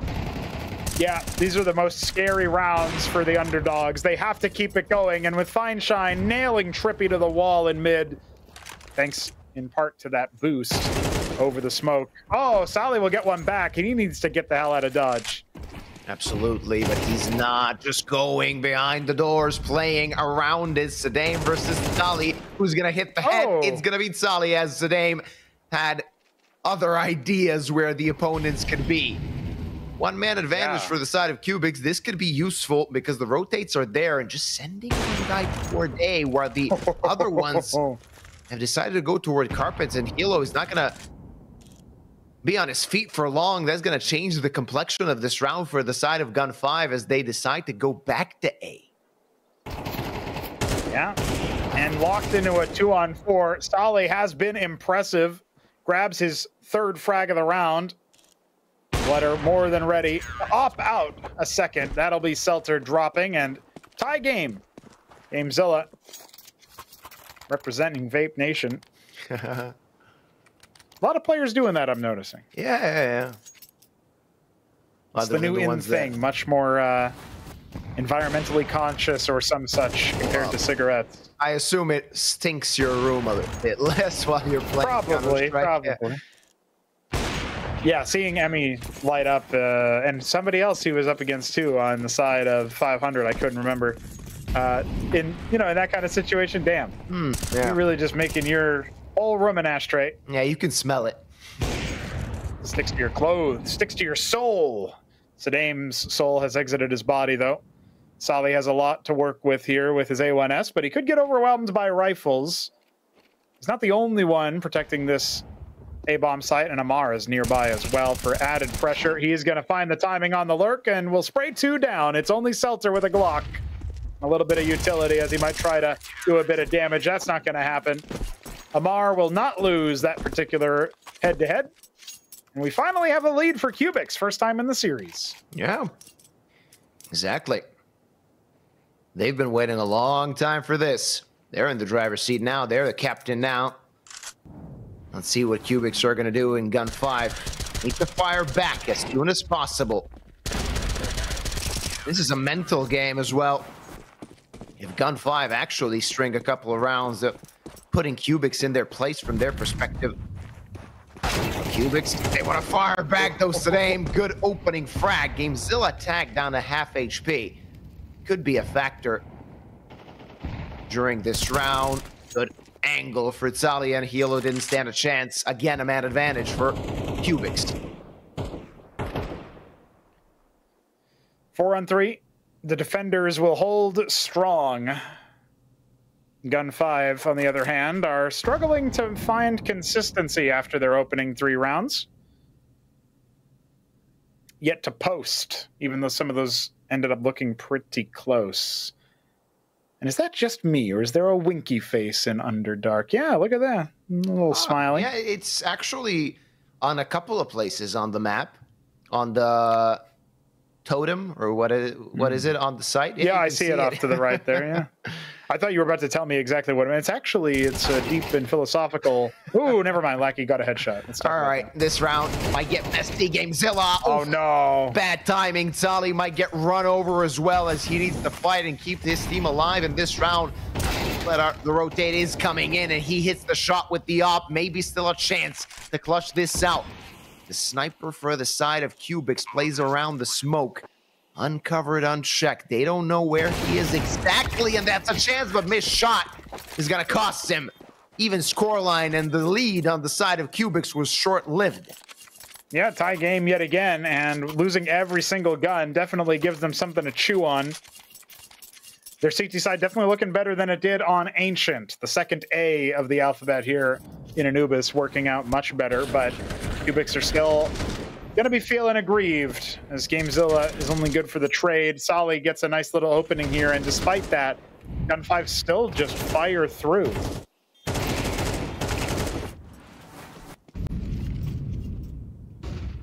Four to four. Now things are starting to get interesting when both teams have actually connected to the server. Fine Shine, Abdul directly against Blood RD, who's going to be faster. Oh, he just legs him. Fine Shine still alive. And now the attack comes in as Sadame is merciless, ruthless, as he takes down two guys on the side of Kubix. He wants more, not more finding though, as Trippy puts them back in his place, but damage done already. The SD stands for Savage. Damn. Not my best work, but it works. Yeah. It's been a long day. Well, Gun 5 might make it a short ending since they are going to take the lead yet again, and we have no idea what to expect out of their CT side, but Trippy and Solly know to go for the save as round number 9 comes to a close. This is not looking too hot for the Kosovar side, especially with Yellow finding Solly. Catching that frag in the nick of time as we wait for whether or not Yellow will be dispatched. No, actually, single frag at the end there turns to a double. Nary a rifle to be found. Remember, the money was not good in that last round for Kubix. I think they had 2 players with 2.5K. Everybody else facing a full reset, and that's a heartbreaker for Bledder. That's the second time he's legged somebody with the op when he should have probably had the kill, but needs Simple to tell him to aim up like he did to Bit. Maybe then we could see some better shots. Rare to tell that to an opper, but still. Yeah. Bit unfortunate, but sometimes you need to deserve your luck. As back to pistols, Kubik goes. These Deags still searching for something, and something they didn't find. Not a lot of Deagle shots hit in the previous map. Maybe things can change now. Well, Feinshine's going to have another look as Amar tries to peek him down. Cheeky Deagle. It's worked in other matches. Not quite enough, though. This default is going to be a bit slower as Gun 5 are trying to figure out exactly what the buy is on their opponent's side, but now they know it's pistols. They can breathe a slight sigh of relief, but not with every bit of oxygen in their lungs, because Deagles can still be quite deadly. And also oxygen is already in the top 8. That's right, that's right. Deflated. Maybe inflated. Yellow. Certainly trying to find his way into the A-bomb site. It's Solly and Trippy, backed up by Gamezilla here. So the first line of defense is not the second or the third. Oh. But apparently none of it matters. Only a USP at the end of it all, and it's Deagles for free for Gun 5 as they get their 6th round. One thing I have to admire for the side of Gun 5, they have such crisp aim, man. Watching them play is actually quite nice, even when they're playing against pistols.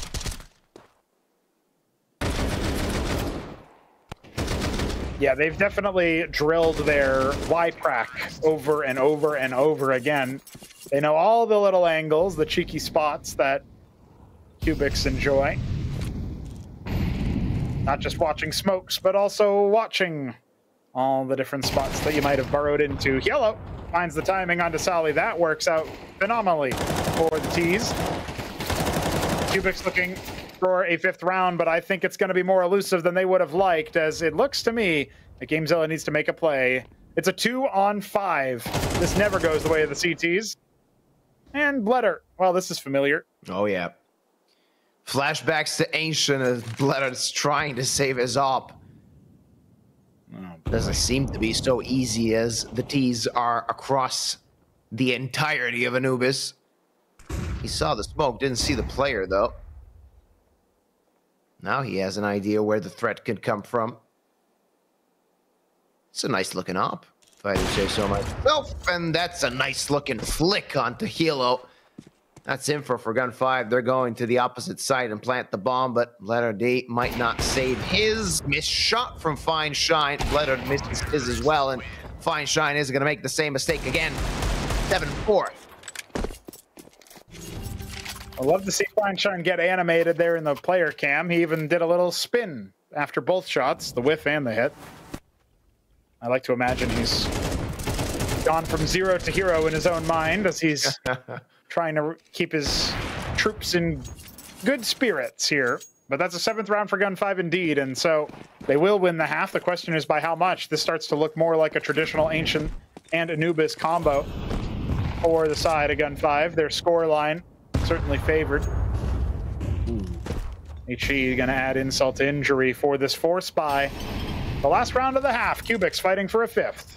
Yeah, and not with much, as they have SMGs across the board with one Deagle sticking out. A few nades to spend and 2 defuse kits should they need them. Same already shuts down GameZilla. That's going to spread the defense thin as Kubix, so many angles they need to hold and little manpower to do it with. The rotates are coming in, so this could be relatively a fair fight. Letter D, MP9 actually does the job. Amar actually doubles up, and that's a man advantage. No, that's a 3-on-3, rather, for the side of Kubix. Now they lost 1 man. And this will be a cleanup, as Sally is the only one to remain. Coming from behind, maybe there's a chance. Or maybe he's going to get destroyed. The latter is going to happen as Gun 5 lead 8-4 on the half. Hej, šéfe, dostanu vás ven. Tady máte Red Bull. Co? Dávám křídla.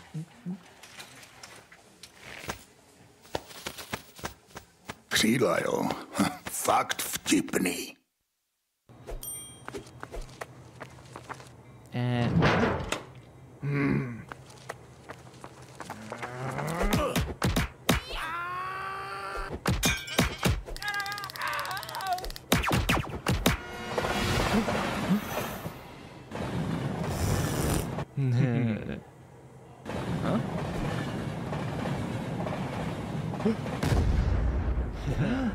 KFC patří ke hře. Začít něco novýho se zdá vždycky těžký. Co rád? Ale ať ti to půjde jakkoliv, jedno je jistý. Že si to užiješ. Vítej v největší komunitě sázkařů. Tipsport. We're back, ladies and gentlemen, as Gun 5 lead 8-4 at the half. After winning map number 1, they seem to be in the driver's seat in this best of 3. Let's see if Kubix have what it takes to bring the result back into a tied affair. Still, of course, a long way to go, but the pistol could bring them a long way. It could. Remember, they chained 4 together on their T half once the switch came in on Ancient, and they need to do at least that just to tie things up. So a better score line than 10-2, no doubt, but Gun 5 are happy with this situation as they take to the defense of Anubis. They're going to get the first proceedings underway. Sudame kicks us off with a headshot towards Bledder. That's an interesting setup. Amar alone with the C4. But will they expect this? Oh, this could be golden. Amar needs to hit his shots, can't fall. Now they know where the C4 is, and this is a two-edged sword for the side of Kubix, as this round is very confusing, actually, for both teams. But now Gun 5 seem to have a hold of it, at least a little bit, as we can see the rotates happening. But Fine Shine dying, that's going to make it quite difficult. And now the T's are swarming in. There's Gamezilla with one frag. Going to get shut down, but still a man advantage for Kubix and a bomb planted. Well, Kubix are known for their wild rounds, and this one is no different there. Dame will finally be dealt with as a P250 cracks shot after shot off towards Selter. Amar with a very impactful round. I hate that he was trying to fight Fine Shine all at his own with the C4, but, you know, at the very least, he didn't go down. So all's well that ends well. Gun 5 will have to postpone their plans, gentlemen. Wait a little bit longer before they go to their victory party. Well, still in the lead. We'll see for how long, as Kubix found that all-important pistol round. Gun 5 decided to force buy. That's a bit ambitious, honestly. When you have a big lead, you can always let the opposing team get a round, get a good buy for yourself. So when they do get a buy this way, it's going to be quite better than had they went full eco after losing the pistol. And Bled RD, easy as you like. 2 frags to his name. It's $1,200 earned in this round. We will definitely take those. Gamezilla going to be hunting for some SMG frags himself and should be able to bring Selter down, but eventually is overtaken by Lackey's Deagle. Not as successful as Bleder. Farming up the cash necessary for the AWP. And now we get into an awkward position where bomb must be retrieved. Solly, ooh, he's going to go down, and that is the C4. No way Gun 5 steal this one away, but apparently Dame is more than comfortable taking Trippy out. Oh, Lackey's also found a frag. This has crumbled before our very eyes. It's Amar in a 1-on-2. HP advantage over Lackey, but I don't think that Gun 5 are going to give this up now. Not after all the work they've put in. Yeah, but listen to this. They're quite far away from each other, so this is not going to be easy for them. They can actually let him have those isolated duels. Amar just walking toward the side. He doesn't know where Lackey is, but they know exactly where he's walking. And oh, peekaboo. There you go, Lackey. Playing with his food for the 9th round of Gun 5. Well, they deserve to play with their food at this point. They have done such a miraculous job at finding those frags necessary. It does feel like Kubix they've fallen off as far as the aim goes. They look good for 1 or 2 rounds here and there, and maybe even shades of Partizan, although not as impressive, not enough to take a map, it seems. Still some rounds to be played, but it does feel like Gun 5 toyed with them a little bit in that round, and in no way, shape, or form should it have gone to that degree. Exactly. Tactical timeout for Kubix. After losing a round, they had no business, no luxury to lose. An AK on Sally. 3 digs and a MAC-10. That's what they got to work with in this round. And this is a chance for Gun 5 to run away with this. It's a chance, all right.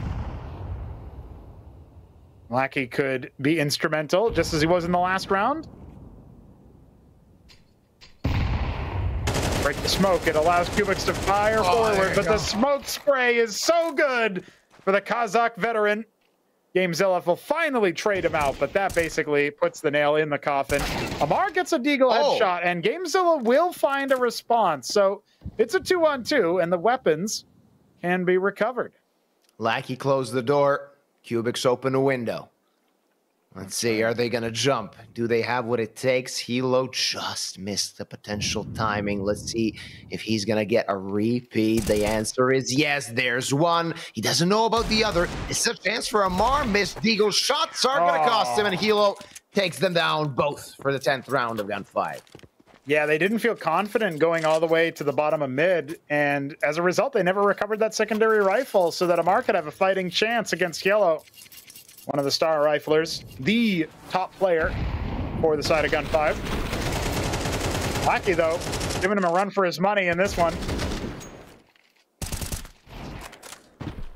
Cracking headshots from Gamezilla, but not nearly enough to get over the round.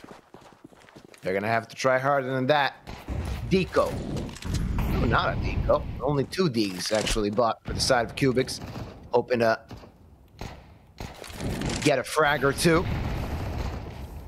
Still keep themselves in the running. Don't forget, this is still an elimination match. So Kubix 3 rounds away from exiting the competition, and Hilo wants to make it quick. Though only against pistols, he's absolutely doing the no respect as he's just clicking heads. And only Gamezilla alive. You know, he has met his quota. It was 17.5 for that side bet. Yellow enjoyers are going to be pleased with that outcome. Kubix enjoyers, not so much. At this point, 5-11. They are facing elimination from Tipsport Conquest of Prague. They will not be feeling good about themselves here, but it's not over until the fat lady sings.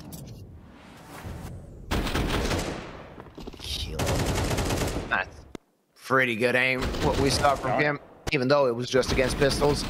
Another buy on what could be the last in this competition for Kubix. Let's see if they can prolong this map and this best of 3 at that.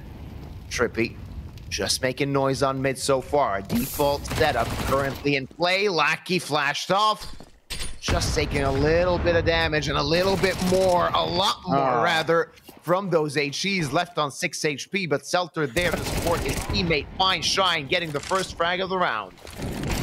That is so rough that Lackey ends up escaping. Tail tucked between his legs. Trippy now. Oh, the nades are so good. Clear him out of middle. And even then, more damage downrange. Kubix cannot buy around at this point. They are struggling. And they might not have many more chances as Sadame doubles up towards Dark. It is 12-5. That is 7 chances before Kubix can force OT. Otherwise, they will bow out of the tournament earlier than they wanted to. Exactly. And we heard Gamezilla on the interview. He believes that they're a good team. Back to the drawing board, it would seem, as they are quite far away from land at this particular moment. Though, the Counter-Strike they've shown throughout the tournament has been better than what they've shown in this best of 3. Yeah, that's fair to say. Gun 5 may have just outclassed him on the aim. Kubix still have some protocols, and when they're on the T side, they do feel like a more together unit. They're not ready to give up the ghost just yet. Amar and Bled are doubling up. It's now a 3 versus 4. Gun 5, man down. Will they try it? Money in the bank. Oh yeah, 100%. Go for it. They want to get to this site. They want to end this quick. Trippy falls 3-on-3, and now there's a chance, but Gamezilla strips them of that opportunity. Makes it easier for his team. He is blind, but his teammates are not, and they can cover him. Very low is Gamezilla, but they're having trouble finding him, and the bomb has ticked away too far. They're going to try and stick it, but they're going to be stuck. And that's going to be round number 6 for Kubix. No easy rounds, even in that situation. Yellow almost able to make it happen, but Kubix will post a 6th. We can't start believing in the comeback until they chain together a few rounds, and even then, an unlucky breeze can change it all. Tactical timeout burned by Kubix. I don't know if they have any left after all that has been said and done in this map. 1 left for the Kosovar squad. Hey, why not? You're facing elimination. If you drop it, you might as well make sure your plans, your X's and O's, your I's and J's, everything is dotted and crossed.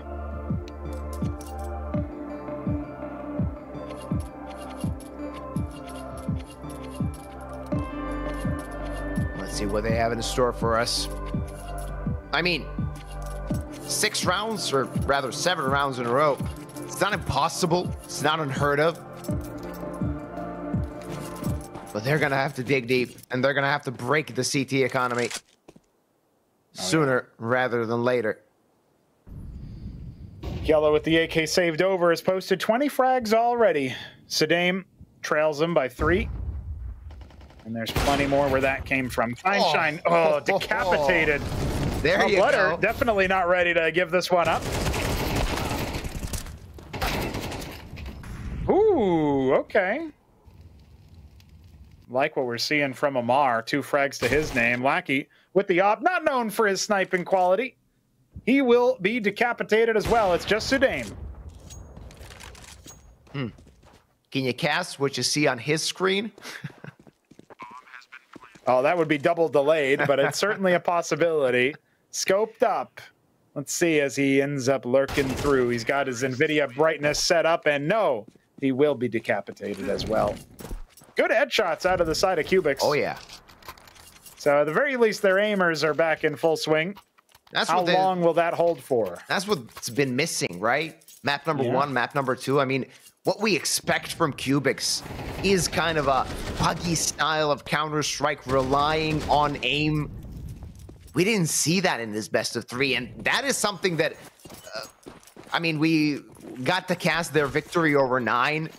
That's what worked. They beat 9 to a pulp at points. Yeah. And they weren't shy about a comeback either in that best of 1, so Kubix don't need to be leading from the front, and they won't be here, but Sally has a nice little position. He'll take out 3 members before finally being traded, but Yellow will be more than happy to come away with an AK. Letter will make it short-lived. It's only Zelter left, and he's not going to be alive for long. It was not exactly the easiest of plays to make work, but Butter is more than happy to add a little bit of insult to injury. Bullets in the wounds. 12-8. Match points still exist for Gun 5. Well, we're approaching the realm of possibility for this comeback. Tipsport odds say not so soon. No. Still very much a dominant. But I mean, odd set. Let's be honest, it's you got to beat 2 full buys, and that's it. Yep, that's true. If you count them all out. Unless some saving happens, in which case it could be different. The utility definitely light this time around for the defenders. I don't mind Lackey's position, though. A bit more passive towards mid, and he's going to play anti-flash as utility lets him get some info. Doesn't realize 2 Ts are just around the corner, but info is info. They'll play around it. This default for Kubix, they're trying to snuff out exactly where the CTs are. It's going to be a slower round this time around. This Kubix know little margin for error, and they can sense that there's a chance. Even more so now that Amar has started to frag out Selter. There we go, 2 frags for him, and he gives his team the advantage. Short-lived as Amar is staking heads. Selter between a rock and a hard place between 2 Kubix players, but he decided to take one out. 3v2. Bomb on the back of Bledard, but Amar is rootless, and he doesn't want to be out of this competition just yet. Going through the smoke, bomb planted. Elo is going to take down Amar, and it's only Bledard remaining. Takes out 1, but doesn't know where Fine Shine is. He can sense, maybe has a chance, but Fine Shine takes him out, and that's it for Kubix. It is indeed it. Look at that. A little bit of an extension. He pulls out the big green, styling on him with the USP. Fine Shine will close the proceedings. And it is a 13-8 score line to finish us off. A 2-0 in favor of Gun 5. The Kosovar team is eliminated from Tipsport Conquest of Prague. They will no longer be in the running to make it to LAN. And the VRS points as well have eluded them. Gun 5 move on to fight another day. 2 more best of 3s required if they want to qualify to LAN. First one will be up very soon here on Tuesday. Yeah, exactly. They're going to have a few days to prepare, a few days to think about what can happen on Tuesday. So Gun 5, I can see them with a chance of actually going to LAN, depending on what opponent they get in the 2-2 bracket. And if they go through that, what opponent they get, of course, in the deciders. That's always a contributing factor. What can we say about Kubix? I mean, they hope for more, that is definite, but going through the open qualifiers, winning one best of one, and playing quite well in most of the matches they played, I think it's commendable at the end of the day. Yeah, for a team that nobody really had on their radar, certainly not in the wider world of Counter-Strike. I think now teams like Nine, maybe those other international mixes that are sort of oscillating between tier 2 and tier 1.5, if you will, Fnatic, ENGE, those kinds of squads, they'll be thinking about them for sure. And so, now they're on the radar. It becomes a lot harder to stay afloat when you think about it. I mean, once people are used to your playstyle, Gun 5 knew, let's watch some smokes, let's check those crazy plays. And Kubix still got the better of them a few times and did look like maybe they could make the impossible happen. A 7-round streak required to get us to OT on Anubis. They got kind of close, and at the very least, versus a team like Gun 5, maybe that's the best they could have done. There's more Counter-Strike for them to play in the future. Hopefully they scrape together enough VRS points to be invited, or at the very least in contention for some of those qualifiers. And I do think that their more aggressive style is fun to watch. Just wasn't the most successful versus a team that knew what to do.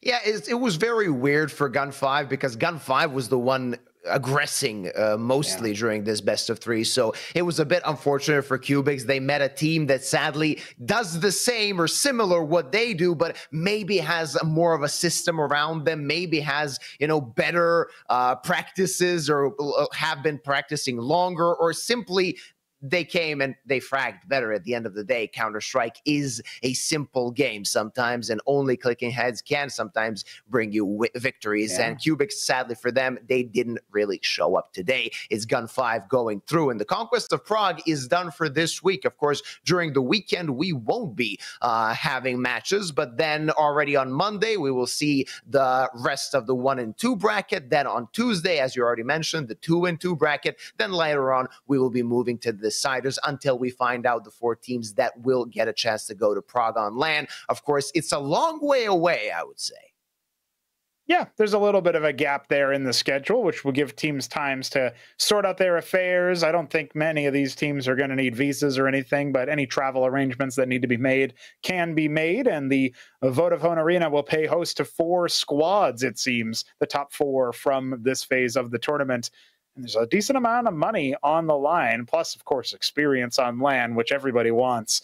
A lot of teams still in contention. We'll have to see if those hometown heroes of Dynamo Eclad even can make it in, at the very least, to the top 8 where they can vie for contention. But so far, I think Gun 5 comfortably dismissing Kubix here. That's the best advocate they can be for themselves after default losing over to Partizan, who are still also in contention for making it through. So we'll have those matchups sorted for you by the end of Monday when the last of those 1 and 2 matches are taken care of. And then we'll be bringing you the action, of course, on Tuesday, where there's plenty of Counter-Strike to be played. 3 best of 3s to find out who's going to make it to the top 8. Oh, yeah. Tuesday to end things out for the Swiss stage. It's going to be a long day for you and I, but it's going to be fun to close out, of course, this Swiss part of the tournament and get ready for the deciders that are to come afterwards, of course, at the end of May, 30th of May, beginning of June. Then we will see the LAN in Prague. I'm very excited for that. I can't wait for that to start. Of course, as I previously mentioned, that is basically it from us for this week. You can see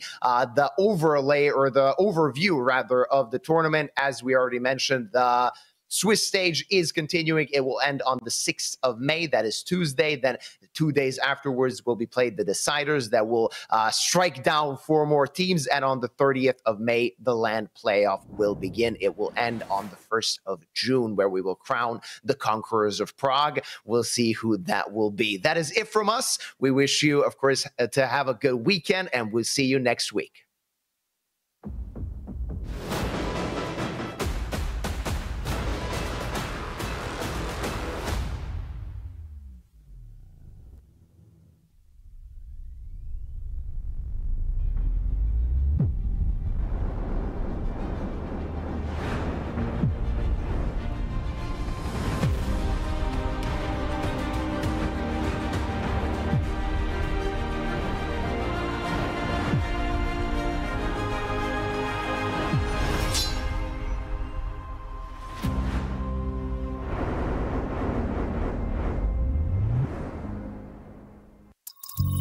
Seš ready na další level? Hackni realitu. Urči si vlastní pravidla a staň se tím, kým chceš. Game. Nová vůně od Straight.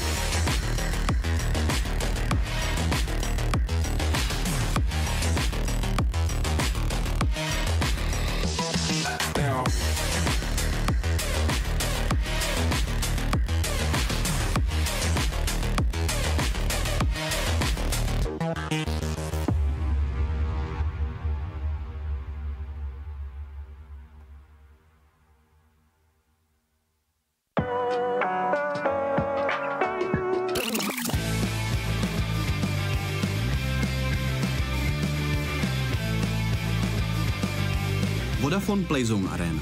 Chceš se bavit? Tady jsi správně.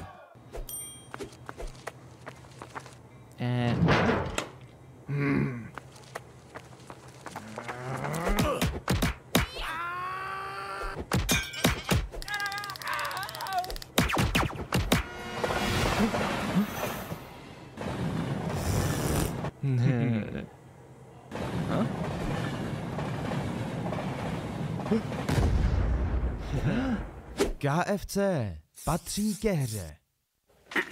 Hej, šéfe, dostanu vás ven. Tady máte Red Bull. Co? Dávám křídla.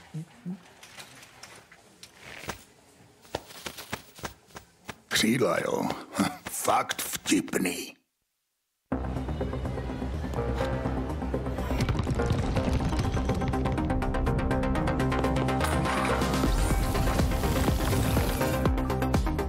Hraj svoji hru. S neomezenými tarify pro mladé je to v tobě od Vodafonu.